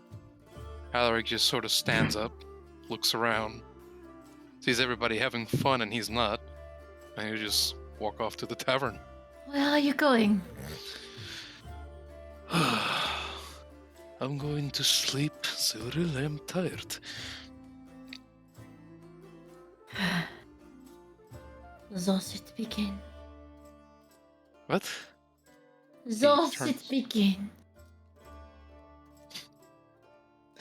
He stifles a little laugh and kind of leans in, lending an ear. Dragon. Thus it begins. The Great Migration. The Great Migration? What do you mean? Her eyes are closed as she's just laid across the table, chin flat on the ground. Like chin flat on the top of the table. The Great Migration, where everyone lives. Are you going to stay there on the table, or...? I do not know. The table is the only thing that is not spinning. Maybe you should take her to her room. Alaric looks from Siluriel to Kellen quizzically. I suppose she couldn't walk there herself, huh? If the table is spinning, then probably not. Oh, come now! She yells in the background. I could stunt perfectly fine. You should try. She tries to do so, kind of like propping herself up on Sabine. I think Savina's gone. I thought she was still there. now she wandered off to the tavern. Oh, then I guess just the table. Alaric takes a preemptive step towards the table, hands outstretched. And one could tell that he's sort of gauging how he'll go about grabbing someone so small with hands that large. He decides to lean further down and just straight up just take her by the knee and lift her up. Put me down! Hold on, stop squirming. I'm trying to figure this out. Oh dear. You will rule this day, you ham this idea. She's just flailing. Side eyes. I am not a sack of grain. Put me down. Good night. He's Like, lining his other hand around her torso. Eventually gets a thumb on her shoulder and very daintily puts an index finger on the top of her back and just lifts her like that. The she's rest just of the like way. shaking her fist out. Kellen! Tell like, what the fuck? After that, What am I like a supposed sack of potatoes, he just lifts her up into the air so she doesn't bump onto anyone as they walk off to the tavern. She'd have her lute in her left hand, her right hand shaking a fist out at Kellen, cursing him in giant. Kellen just waves like, good night. Just cursing in giant as they walk away. Yuria waves goodbye as well. Dainty fingers. And then turns to Kellen. You were saying? Well, that was pretty much it. It's kind of a big one, though. Well, I mean, what did he call you? Thorian, right? That's what he said. He also said there were, what, men of the first age? Something like that. Or descendants of. Sounds like you're more human than most people. If you're from the first age, I mean. Well, I'm not from there, but You know what I mean. She takes another drink of wine. it's just a lot to take in.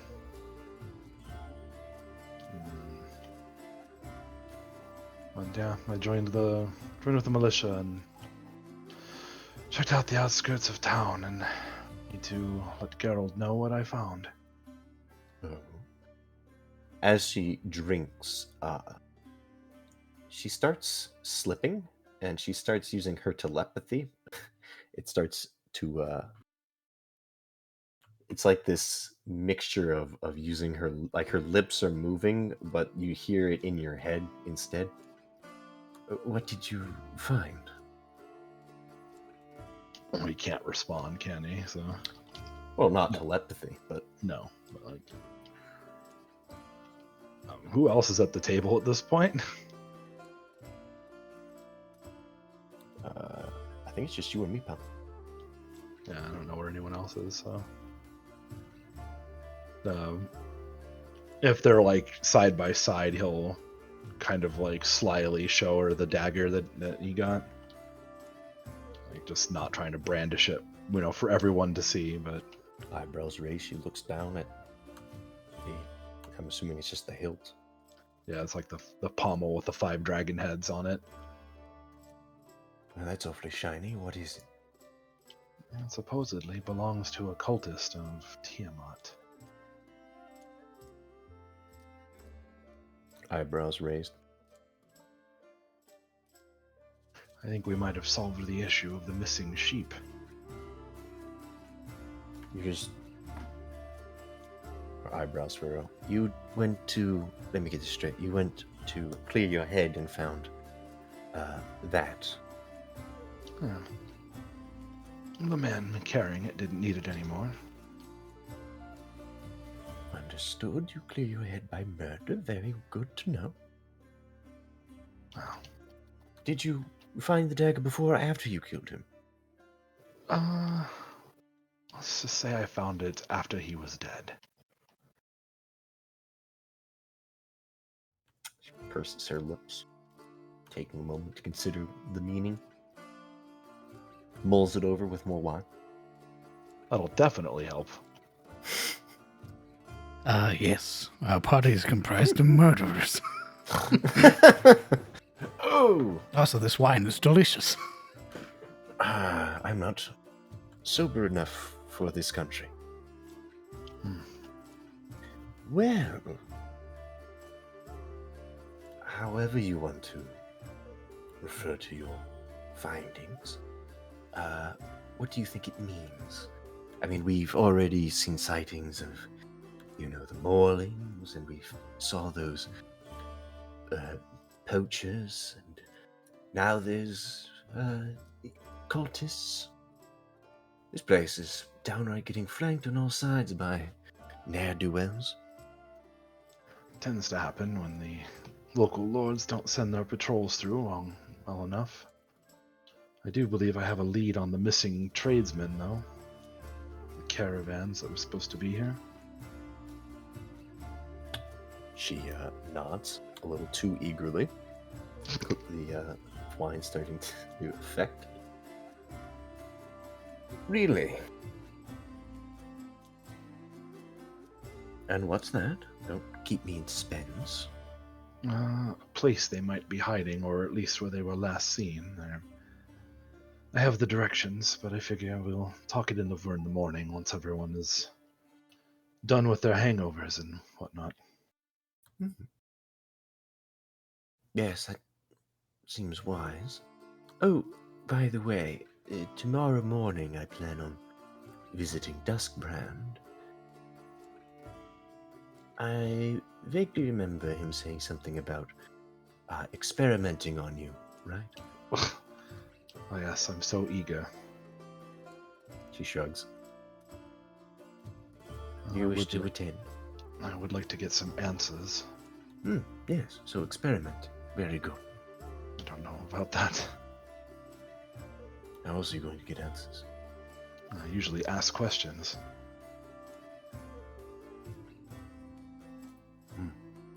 Yes, of course. Well, she gets up, downing one more thing of wine.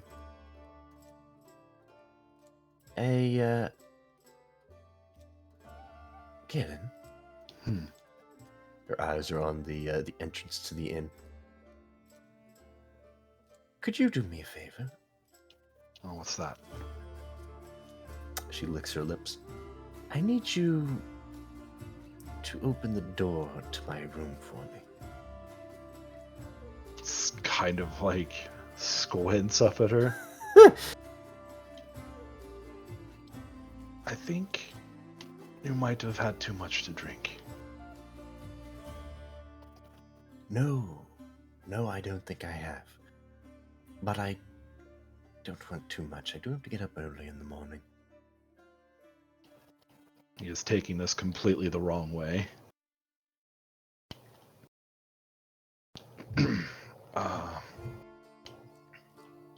Listen, Yes.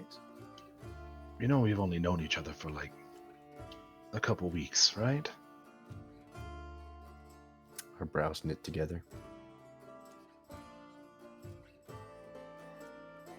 I don't think that I'm your type exactly, and I wouldn't want you to regret anything. I didn't say enter the room. I just opened the door. Oh, Kenlin, what's your no? Who are your parents?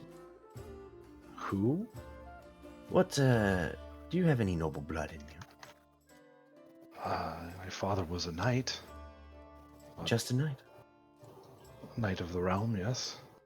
But I guess not as noble per se, I guess. Indeed, you are. I'm a bit out of your league, I'm afraid.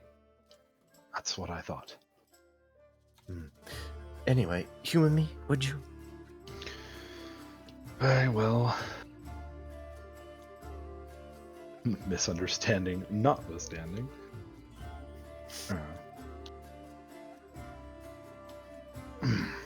Guess he'll get up and follow her to her room to open the door.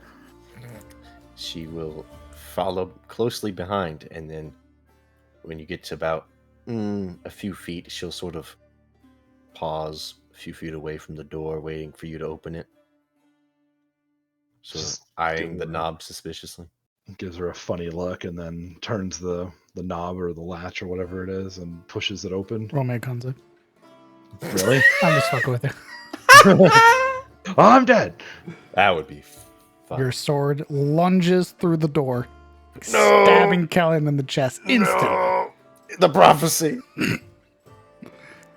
You fool. You open the door. There's that audible sort of groan and creak pulling the door open. You find her room. She waits a moment. Well, Do you see anything?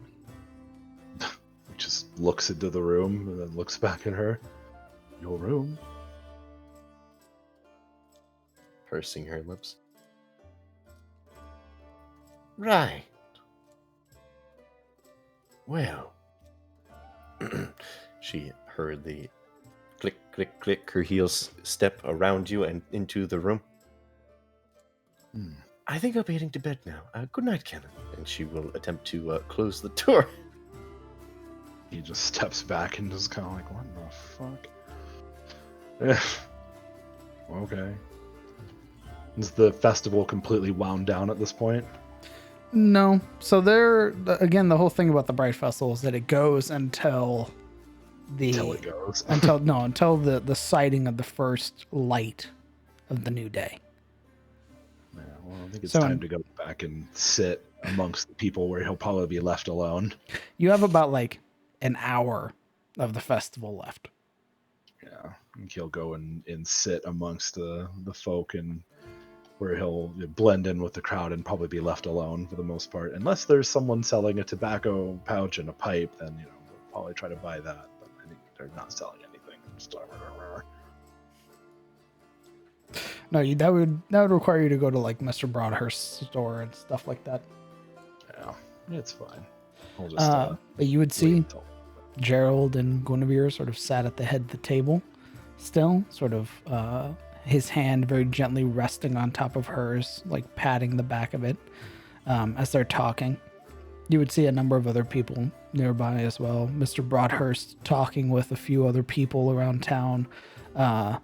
You would see Godric sort of like lips pursed, sneering the entire time. The old man that he is. Naturally. Just sort of. If Gerald's still about, then I think it's time to report to him as he was told to do. All right. Yeah, he'll sit down at the next to the head of the table, next to Gerald, and give his greetings and everything to him and Guinevere. Oh, been enjoying the festival, I hope.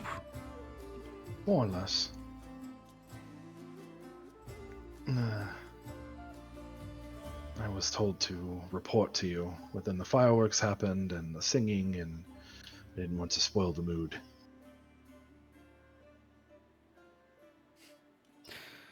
Aye. He sort of gives a glance to Guinevere, whose expression has sort of settled into motherly judgment, who sort of is still sort of reclined in her chair, her sort of index finger resting along the rim of her wine glass, and she sort of taps a nail there as she's listening to you. Report.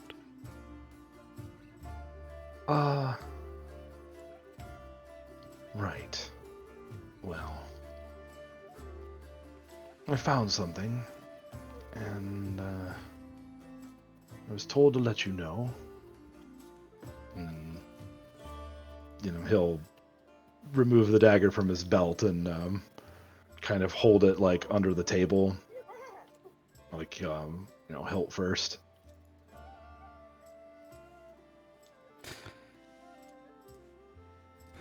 He gives you a quizzical look for a moment and then realizes the gesture you're making. Sort of pulls the dagger to himself. Sort of gives it a small turn so he can better inspect the hilt. And you would see him sort of, his attention downcast, but immediately his features harden. This intense expression that in this moment perfectly fits his face, but compared to what you've seen of him thus far, it almost seems foreign. Well, he is upsetty spaghetti, in other words. Indeed. And as he sort of inspects this, very obviously, this motif, this sort of ceremonial blade of Tiamat, he sort of turns and shows Guinevere, whose features also harden. And you can see, like, she sort of turns her nose up at it. This very obvious look of disdain. Right. And where'd you go and pluck this from? From a man in the robes who carried it. He sort of leans in, of which Guinevere follows. Are you saying you killed someone, lad?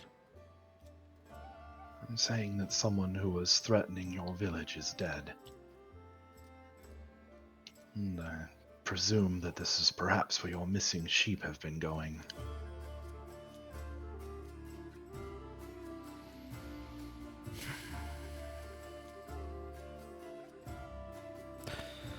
Right.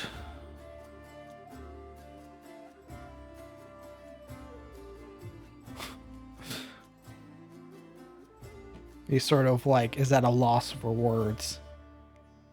I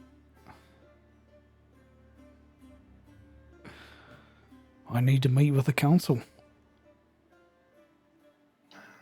I also might have a lead on those missing caravans. We'll have to go and check it. Lad, I left you out there for 2 hours. Nothing if not industrious. By Paylor's beard. You might even replace me as mayor at this rate. Oh, I doubt that. I don't have the charisma for it, I don't think. Literally. All right. I thank you for bringing this to me. I'll tell the others of the council and inform the women's circle as well. And, Militia commander wants the body brought, so I'll have to do that in the morning. aye, they'll want to see it. See if any of us recognize him. It's generally what we do when we find brigands or, heavens forbid, an actual cultist. I don't believe we've ever seen one, but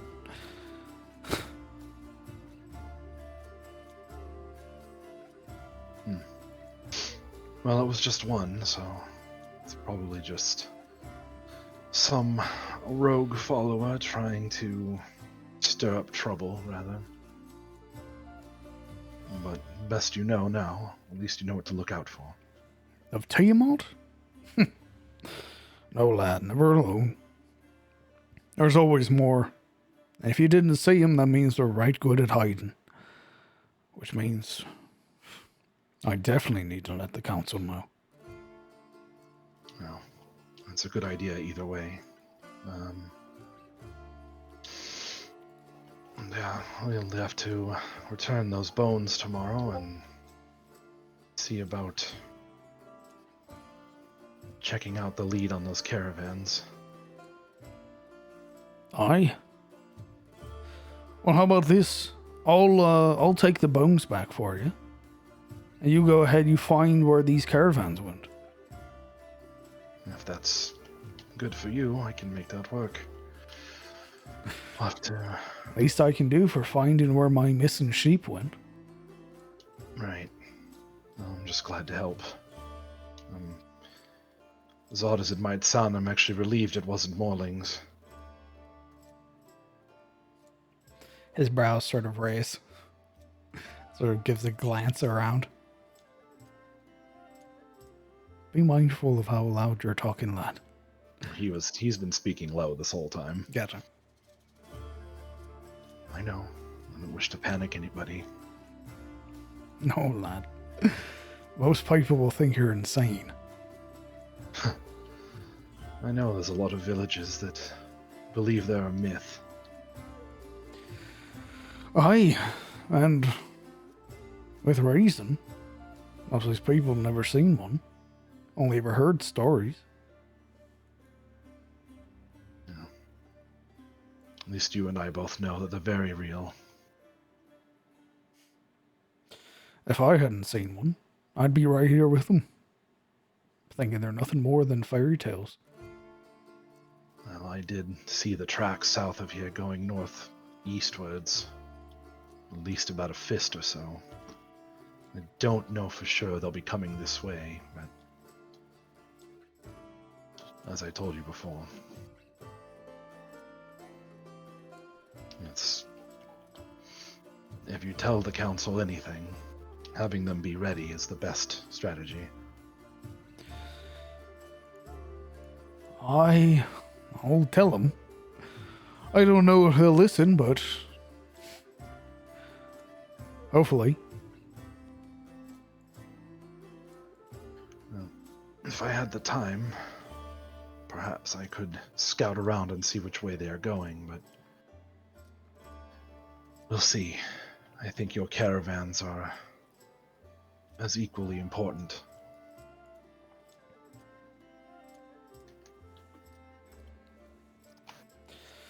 Why don't you go on ahead and enjoy the what remains of the festival? Seeing as you've been so eager for work, enjoy yourself, even if just for a short while.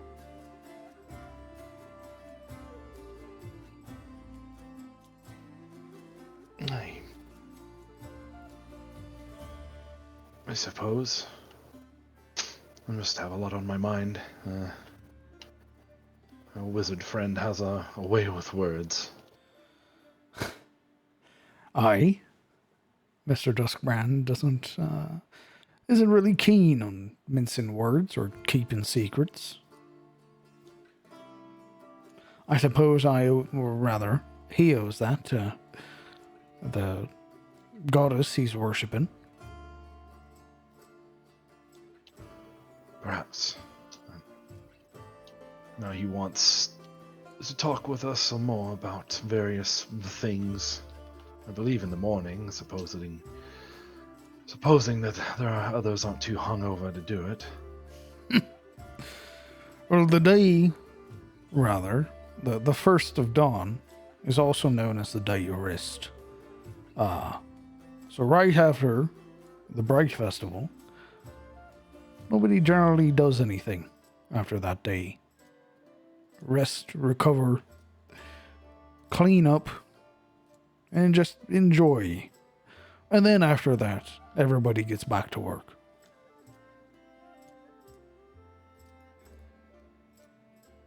Well, fair enough.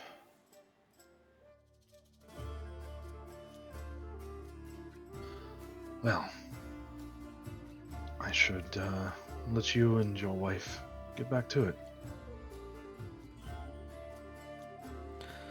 Going to find a place to sit and think and enjoy whatever's left of this.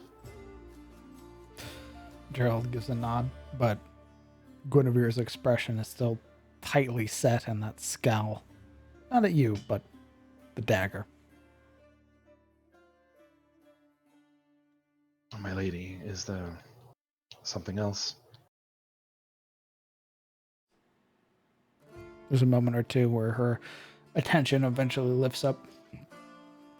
Oh, no, dear. Go enjoy the festival. We'll be here. Very well. He bows his head to Gerald and to Guinevere. He puts his hand on his chest. Anomini. It's an elvish farewell. And she replies in kind. Although it's half-hearted. You can tell that her mind is elsewhere. He'll push off from the table and find himself a quiet place to sit, and probably one of those cups of beer that he probably doesn't really drink much from. There's golden ale and red tears. The golden ale will do. All right. And he's probably only gonna take a sip or two. He's not a drinker.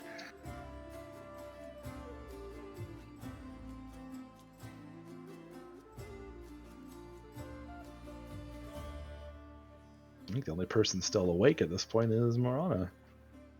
Indeed. And myself, Alaric's of course. awake. Just not around. Well, I mean, you're going to bed, is what I meant.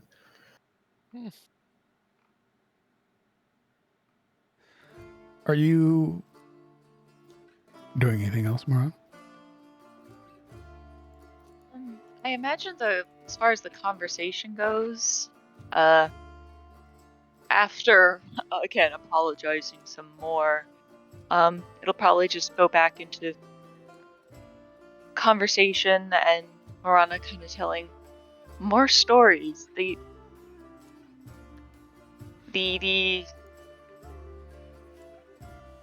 idea that this poor boy is interested in more than just conversation kind of goes a little over her head in her excitement. That there's someone there just listening to her and letting her talk.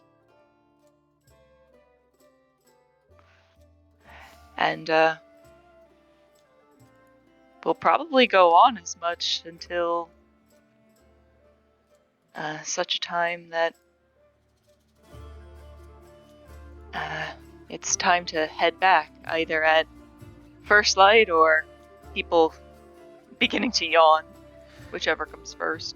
It's him that gets pulled away, where eventually his father is sort of rounding up the rest of the family, and he is the last one. Oh, in dear. which, Poor boy in trouble. he's sort of like holding his father at bay. But he would sort of turn to look at you, and he's like, could I see you again? Oh, yes, of course. We're staying over there. Might not be there all the time, but I'm sure to send someone. And then she waits for a moment, like, oh, normal people don't do that. But yes, I'll be there.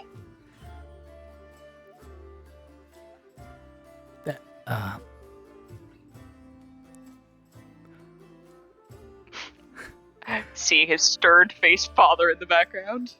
And you can see he's fumbling because Dad is sort of looming in the background. Then how about next time? It's just us, and well, maybe dinner.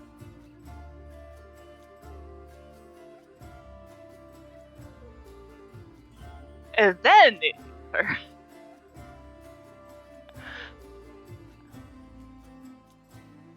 oh, Unless, I mean, I mean, definitely, maybe. We're just doing so much, and but I'm sure we'll have a free moment. Maybe I should. To you, you said. And they were in the Western Farms, right? The Bolton family, they own the South Farms. So it was the Southern Farms, correct? Yeah. Yeah. Okay. She's very kind of unsure but excited. And he sort of has that nervous but excited energy as well. Like when he had first interacted with you and then eventually got comfortable and sort of now it's circling back where he's asking you out and he's sort of fumbling again. And he's like, oh, yeah,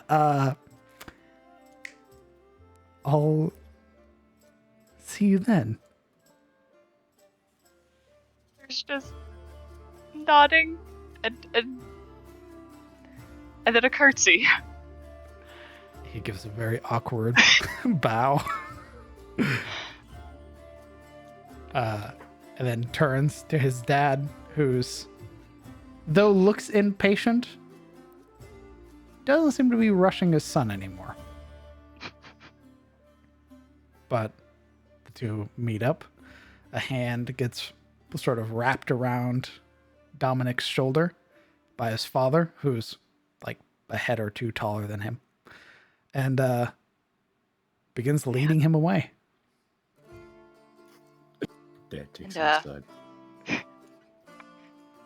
I mean, and with that, she's gonna just kind of smooth out her dress and seeing that it's probably time for her to go, make her way back towards the inn, just kind of attempting to process what the heck just happened.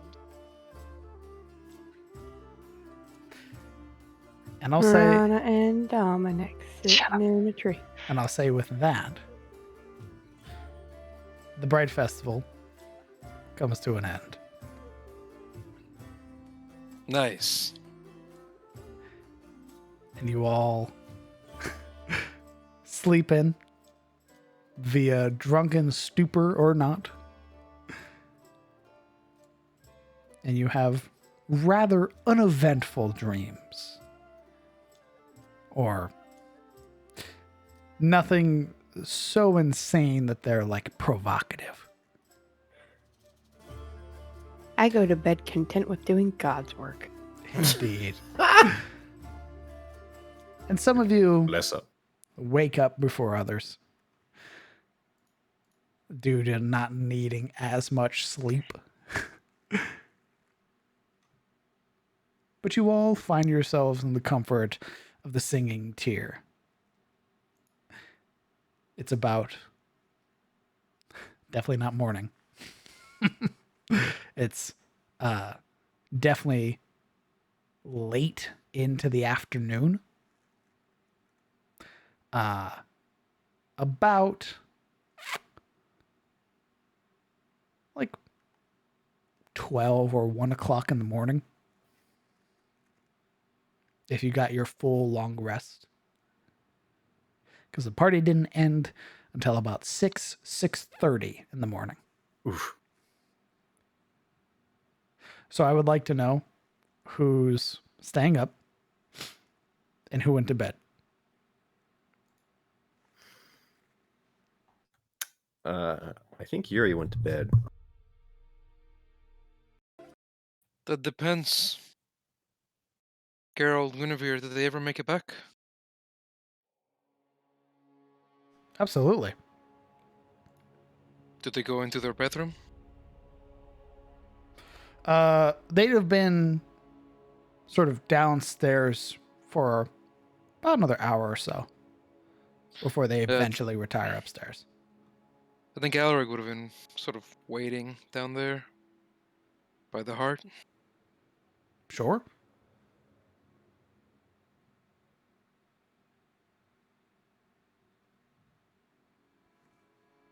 Do you say anything to them when they come in? Depending on how they look. Rather content?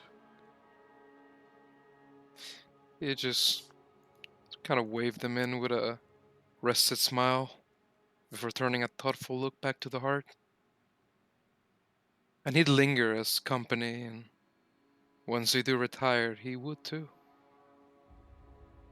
You would watch, perhaps the first time since you've been here, you would watch as a sign that Gerald pulls from around the counter gets put onto the door. And it says, closed.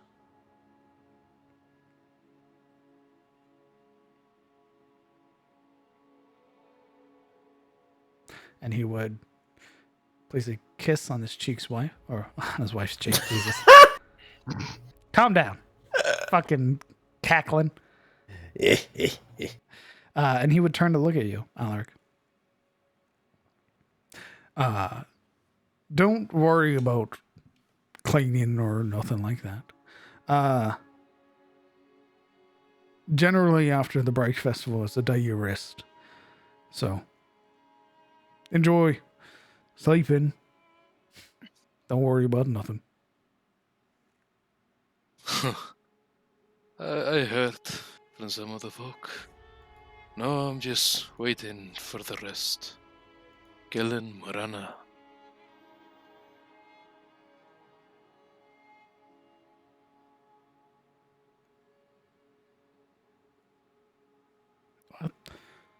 I think they would have made it back before Gerald and Guinevere. Oh, I have? I think they would have, yeah. Unless you guys stayed out well past morning, Kellen and Morana.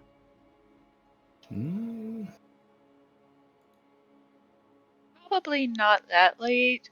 It's probably kind of that time in the morning. Well, whenever Dominic gets rounded up. But I imagine it's kind of like that 4 o'clock in the morning where it's like starting to get light. Yeah, he'd have got pulled away at like 5:30 or so.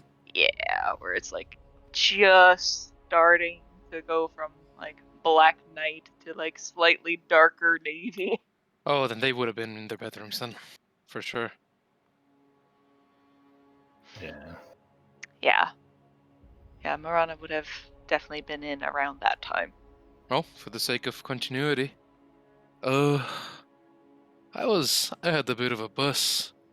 Then it went away like nothing, and I thought to try to Sit it out. Maybe smoke a bit. But I don't have anything to smoke. No pipe weed, no smoke leaf.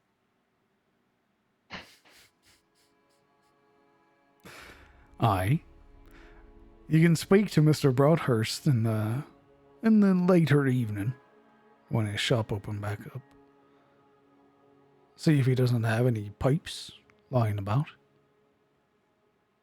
Any tobacco Alric he's is- willing to part with. Alric is without his doublet. He's just wearing a white tunic. It still has the dressing pants. That sounds rather expensive. In fact, I'm not sure there's enough of a market for firewood out here to afford myself some. Aye, maybe. However, Roy's always in need of help. And if you're still needing coin, my good friend, Reynold, he's always looking for other people to help him out. He's got a big farm. It's only him running it. I'm not supposed to work tomorrow, Geralt. You need the tobacco that bad? It was for this moment. You know, after celebrating, drinking, having fun, I tend to like to wind down with something to smoke. Roll me a persuasion check. All right. Ooh, my foundry crashed. Well, no smoke for you.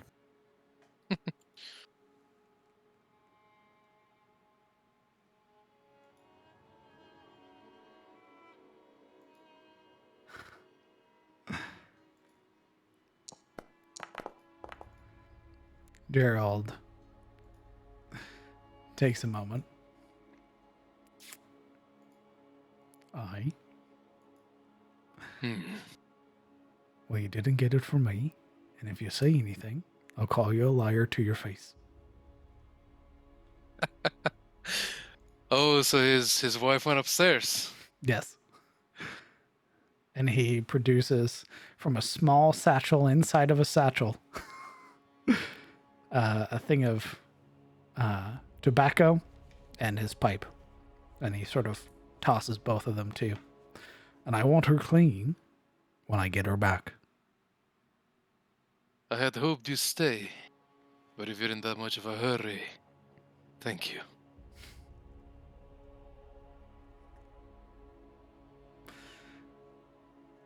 Get some rest, son. He nods and then turns on the couch, facing the hearth again. And the way he goes about handling the tinder and all that and getting it lit is very slow, very lethargic.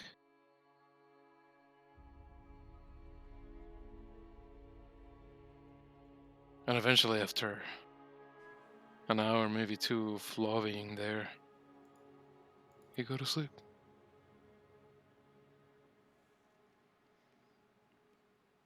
All right. You all eventually wake up. Varying degrees of tired, lethargic, what have you. Everybody who drunk copious amounts, please roll me a con save.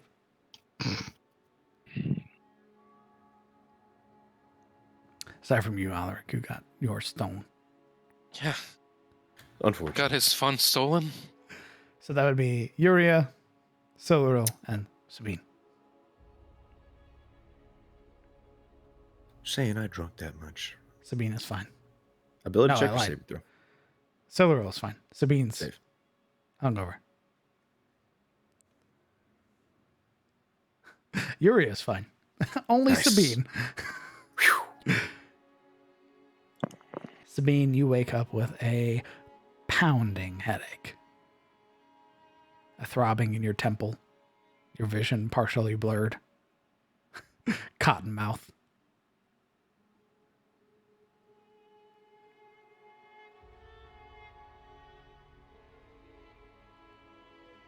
It's okay. And eventually you all wake up. You're awake before the proprietors of this place. So what would you all like to do? Steal everything. No. Yuri will get up and quickly get dressed. In her normal uniform, pulling out the blade, sort of as like a what she does every day until she hesitates a moment, eyeing it.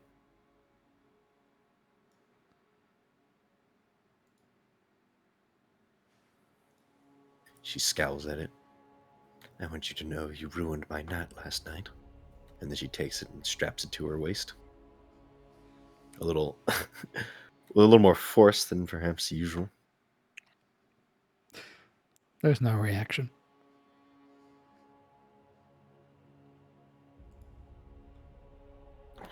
And then she will walk out.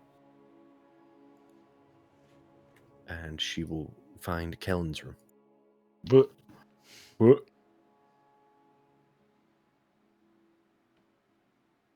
She will knock to see if he is asleep or not, very gently. the requisite amount of hours have passed. I'm sure he's awake. So just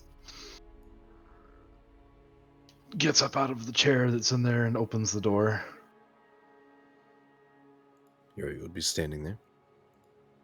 I'm going to Brightmoor's Tower. Are you coming? I suppose we should. Is anybody else going? Or is it just the two of us? She looks to the other doors. I don't know if anyone's going to be awake after, you know. Very well. Although she eyes Sildaril's door.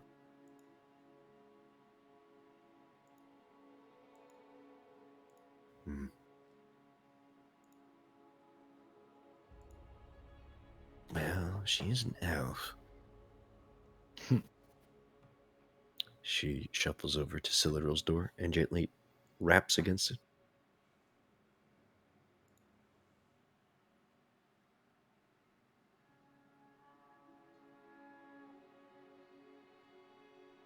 There's a very long silence before you hear little, like, the door cracks maybe like an inch and you just see the, like, golden blue, eye of Sildaril. What is it? Kellen and I are going to Brightmoor's Tower. Just letting someone know. Alright. Okay. There's a slight pause. I ju- All right. Sorry, not Brightmoor. Duskbrand. I just imagine what's actually behind the door is Celero looking like this. And that's why the door is not open. Horus. Very similar.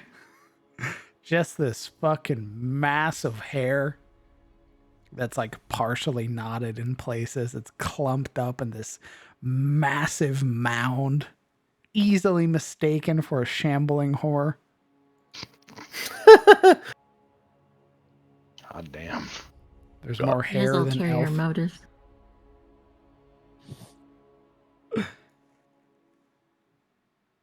All right. You've informed Silveril of your intent. Indeed. And there's this awkward moment of silence before she sort of bows her head and turns away. Door shut.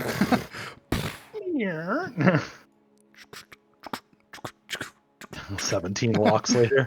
The footsteps rake on my nerves, and I just kind of put the pillow over my head, trying to cover my ears.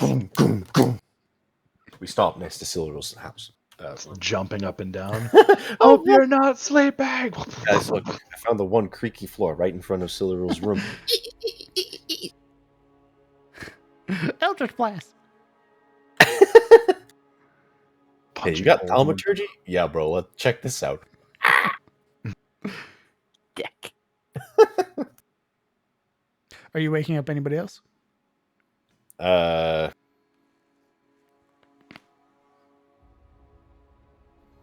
probably not. I mean, I think pretty sure everyone else got kind of wasted. Oh, not everyone. Go. I'll check on Marana real quick and make sure she's. Fuck you. Yeah. What was that? All sound amplified against you. Just shoulder checks the door. Have a nice sleep. Roll me a wisdom save, Sabine. I wouldn't do it. Okay. It's not nice. She dies. His head explodes.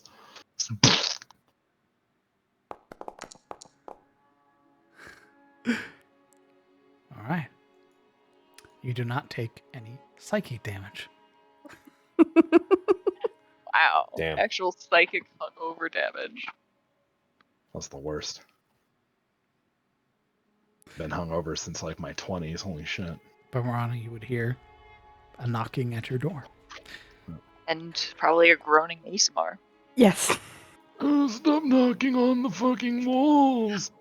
Where is your god now? I'll get it, I'll get it, I'll get it. She said, whispering to Sabine. God, now. I mean, Oh, that's right. They were sharing a room. Oh, no. Whoopsie. And Marana will creak the door open gently. Sorry.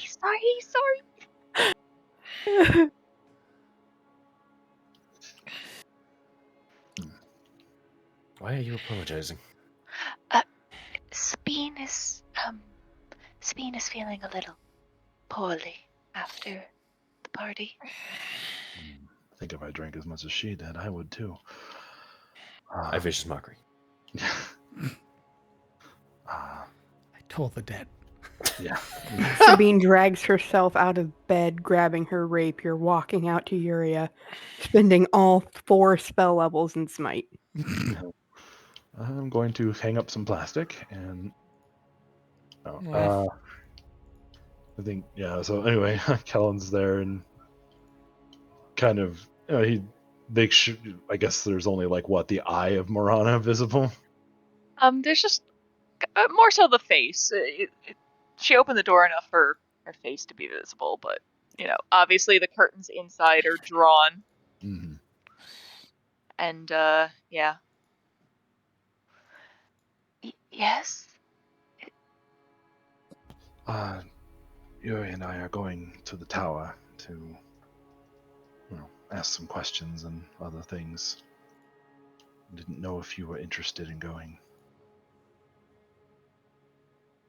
Is everyone else going? Or I don't think so. And so far, it's just the two of us. Marana's gonna kind of look back to the indisposed Sabine.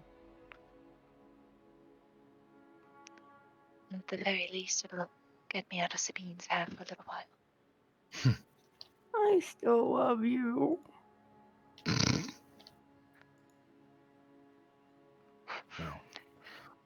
I suppose You just give me a moment to leave her something to eat at the very least.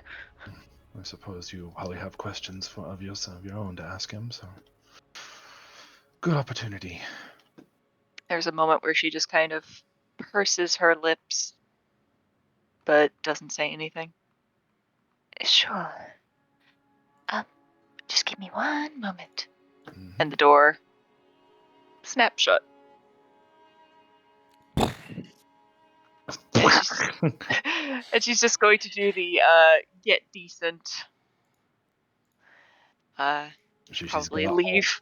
all 17 layers on. Yep. Yes, all 17 layers. And then probably leave Sabine a glass of water. A pitcher of water. A pitcher of tomato juice. And then eventually...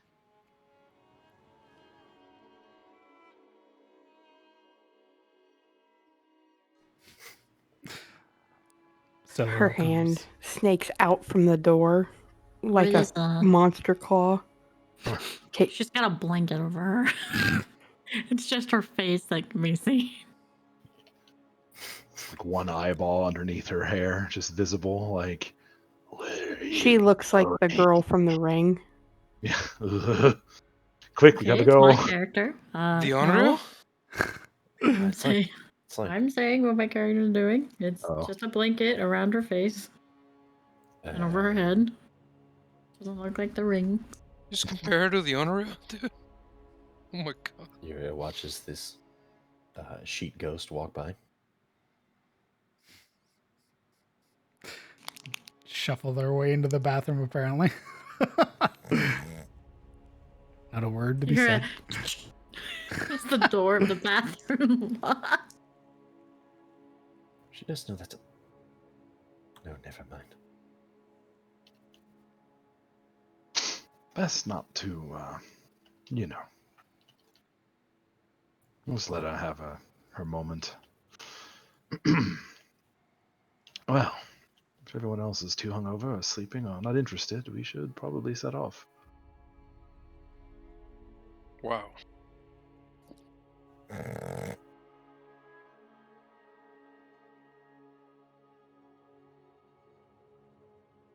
Hmm. I mean, if you're awake, you hear them shuffling around, so, you know, that's a thing if you would like. No, they're hell-bent on keeping the party apart. True.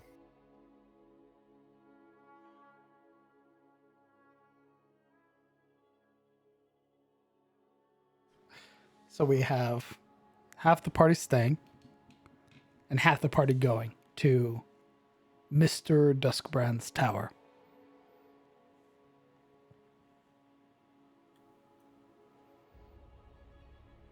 Well, if no one else wants to go. All right. You three, shuffling away, having dressed yourself, would find the downstairs of the establishment the emptiest you've probably ever seen it. Bereft of life, devoid of movement, the chairs are resting on top of the tables. It's quiet. And as you open the door, that sign sort of swaying on the front of it, showing it's closed, you would realize and see that that sign's mirrored on just about all the other storefronts out here. Closed. Nary any movement to be seen here. Save for some of the cats that linger around, laying and lounging as they are, resting in the rocking chairs outside the front of the singing tier. You all make your way out into the streets, the only souls currently active inside Elion's tier. Mm-hmm. Begin to make your way across the bridge over the river and make your way to Mr. Duskbrand's tower. And with that, we're going to call it here tonight. Boo. That concludes the Bright Festival. Epic. It was great. That was a good time. And now, I realized I super over prepared for this session, by the way. Holy fuck. I super over prepared. With that, you guys have free reign to basically work. You basically have downtime where you can work at the various establishments here in Elion's tier to earn some money. You can go out and explore. You can take some NPC quests. and basically do what you like. If you want to start working on some new proficiencies, some new languages, some shit like that, now's the time to start it.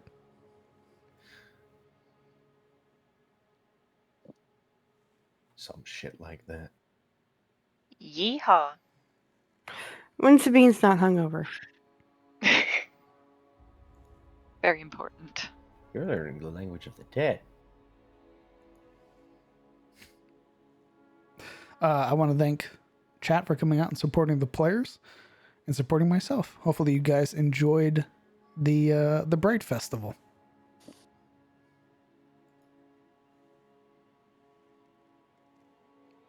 No combat or anything like that in this session. Very close to it, though.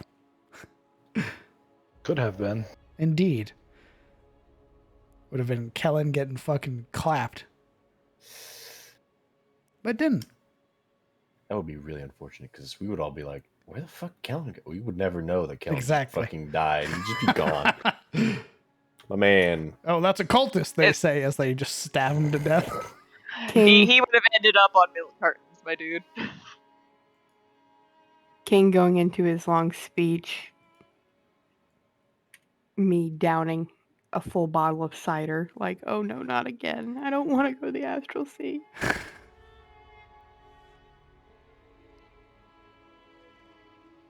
But like, why not? What's the matter? Why are you scared? Why? Think of all the cool things we saw in the Astral Sea. That was like the best part. Yeah. Aster and his funny robot things, you know? Sabine wouldn't even know what to do with herself with a person that hot. Blue ball.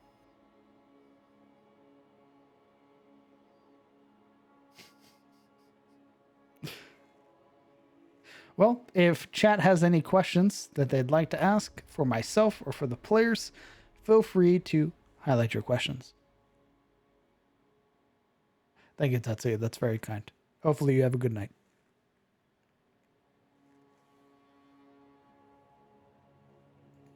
And if the players have any questions, feel free to ask them.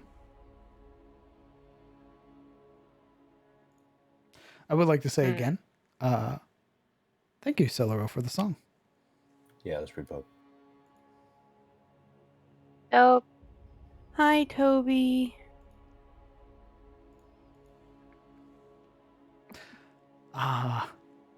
Toby. Hello. And thank you for the resub, brother. I appreciate that.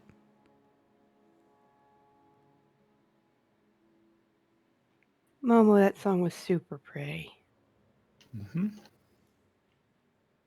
It was good. Can you clip things longer than a minute? Mm-hmm. Nice. I'm You gonna can clip that highlight fucking song. whole episodes or like whole streams. Clipping a whole stream. Yo, watch this. Yeah, you just highlight it.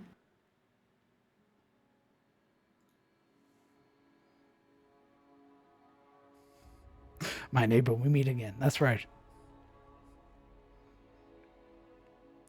I will say one thing, Celero may want to learn Draconic ASAP. Well,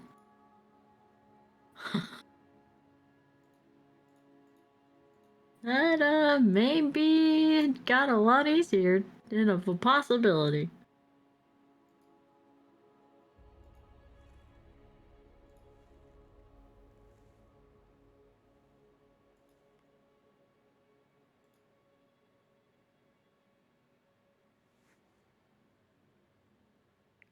How you guys feeling? You guys feel like sticking around? You guys tired? I'm sitting here pleasantly buzzed on my birthday. Happy birthday. By Yet the again. way, due to my background, whenever I perform at a place, I get free lodging and food. You already do. Just saying. I just thought What are I you- just bring that up. What are you hoping for? Gerald's already spoiling you. Yeah, I know. I'm Just in case. it makes me a local figure. Just saying. Legally. Now anyone she can demand room and board from. She can go sleep in the general store if she wants. Here's my background. If I perform in a town, they take a liking to me. You know, you see, Mandatory.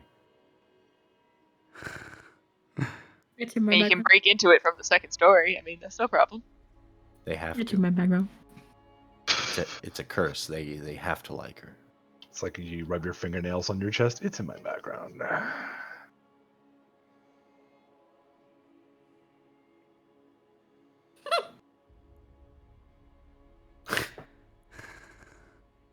Well, if you're going to start using that outside of singing, if you'd like to It be also using counts that. if I perform in like a fight, Oh. because I took a variant of gladiator as How well. about this? You want to use your feature, Miss Bard? What do you mean? I'm not a you bard. sing and perform, but every other time you're like, meh. I want to role play out my performance and not sing. I want a performance role. But every time you sing, works. No role needed. I gotta start writing more songs. I only got like 4 written. What do the townsmen know? It's a different town. You could just sing the same song. That's true. Bards have their hits, right? Yeah. They go to town, and even though you've played it in every town you've been to, you go to the new town, and the new town's like, hey, play Wonderwall. Like, Whoa, hey yo, play Tim Finnegan, bro. I love that song, bro. Play Ya Ya Ding Dong. you're like, I've played that in every town I've been to for the last month. And they're like, yeah, I don't give a fuck. Play it anyway. Bro, Dance, monkey, dance. I requested Tim Finnegan at an Irish bar, and I swear to God, they looked like If I they were come about down to kill there me. and hold your big sword and act out my attacks, do I get advantage? Oh, you want to use my sword to show me what your Okay. attacks look like? Yeah. Do I get advantage? Unfair. Unfair. You can get a webcam. Are you gaming the system, Silverine? You can get a webcam and do the same. This is attack from position 3, she says as she swings at you. I don't know what you mean. This is a frontward parry.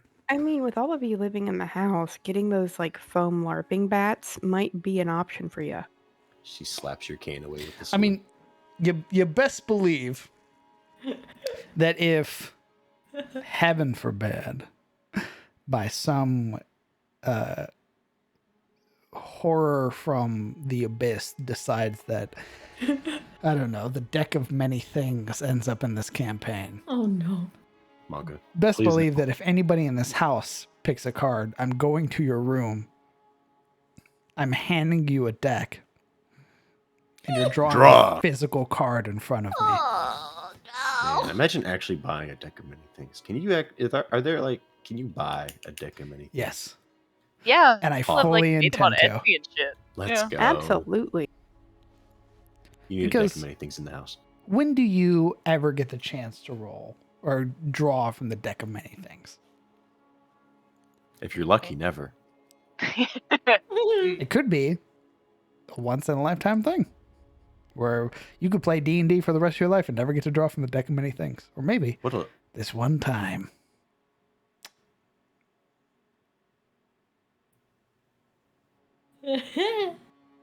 The only time I ever drew from the deck of many things, I pretty much got the entrapment beneath ground for God or by something for God knows how long. Nice. You got Merlin. Your soul ripped from your body and shunted into a crystal, Oops. protected by some stupid high CR creature in a different realm of existence, and the only way to find you is by using Wish, and it doesn't even tell you, it gives you a fucking hint. Oh Jesus, I just saw that as well. Jesus Christ, Guido, thank you again for another 20 gifted subs to the community. That's insanely kind of you.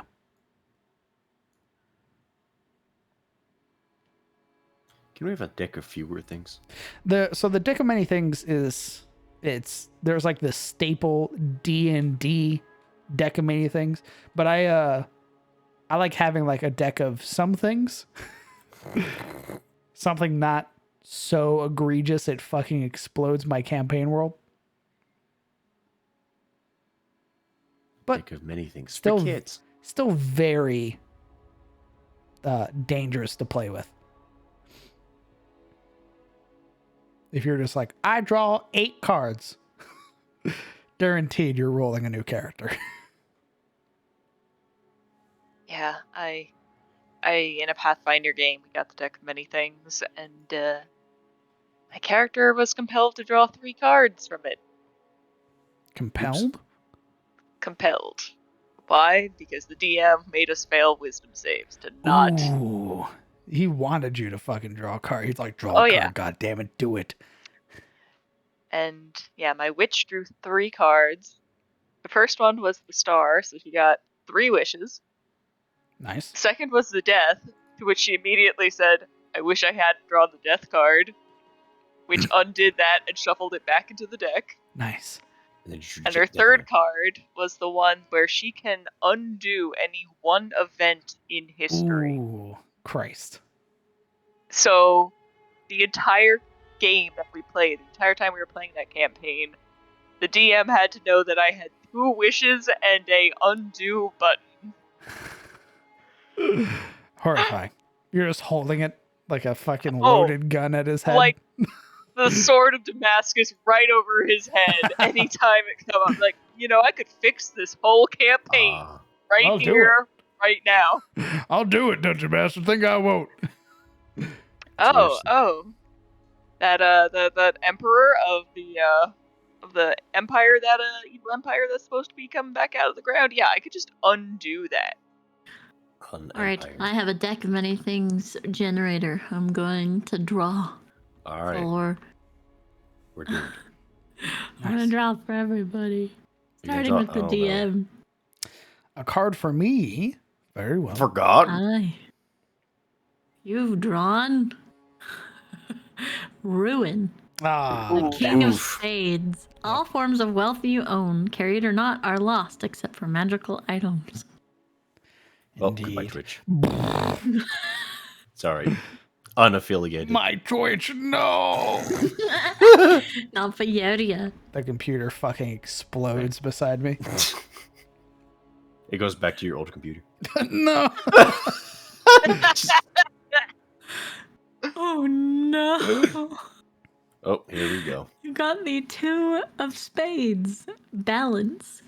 Nice. You are altered. Change Awesome. to opposing alignment unless true neutral.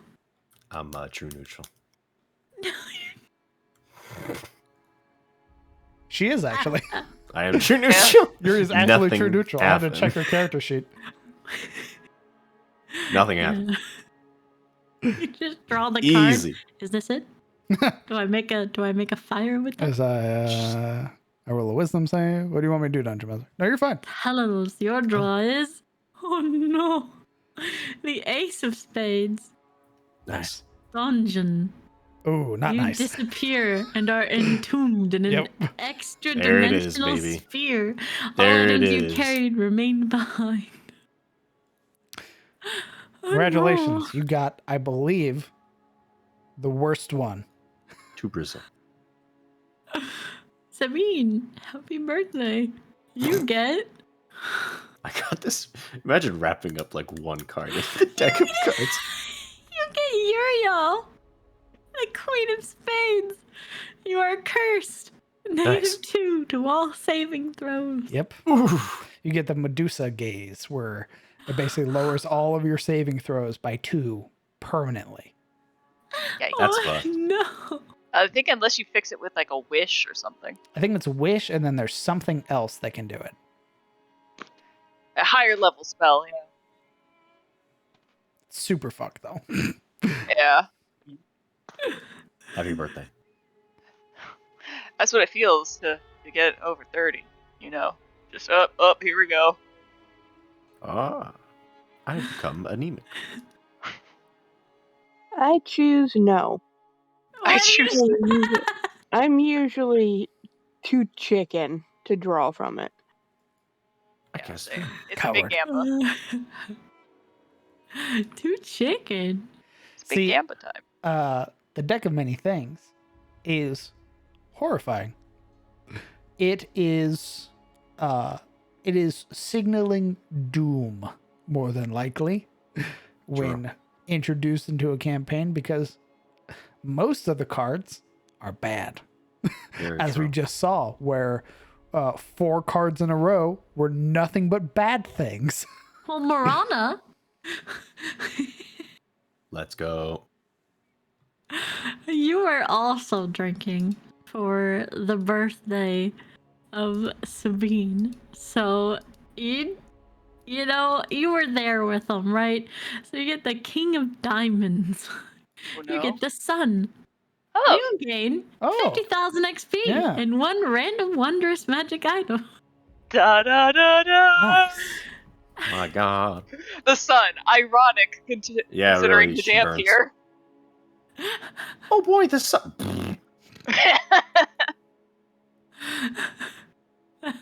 Cirque left. He Oh, wasn't great. tolerating The your wondrous nonsense. item she gets is the Orb of Annihilation minus the controlling necklace. Nice. Let's go. Get the fuck out of my head, Sizzle. Stop it. No. I rolled the 2 of clubs.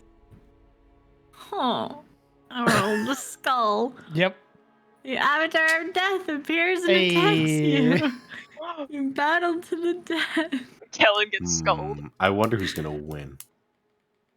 You have to solo it, by the way, because if you try got to this. fight it, if anybody else tries to fight it, it summons their own version of death, and they have to fight it. Let's go. You got this. I believe in you. That the I Draconic. don't like it. Yeah, You're a Cywar. You can do anything. it's so real. I don't want to Just die. just fight the. Look, I played Sims. Just bribe it, and you'll be fine. Just bribe it.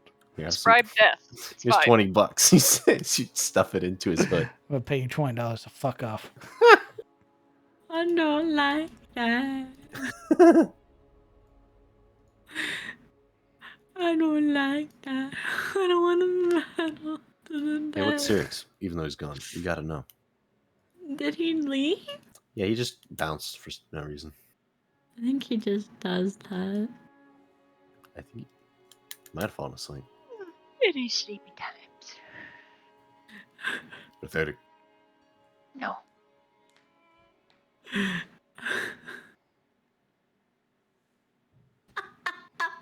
He draws the Fool. Got him. You lose 10,000 XP and Yep. must draw again. Easy. And then he Easy. gets the Ace of Hearts, which is the Fates. Oh, You gain the ability to rewrite reality. Yep. Erase one event from history as if it never happened. Sim. Yep. Yep. I never drew the fool card, he says. Yeah. Easy. Holy shit. Those no, are that would be Blake. evil. And then you're stuck in a paradox, because otherwise, without the fool card, you couldn't have drawn the card let you do that. Yep. You just implode. Yeah. I Give actually, the DM something to think about. I don't see anything wrong with this. I'm also going to bed. Good night. Good night.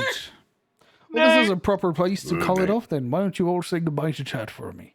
Hey, goodbye. That- Good night. Let's party like it's 1999. Like it's God's night. I'll be back.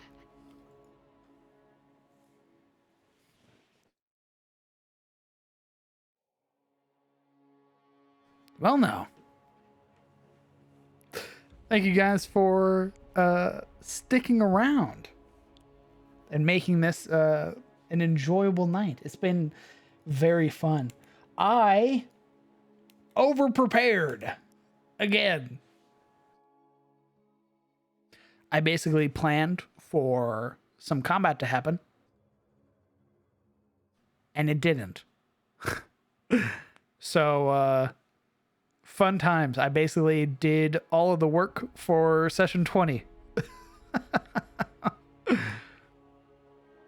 Which, I mean, makes it a little bit easier because then I can just keep doing what I always do, which is keep making maps for places that the players probably won't see for several months, which I love.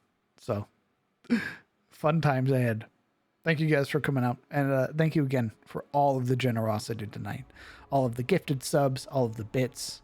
And again, even just being here. Lurkers, people talking in chat, the follows. It's all deeply appreciated. And again, all of this is free. Don't feel the need to like donate or sub or anything like that. You guys just being here is more than enough for me. So thank you very much. I hope you guys have a good night. I hope you guys take care. And I hope that you get to enjoy your weekend wherever you are. And I look forward to seeing you this Sunday for the Secrets of Eris over on Momo's channel, where the players finally get to leave the Cathedral of Light and head back into Eris proper, back into the Immortal Vale, and back to Frostwood. Good night, everybody. Rest well.